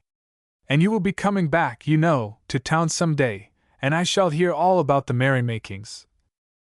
But here her voice broke, and deeply ashamed of herself, she hurried into the house to put her things together. The kind Merriweathers went with her, and vied with each other in helping her make her preparations. Since it must be, it should be as cheerfully done as possible, so Belle packed her trunk, and Gertrude buttered bread with ardor, that Hilda might have luncheon before she went. A good many tears fell into the butter, but Hilda said she did not mind that. Soon, too soon, alas! All was ready, the little trunk packed and strapped, and Hilda in jacket and hat, the first time in a month that she had worn either, smiling as well as she could, and kissing and shaking hands, almost in silence. Mr. Merriweather had just come up from the boathouse, and joined his regrets to the general chorus. "And who is the captain of this black-sailed ship that carries our little girl away from us?" he asked. "Are you going to drive her in, Gerald?" "No, father," said Gerald hastily. "I think Roger is going in." "Yes," said Roger. "I am going in, Miles." "Oh," said Mr. Merriweather. "Is there anything special you want to see to in town, Roger?" "Why, no, I am going for." "Then, if it's all the same, suppose you let Phil drive Hilda in. I want your help this afternoon, very much, on the Keewaydin. The boys aren't quite strong enough to tackle her. What do you say, Hilda? You would just as lief have Phil, I dare say, and it will be a treat to him." What could our poor dear Hilda say? What could she do but smile her assent, when she saw Phil's honest face radiant with pleasure? Gerald, after looking round in vain for his mother and Belle, who had gone into the house to get something, did indeed mutter that he wanted Phil dreadfully, to do something of great importance. It did not appear precisely what, but he was promptly set down by his father. Roger Merriweather stood silent. The habit of giving way to others, of letting the youngsters have all the pleasure possible, and taking the workaday parts of life for himself, was strong upon him. And when had he refused his brother Miles anything? Miles Merriweather nodded in satisfaction, and went into the house to get his letters. "I am going to send Phil in with Hilda, instead of Roger," he announced cheerfully. "Is there anything?" "Oh, father, how could you?" cried Belle, springing to her feet. "How could I what?" asked her father. "Miranda, have you any errands for Phil to do?" He looked at his wife, and opened his eyes wide, for the placid woman was ruffling all over, like an angry partridge. "Don't speak to me, Miles Merriweather!" she cried. "Don't dare to say a word to me! You are a great stupid, and Roger is another! Why I ever married into such a family!" She ruffled away out of the house. Belle hurried after her without a word, only casting a reproachful glance at her father as she went. Mr. Merriweather stood still in utter bewilderment. "Are these people mad?" he said. "What on earth is the matter? Gerald, will you give these letters to Phil, and tell him, now what is the matter with you, I should like to know?" For Gerald's bright face was clouded over with unmistakable ill humor, a circumstance so amazing that one might well wonder. He actually scowled at his father, whom he adored. Donkey Philumpkano, he said. No disrespect to anybody, sir, but I am thinking of emigrating. This family is too much for me. He stalked out again, leaving Mr. Merryweather more puzzled than ever. Decidedly, they are mad, he murmured. Thank goodness, there's one sensible head among all these feathertops. Oh, here you are, Roger. Give these letters to Phil, will you, please, and tell him not to forget the mail. Roger took the letters and laughed. His cheek was slightly flushed, and his eyes danced with something very unlike their usual calm intelligence. All right, he said. Give me the letters, Miles. They shall be mailed. He took the packet and started to leave the room, but turned back for a moment, to lay his hand affectionately on his brother's shoulder. I am a codger, Miles, he said. But, do you know, I think you are a bit of a codger, too. It runs in the blood, I suppose. Goodbye, old fellow. And let the key wait until tomorrow, will you? He ran out. His brother, now speechless, followed him, saw him put Phil aside with a word and a smile, saw him lift Hildegarde lightly into the wagon, and take his seat beside her, saw the girl, her face bright as a flower, leaning forward to say farewell, and the other faces crowding round her, eager, loving, sorrowful, saw handkerchiefs and caps waving, and heard the cries of, Goodbye, dear Hilda! Come again! Oh, come back to us soon! Then the woods closed in behind the carriage, and it was gone. Gerald looked long after it, then he advanced to the middle of the piazza, and deliberately turned 3 back somersaults. Would anybody like to tread on the tail of my coat? He said joyously. Phil, you are a double-barreled, self-revolving idiot, but I love you. Join me, then, in 3 cheers for the codger. Long may he wave! Now then, hip hip hurrah! Hurrah! Cried Phil, who had received enlightenment in some way, and was beaming like his brother. Hurrah! Cried Mrs. Merryweather and Belle in concert, fixing eyes of triumph on their husband and father. Hurrah it is, doubtless, said Mr. Merryweather, looking slightly nettled, a rare thing in the most cheerful of men. But may I ask why my arrangements are changed without a word to me? I intended that Phil should. Dear Miles, said his wife, I am sorry I called you names. Dear Papa, said the Merryweathers in chorus. We all love you so much. And were you ever young? Asked Mrs. Merryweather, no longer swelling, partridge-like, but taking her husband's arm with her sweetest smile. And did you ever see a girl you liked, Miles Merryweather? And if you ever had, would you have let another boy drive her in town while the breath was in you? Would you? Oh, said Miles Merryweather. The end. End of Project Gutenberg's Hildegarde's Neighbors, by Laura E. Richards.